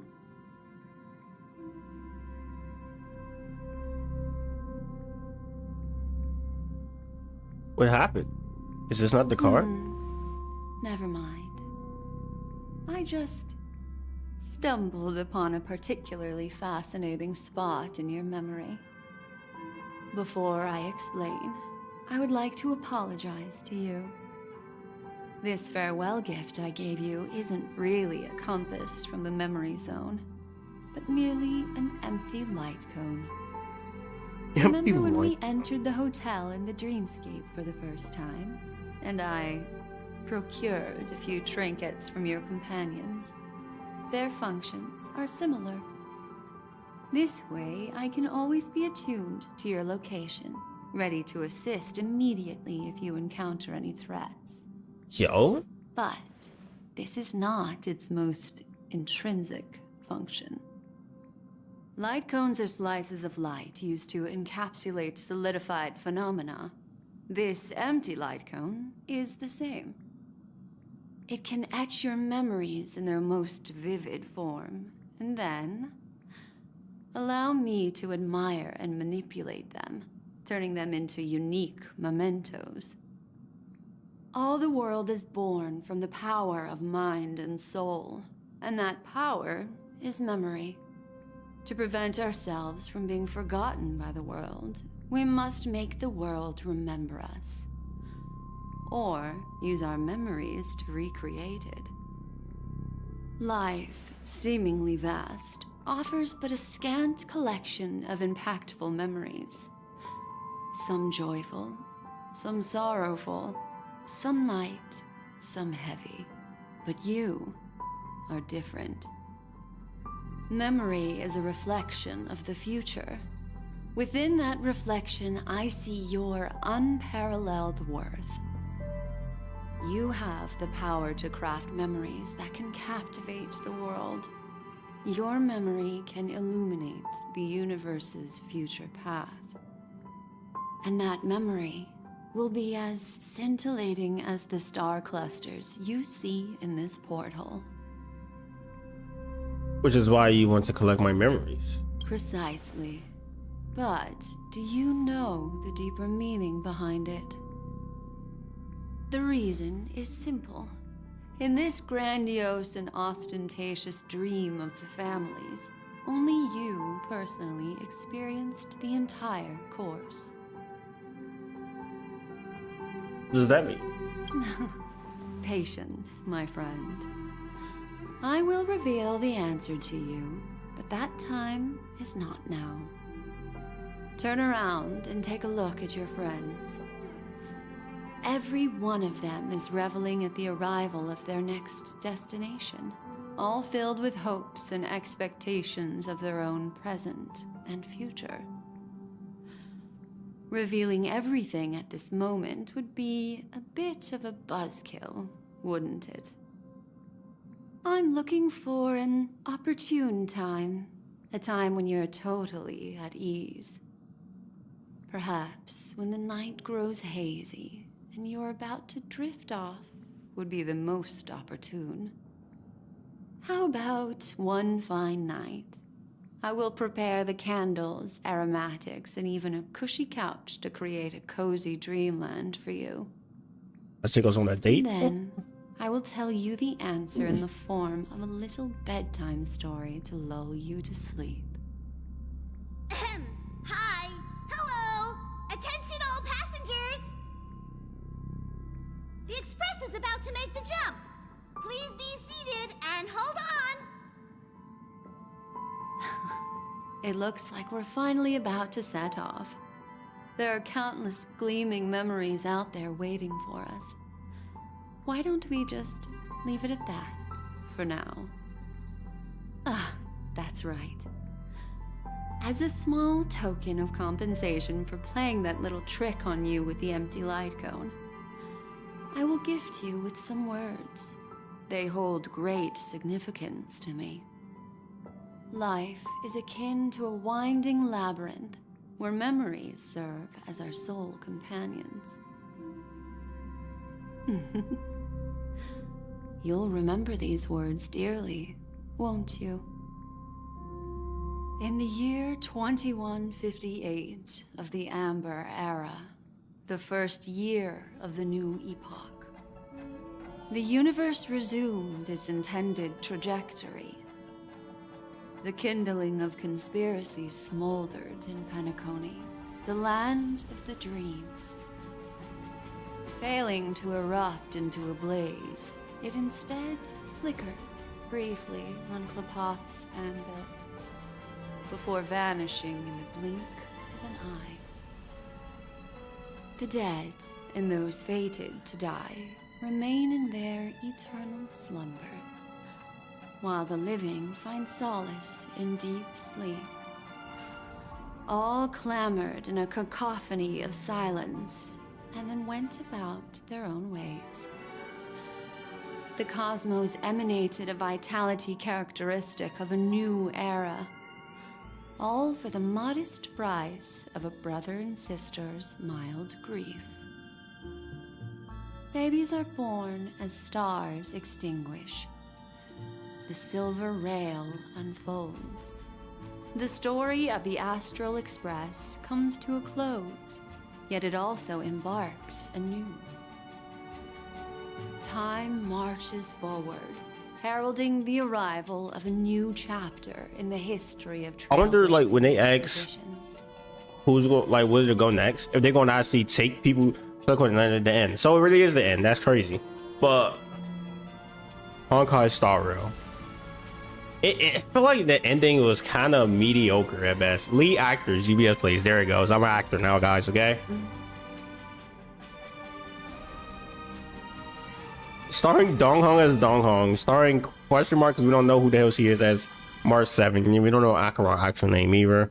Alright, lied. That's crazy. Anyway, Silverwood's cameo is a nuts.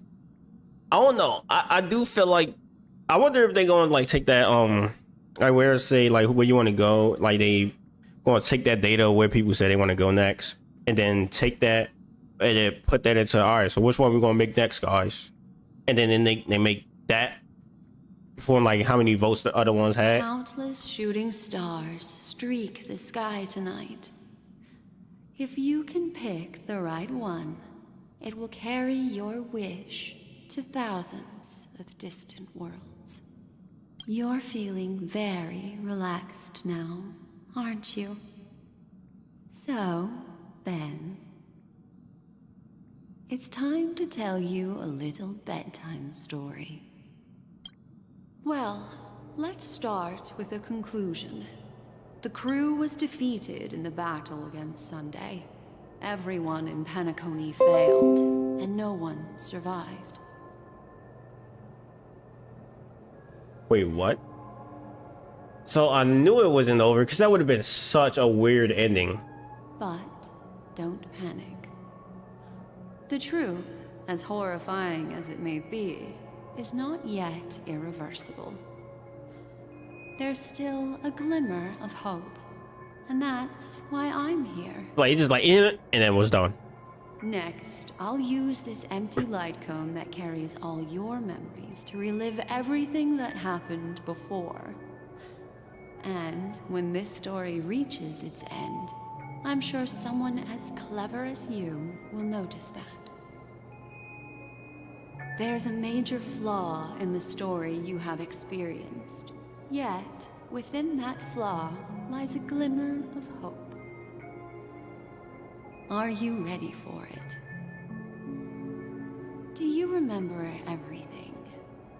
When the clock turned back, the Express started a warp jump, sending you to a strange dream.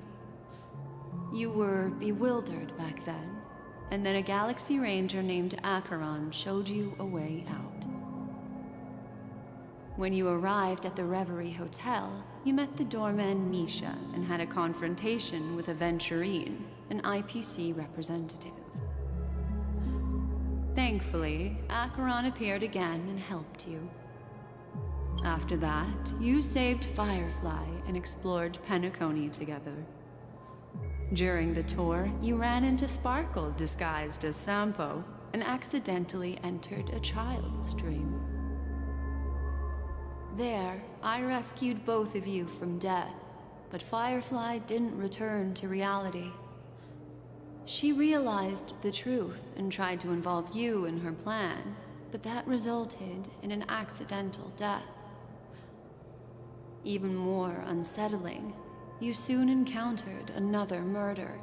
I feel like the story ain't over yet, guys. The 2 cases of death prompted you to investigate the truth behind the sweet dream. Despite your efforts to gather information about the 2 victims, you didn't make much progress. But you did learn about the Watchmaker from Gallagher. Meanwhile, Aventurine was secretly carrying out his scheme, in which you were one of the pawns. In the midst of a fierce battle, Acheron revealed her true identity as an emanator of the Nihility and unsheathed her sword.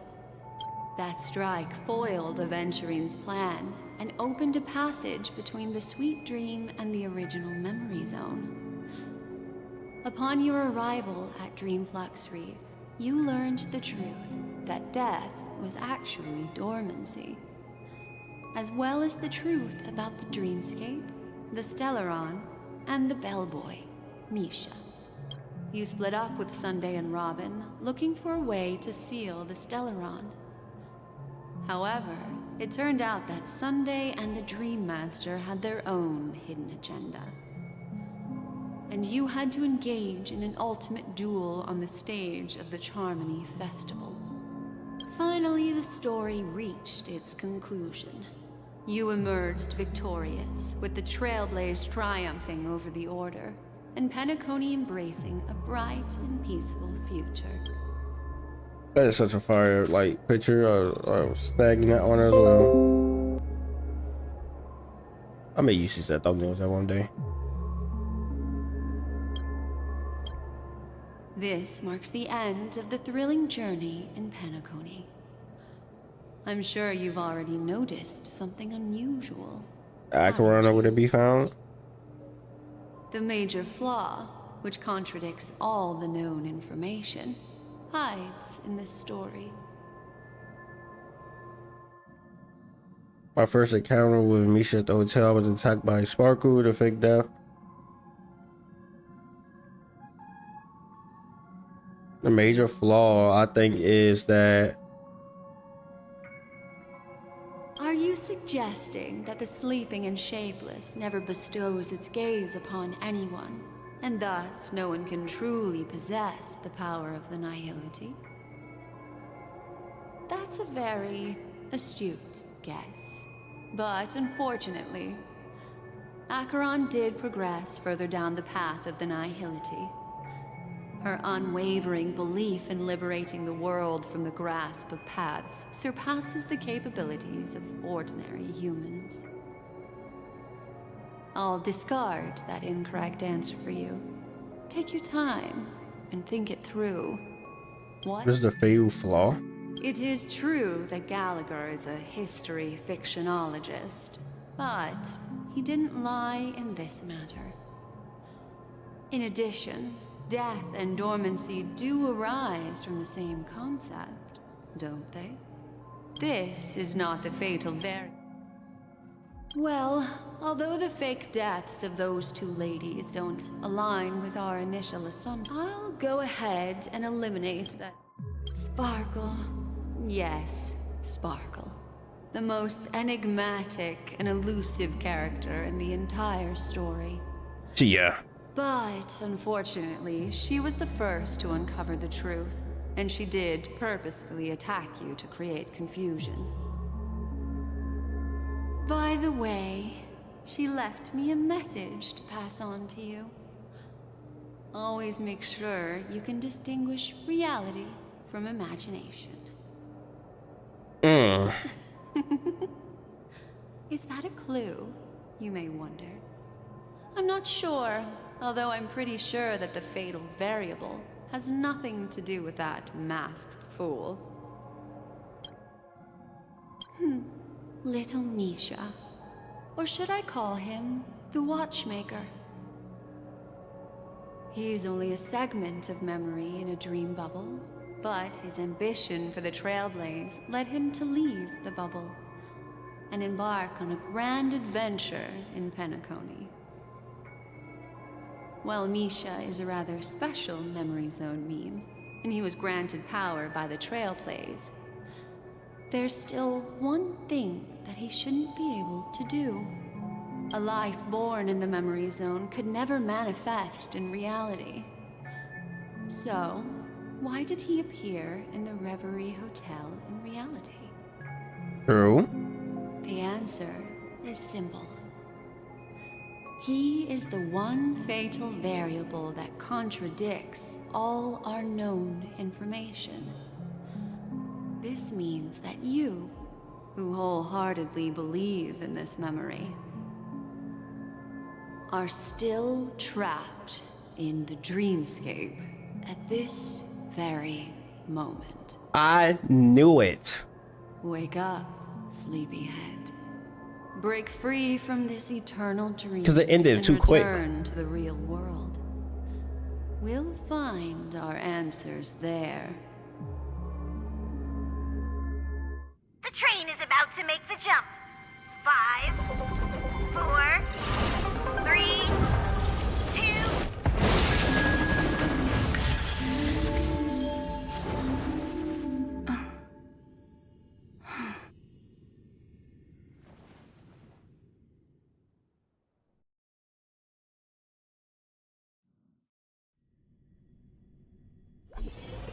I knew it couldn't be Dan because it ended too quick. It did way too quick. Not another one. Thank you so much, Black Swan. Finally, I can breathe a sigh of relief. What happened? I understand you must be confused, and we'll do our best to shed light on the situation. However, before that, it's essential to know that this place is the rift between dream and reality. A place reserved only for those who have awakened from Enna's dream. Do you remember Sunday's ambitious plan? He intended to harness the power of the Stellaron, the collective will of over 100,000 Oak family members, and the desires of everyone in Penacony to usurp the harmony and restore the order. Unfortunately, it didn't stop there. From the early days of our journey into Asdana, we were already affected by the Stellaron. That strange dreamscape where we met. Maybe it was a sign that your thoughts were beginning to drift away. If he put us in this, he basically tried to pull a Madara. That's crazy. Oh, this is just a dream? I don't think the goal of the Order was to put everyone into a deep sleep. Quite the contrary. They used the Stellaron to catalyze the leakage of Asdana's Memoria into the material world, allowing the dreamscape to blend with reality. And that included a lot of Memoria from the Beyond the Sky Choir. As time came and went, the dreams eventually became indistinguishable from reality, and reality became an illusion. People think they are awake, but their spirits have long since stepped into the Temple of Order. This is what makes Enna's dream so powerful. In this paradise governed by the Order, everyone indulges in their delightful dreams and lives happily ever after. I believe what you experienced in the sweet dream, except for that flaw, was real. Only in this way could you reach the destination, lifting the crisis in Penacony and embarking on your next trailblazing expedition. Wait, they saying everything we went to was a If it wasn't dream? for Acheron's plan, we might have been trapped in this dream forever. Fortunately, while the path of the Order governs all things, it can't affect the Nihility. I came to realize this when the Dream Master tried to expel me at any cost. This is also why you felt a sense of peculiarity when traveling with her. Well, I'm not as fortunate as she is. Even if I'm a memo keeper, I was still influenced by the power of the Order and fell into hallucinations. However, thanks to your memories, now we still have a chance to turn the tide. For mortals, even if they possess the great power of a path, they can't create a flawless world like gods do. That's why there was a flaw in your dream. In other words, once you have realized the world is not real, you'll have a chance to break free from the dream. The flaw in your dream lies within Misha, who could have never appeared in reality.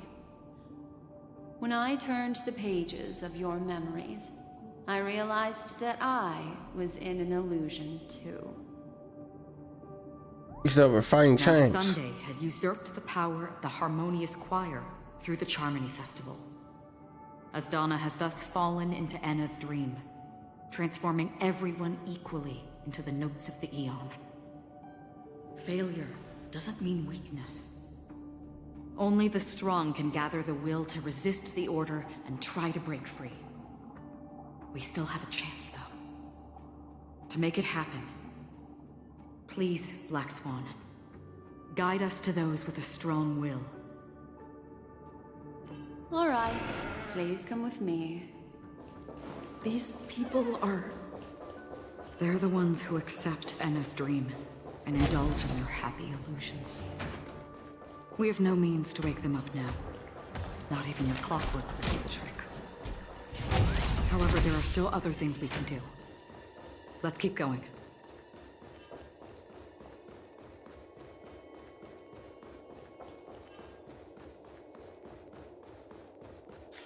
That's kind of crazy. So for what I'm getting right now, basically we've been in a dream this whole time and we are just waking up from it.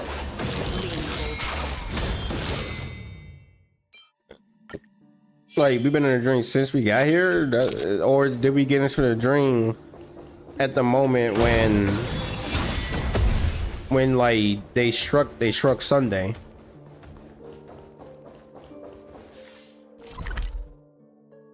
Where the hell am I supposed to go?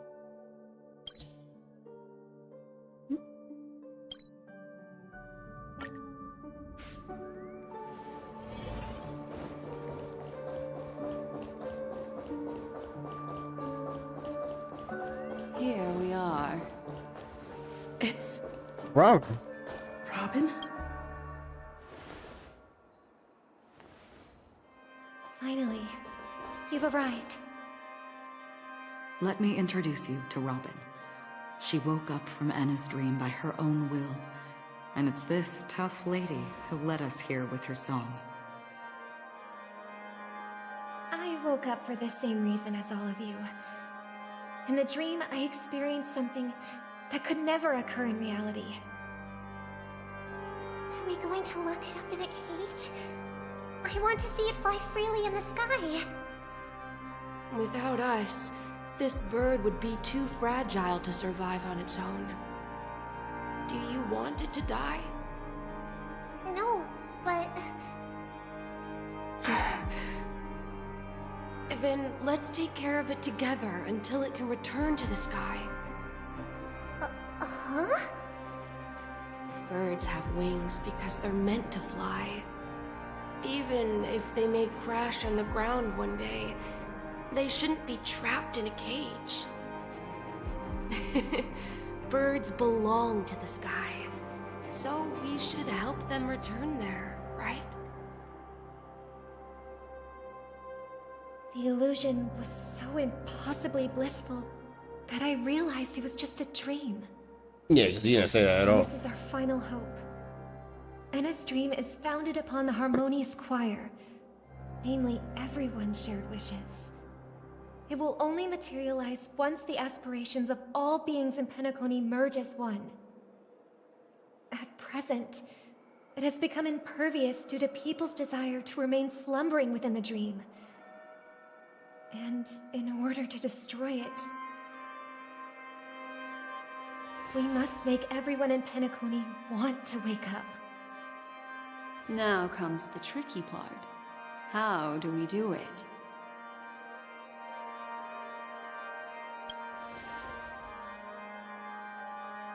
Humans yearning for sweet illusions borders on obsession, leading them to subconsciously resist the harsh reality.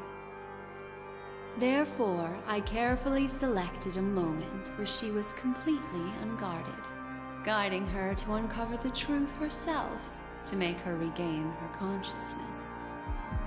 However, to wake up everyone in Penacony and get them to share the same determination, that would be nearly impossible. Indeed. I'm afraid it's almost as difficult as resurrecting an Eon. But we can't just stay here and do nothing. Hey, they woke up as well. This is a critical moment for the whole universe. Who cares about some dumb number? Thanks to Black Swan. You're welcome. And thanks to the memo keepers in Penacony, too. I believe your partners have also awakened from their dreams. This is the first step of our plan. With the assistance from the Garden of Recollection, those who possess a strong will, like you, will gradually awaken from the dream. These free wills are the discord that will sway Anna's dream. However, awakening a mere handful of individuals is insignificant compared to the vast number of people immersed in the dream.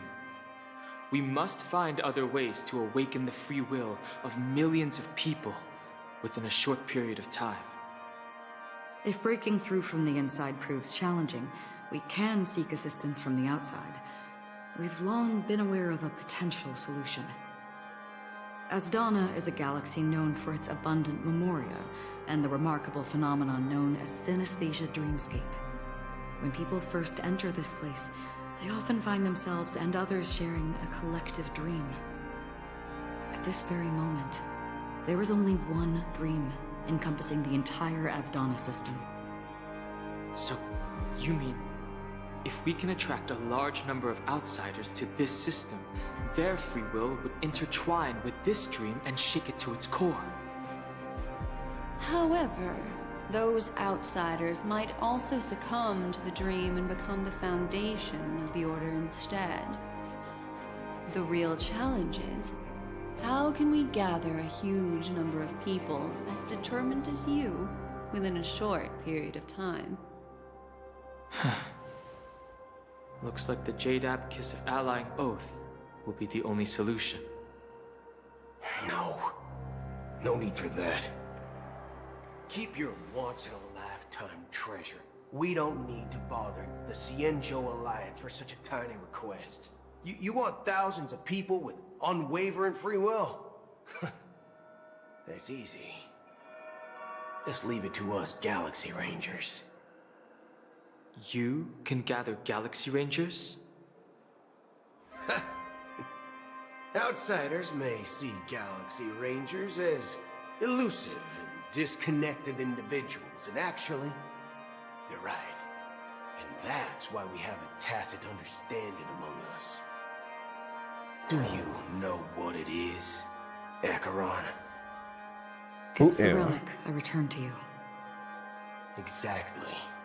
Its owner must have told you that it's meaningless to anyone other than a Galaxy Ranger, and that it can only fulfill its purpose when returned to its rightful owner. Because it's a burial artifact, worthy only of a hero who has served the Galaxy Rangers with honor. When its light illuminates the universe, it means the fall of a hero, and in the direction it falls, countless meteors will streak across the sky. Those meteors are Galaxy Rangers, coming from all corners of the cosmos, driven by a shared purpose. Okay, I like Buhel now. Questioning the cause or counting the cost, because we abide by a common principle. The shooting stars of the hunt only descend on the longest night, and with them comes the dawn. We've stayed silent for far too long. Now, it's time to remind all the cowards, oppressors, and villains of the universe of our presence. I'll be the one to ignite the first spark. Once the dreamscape is swayed, I'll complete the second step. I'll fine-tune the slumbering souls with the Song of the Harmony, interrupting them with the discord of Trailblaze, and guiding them towards reality. It's true that some people are born strong, and others are born weak. If the Trailblaze is the target of heroes, then the Harmony will guarantee that the strong help the weak. Only the people of Penacony themselves can be the saviors of their homeland. Their path of happiness should be forged by themselves. While I may not be a nameless, I'm willing to instill courage in all those who need it. This includes my brother as well. Anna's dream is too cruel for him and everyone else. Your plan sounds well conceived, but still, it appears somewhat idealistic and romantic. The flaws rooted in human nature can't be eradicated overnight. Do you believe these efforts alone are enough to convince everyone to choose the right path? I agree with you, Black Swan. That's why the most critical aspect of this plan is not to convince everyone to choose the right path, but to inspire them to save themselves. So, you're the key in the end, I assume? The Harmonious Choir possesses the power of an emanator. To overcome it, you'll need the same level of power. The final step in destroying the sweet dream will be my responsibility. That's a relief to hear. Now that our roles are assigned, let's get to our battlefields and pose a grand finale.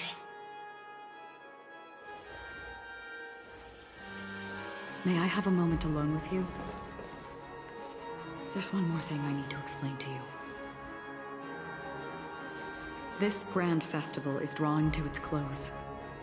This is the starting point for the ultimate stage of our journey.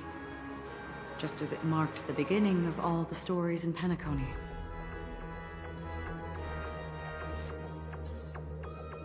Whatever we're facing, I'm prepared. I have faith in you. However, before we depart, there is one more thing I must tell you. There's something you should know. We were able to locate you within this boundless dream and find the key to breaking free from the dream. All because of one person's unwavering dedication. Firefly. She awakened from the dream ahead of others, discovered the Express amidst the stars, and brought us valuable information about the remnants of the Order. She may have been aided by the script, and it came at a cost. Huh? As you know, Firefly is a stowaway who entered the dreamscape in a different way from ours. Yeah. Without the dream pool in the hotel or assistance from the family, she can only awaken from this dream in one way. A real death. So that would be the third We death. mustn't fail her determination. I'm not implying that we must win this fight no matter what, but our resolve should match that of that courageous lady. Are you ready? Yes, I'm ready. Very well. Now, please close your eyes.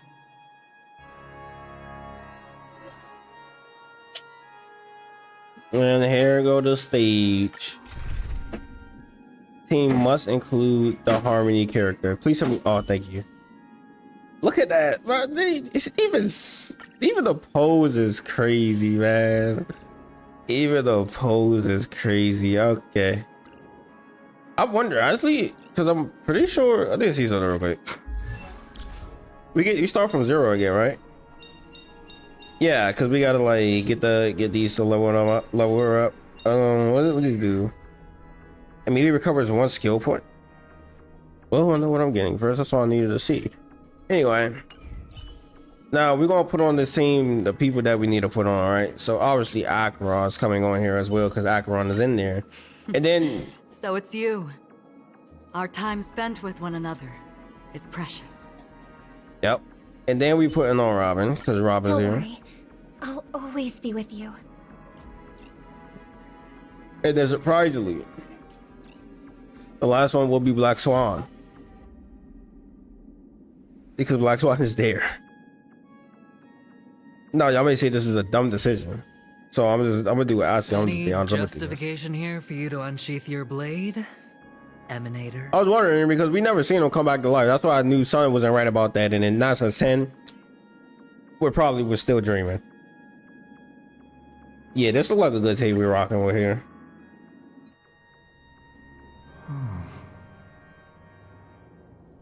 How long has this reign been ongoing?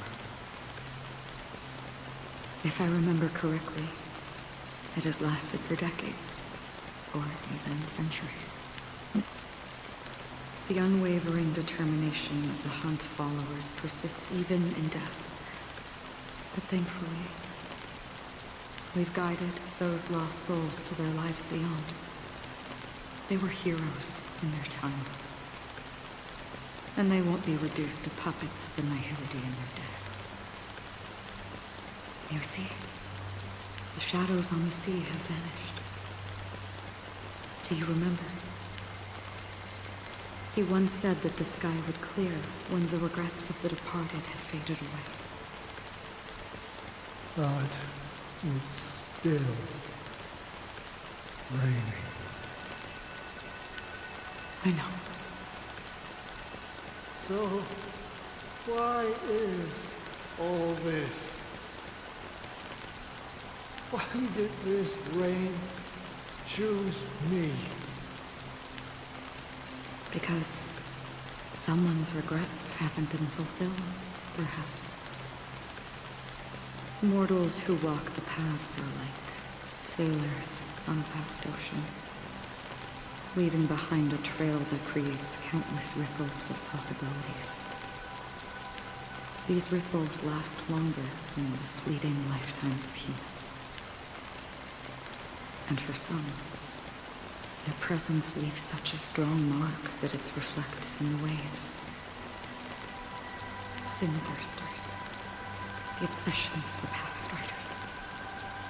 They emerge from the depths of Ix, seeing themselves as masters of their own destiny, unknowingly repeating the actions of their past lives. They emerge from the Nihility and head toward it, leading purposeless lives. However, these hollow phantoms, they have journeyed with me for such a long time.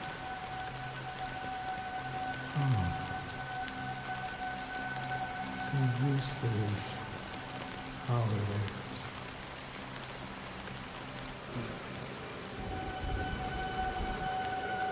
I'm already dead.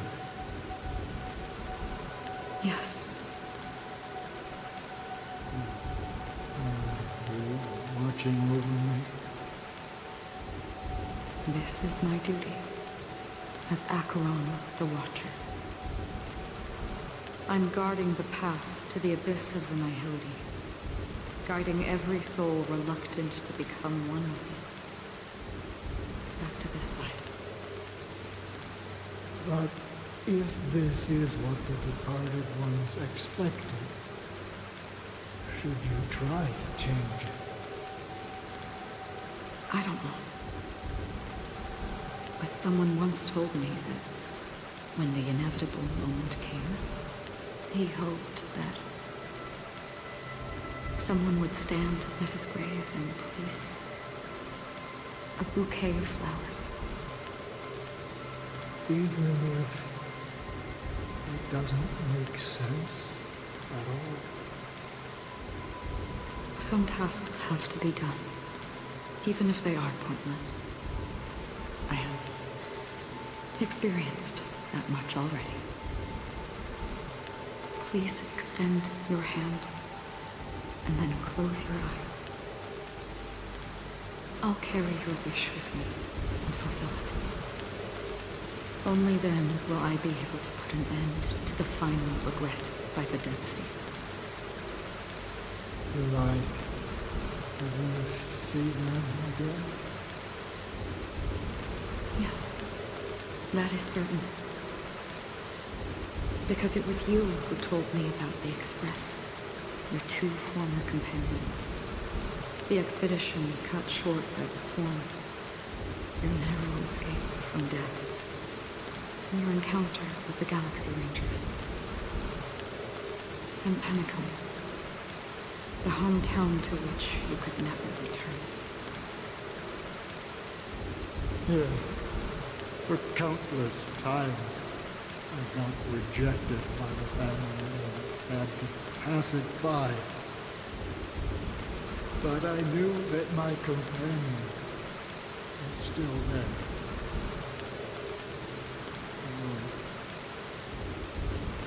Claire, are you still there?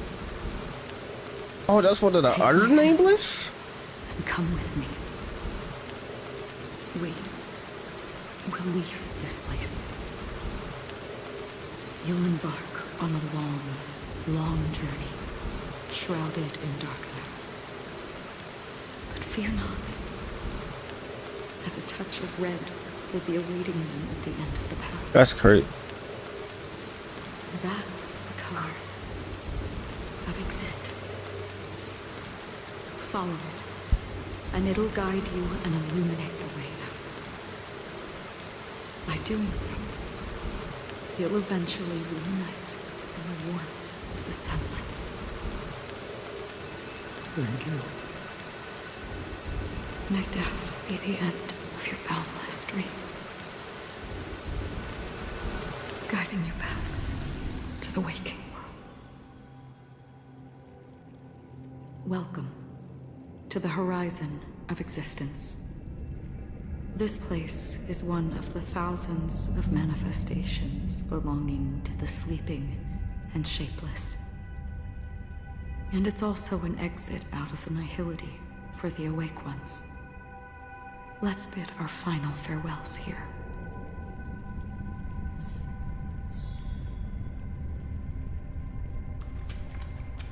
Say your final farewells to Akron? They won't even let me look. They won't even look up or down like when Venturine was in here. What the heck? Always distinguish between reality and imagination. All right, Greg. Life is akin to a winding labyrinth where memories serve. May your schemes be forever concealed. Anna's dream was too cruel for him and everyone else. To the imperfect tomorrow. I still remember the question on the invitation letter. Why? Why does life slumber? We don't know the answer yet, but we're about to awaken from this dream. Or perhaps such is the answer itself. Leave this place. Return to where you belong, and awaken Penacony from this dream.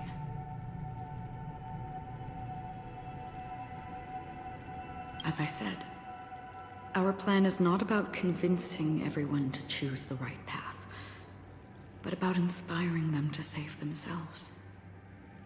So, when will people actively save themselves? The answer is when they are in desperate situations. Like a drowning individual in the deep sea. When one's body and mind bear immense pressure, agony, confusion, and despair will follow. I firmly believe that. The fragility of humankind often freezes them in their tracks. But in truly desperate situations, they will strive to save themselves. And now, Penacony has enough heroes to lead them forward. It's through this inherent, self-centered instinct that people exert their utmost effort, even when they know their struggle is fruitless. As absurd as it may seem, it's their resistance. As for now, it is time to guide them, not as a savior, but as a nameless among those mortals. In this way, you will reunite in the warmth of the sunlight. The rain is So she was talking to one of the nameless the whole time. Before we part, obviously we know he died. please allow me to ask a few final questions. So far, you have forged unbreakable bonds with numerous individuals and entities in the sweet dream. Might I ask if you fear severing these bonds with your own hands?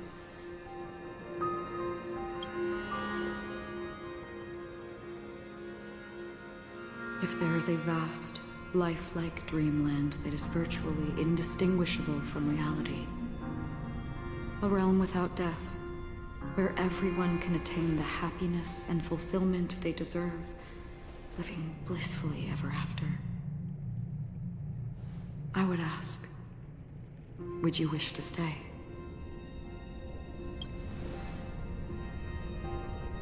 Imagine if this splendid dream were fated to fall apart.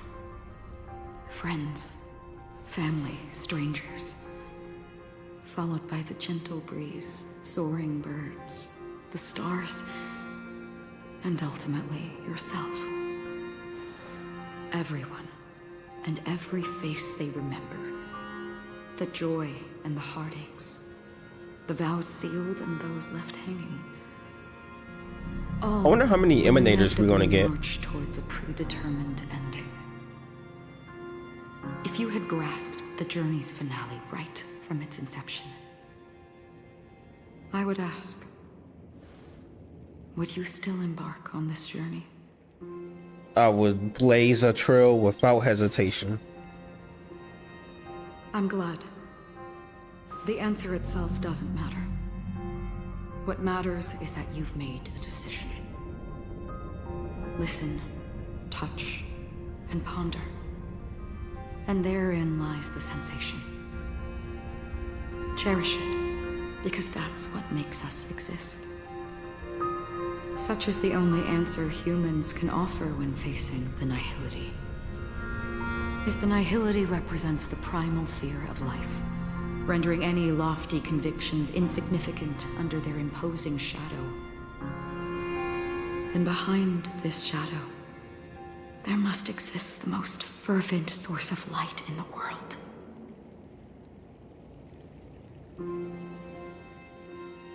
Just as every life that edges closer to death fervently approaches the end of the nihility, we must pursue that primordial light.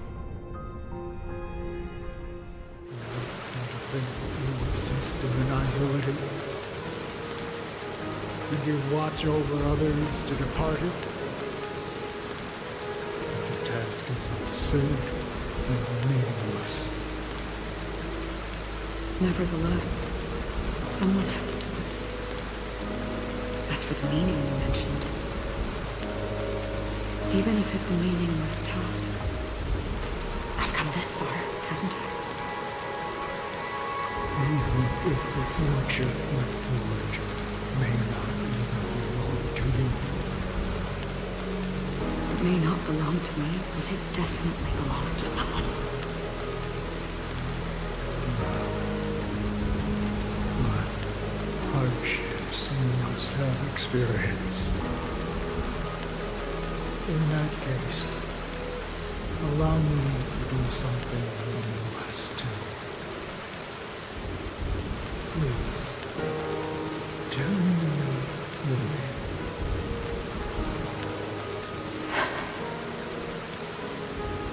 Perhaps my existence will vanish in the next moment. Nobody will remember this conversation or your answer. I believe that your name should be remembered. But this universe will remember it as well.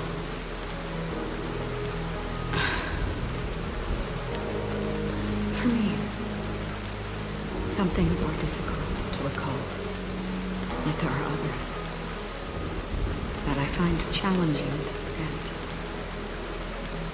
Such is memory, a creation of the past that blossoms into significance in the distant future.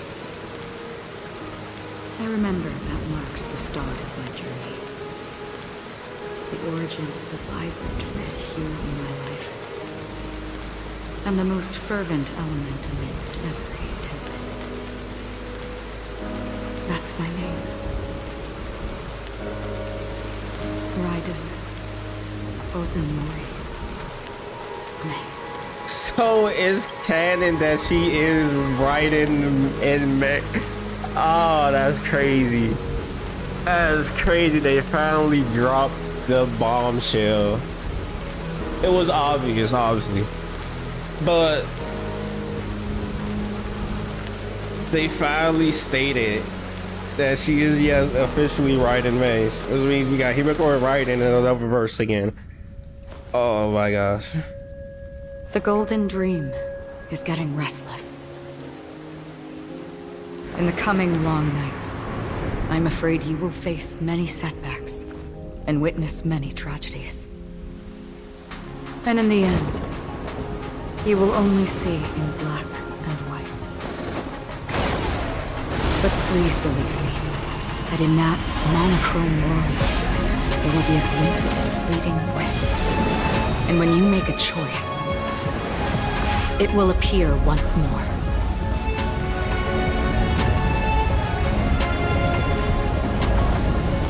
This is so fire.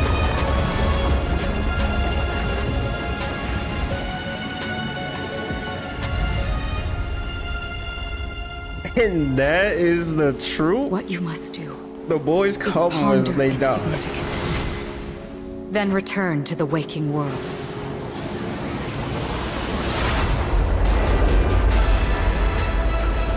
That's where we all find our answers.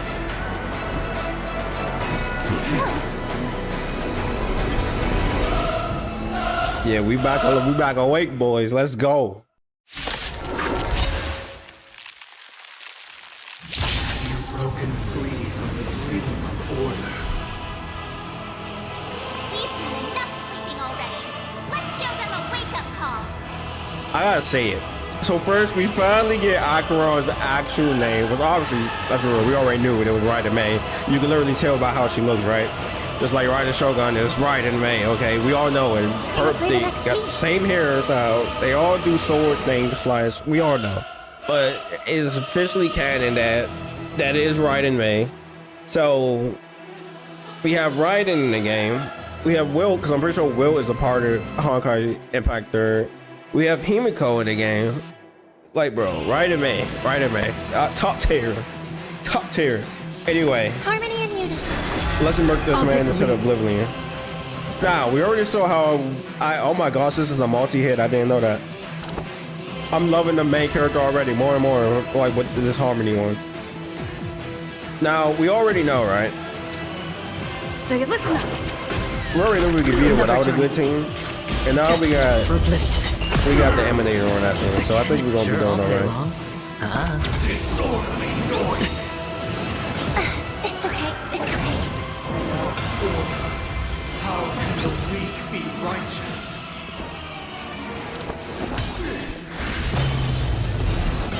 It's okay. I love what she just says it over and over again, by the way. Watch your head.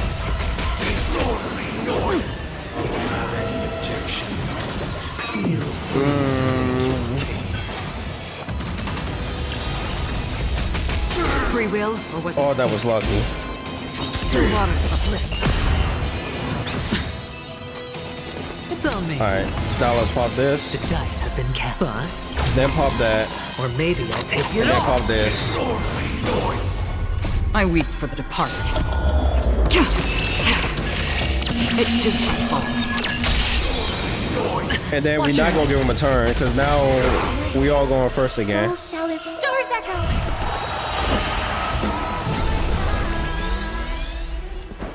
Yeah, so I think when it's a boss fight, it doesn't let her actually sing the whole song because that would ruin the boss fight music, right? So that's great. That is amazing attention to detail. Let's play our own melody. Let the show begin. That's half the work. Disorderly noise. Listen up.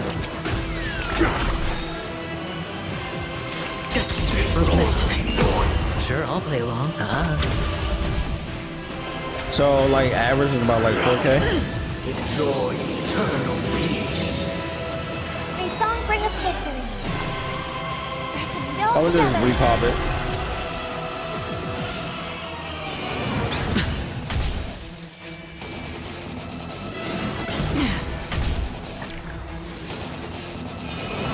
Still the same old. They tried that action to link me, but I'm too fast. That's crazy. Well, you know what we are gonna do? I weep for the departed. We're gonna get this round over with. It too shall fall.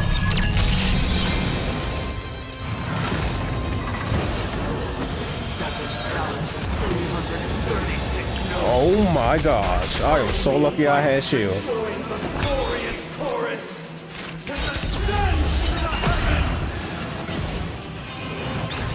I hope for an end to strife in the world. I'm gonna pop one more of these just in case. The dice have been cast. Just to top up on that real Maybe quick. I'll take it off. Watch your head.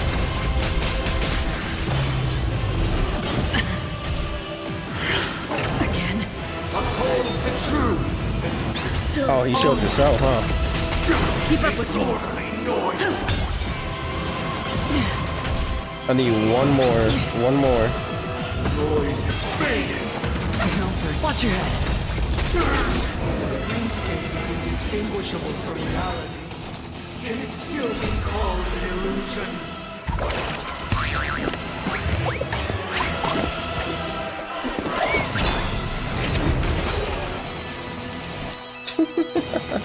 I love that so much, by the way.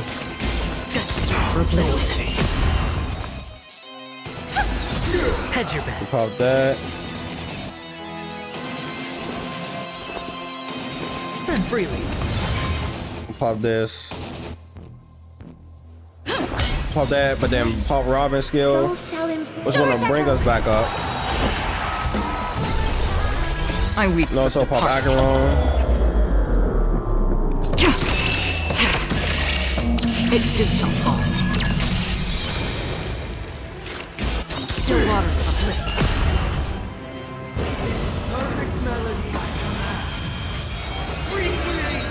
I command. It's gonna hurt.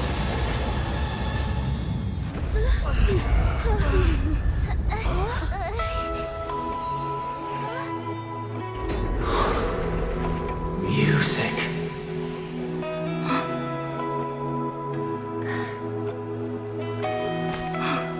There seems to be another kind of sound coming into the Order's symphony.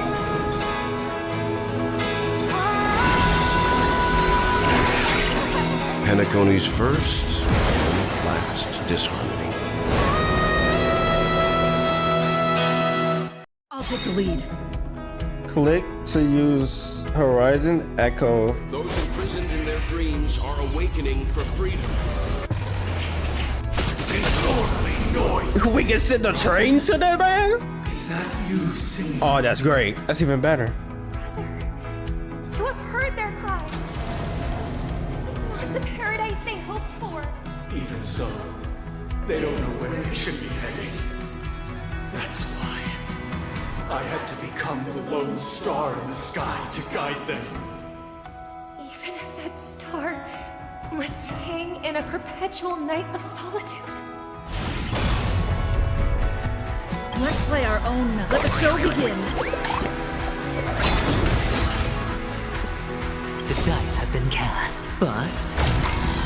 Or maybe I'll take it off. Watch your head.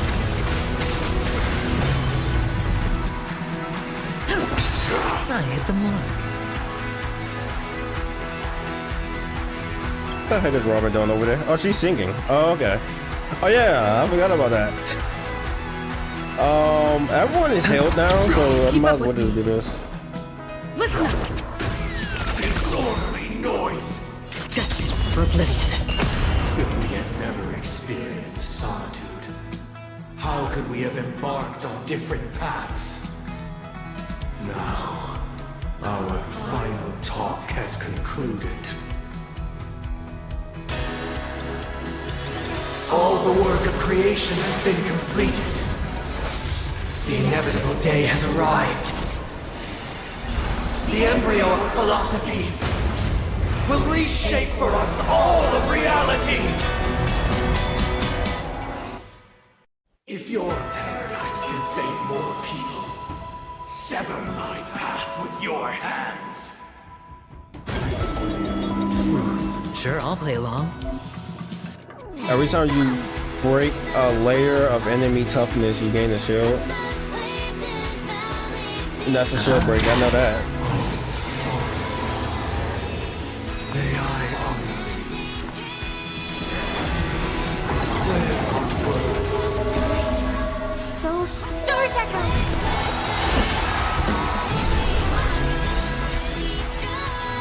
Yeah, she already singing. She don't need to sing anymore. I weep for the departed. It too shall fall.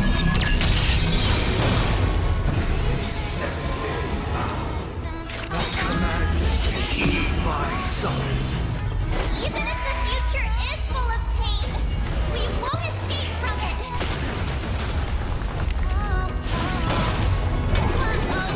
I have a bad feeling about this. Yeah, I have a bad feeling about it as well. Hopefully, he's about to reach his hand out to that thing in the sky.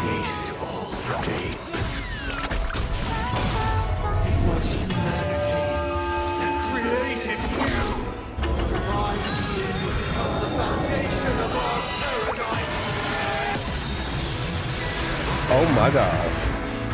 Spend freely. The dice have been bust. Or maybe I'll take it all. Let's play our own. Let the show begin.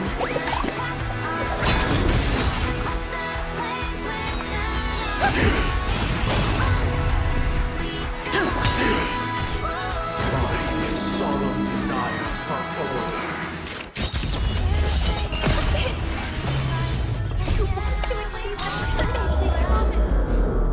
But the Order is not the only choice. Happiness and the meaning of life lie in defying the nihility and embracing all that life offers. It too shall fall. I swear on the calendar. Witness the will of the weak. Listen to the final song of Roses. Resonate all together. I'll take the lead. Listen up. Another journey begins.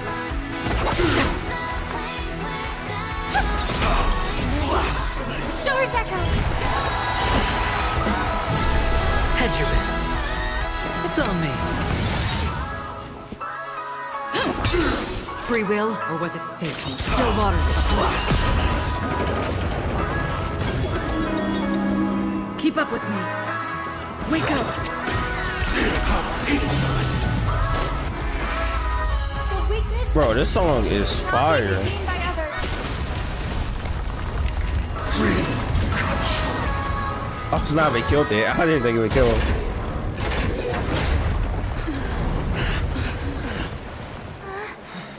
So this is where all the animations went to, huh? Why does life slumber? Because someday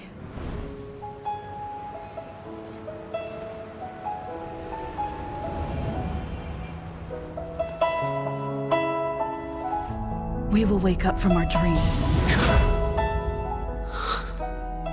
Everyone woke up. Even Spark.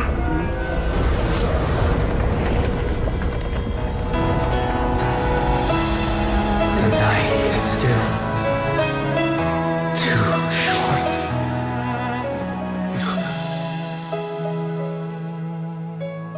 Brother, the dream is over.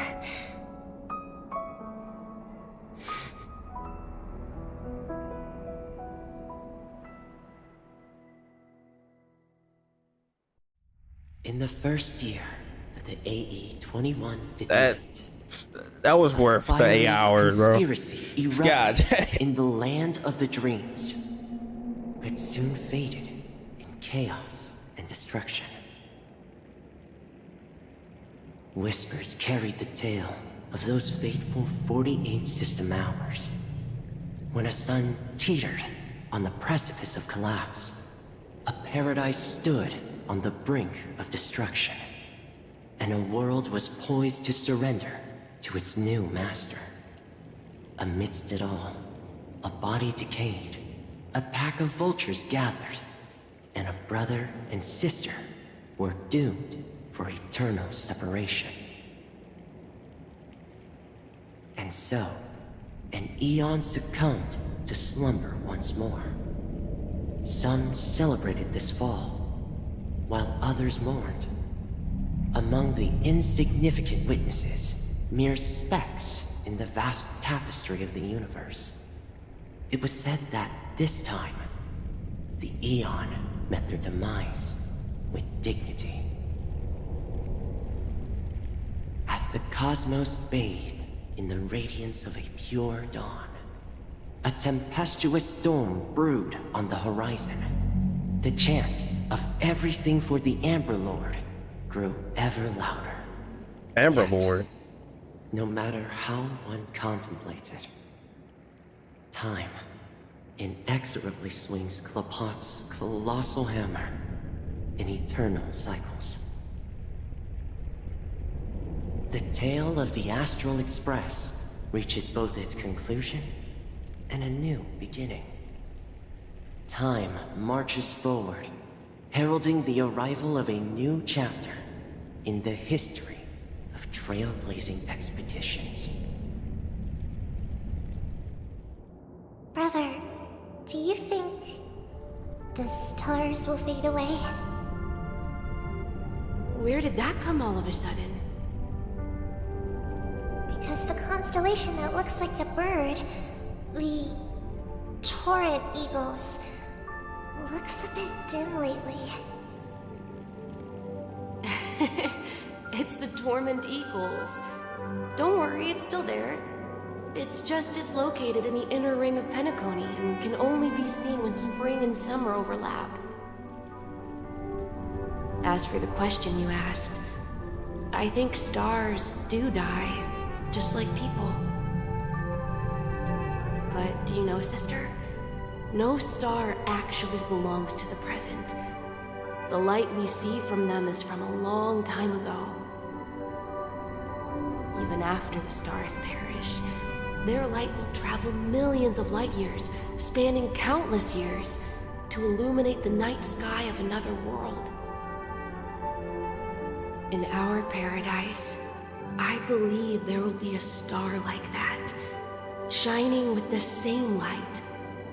Its radiance will last forever, and its name will be happiness.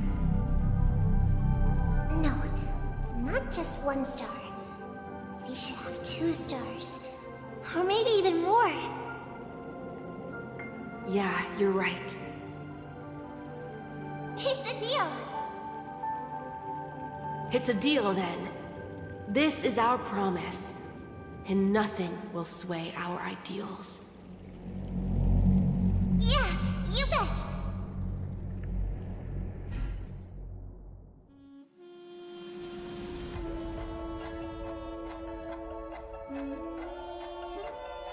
And now I was going to do the ending again. Lee act. I want to just go ahead with her actual name on there now. Yeah, because we don't know who March 7 is. Yep, Raiden Blossomora May. Raiden May. May or Raiden, whatever you want to call her. God dang, let's go. We finally got the go ahead that it is who it is. Cameos. Oh yeah, JC did participate for a little bit. I forgot about that. I guess Jade did actually have a cameo. Even though I don't really put it as an actual cameo because I ain't see the character. I mean, you saw the character, but what's Raz? Okay. A next souvenir aboard the actual express, and a young scholar brimming with excitement and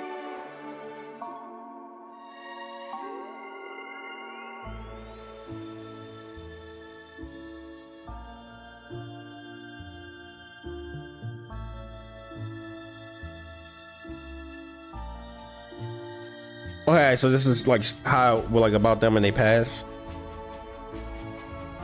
Oh, he was a gunslinger?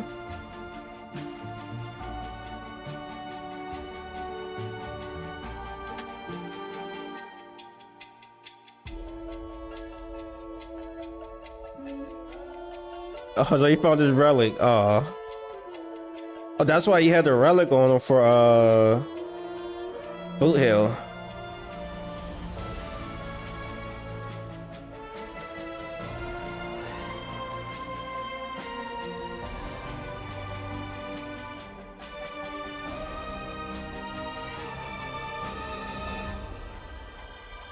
Whew, that was a lot of reading at once. Y'all can pause and read that way y'all want to. May this journey lead us starward.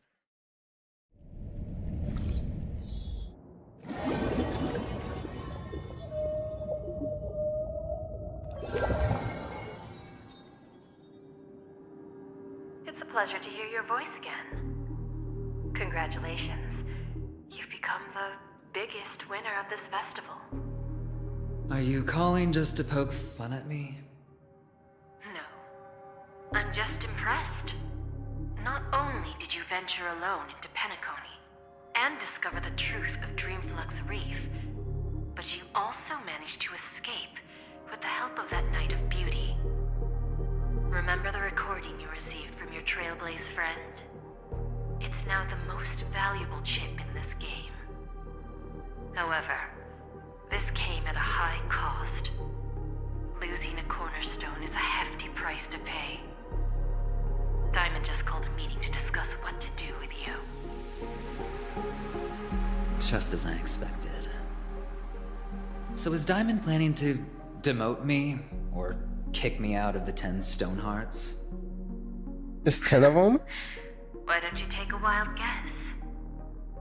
Well, alright. Then I'll guess. He's going to promote me to P46. Alright. What will you wager? Are we talking about a real bet here? I don't want to wager anything just to escape your clutches. But if it's just a friendly bet, I'll put on the line what I did when we first met. I'll bet my life, ma'am. Interesting.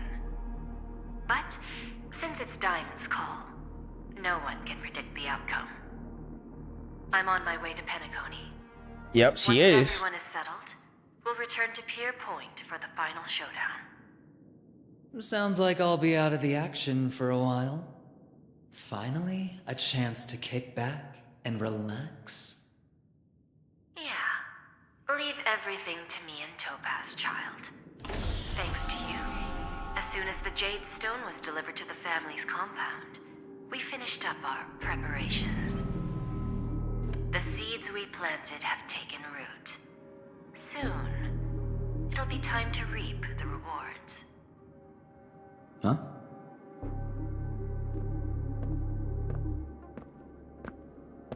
Let's wrap it up for now. Looks like I've got a visitor here.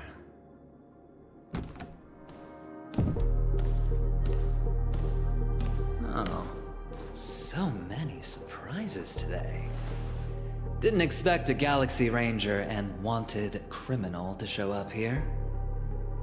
One who managed to take out 2 IPC members under the noses of our fleet. Do you understand what that means? Screw wubba boo, I just put him to sleep. Don't try to intimidate me with that nonsense. Besides, I've taken down more IPC lackeys than the residual value you squeezed. And I don't mind adding a few more zeros to my wanted poster. I have a question for you. Be honest, or I don't mind putting a bullet into your head.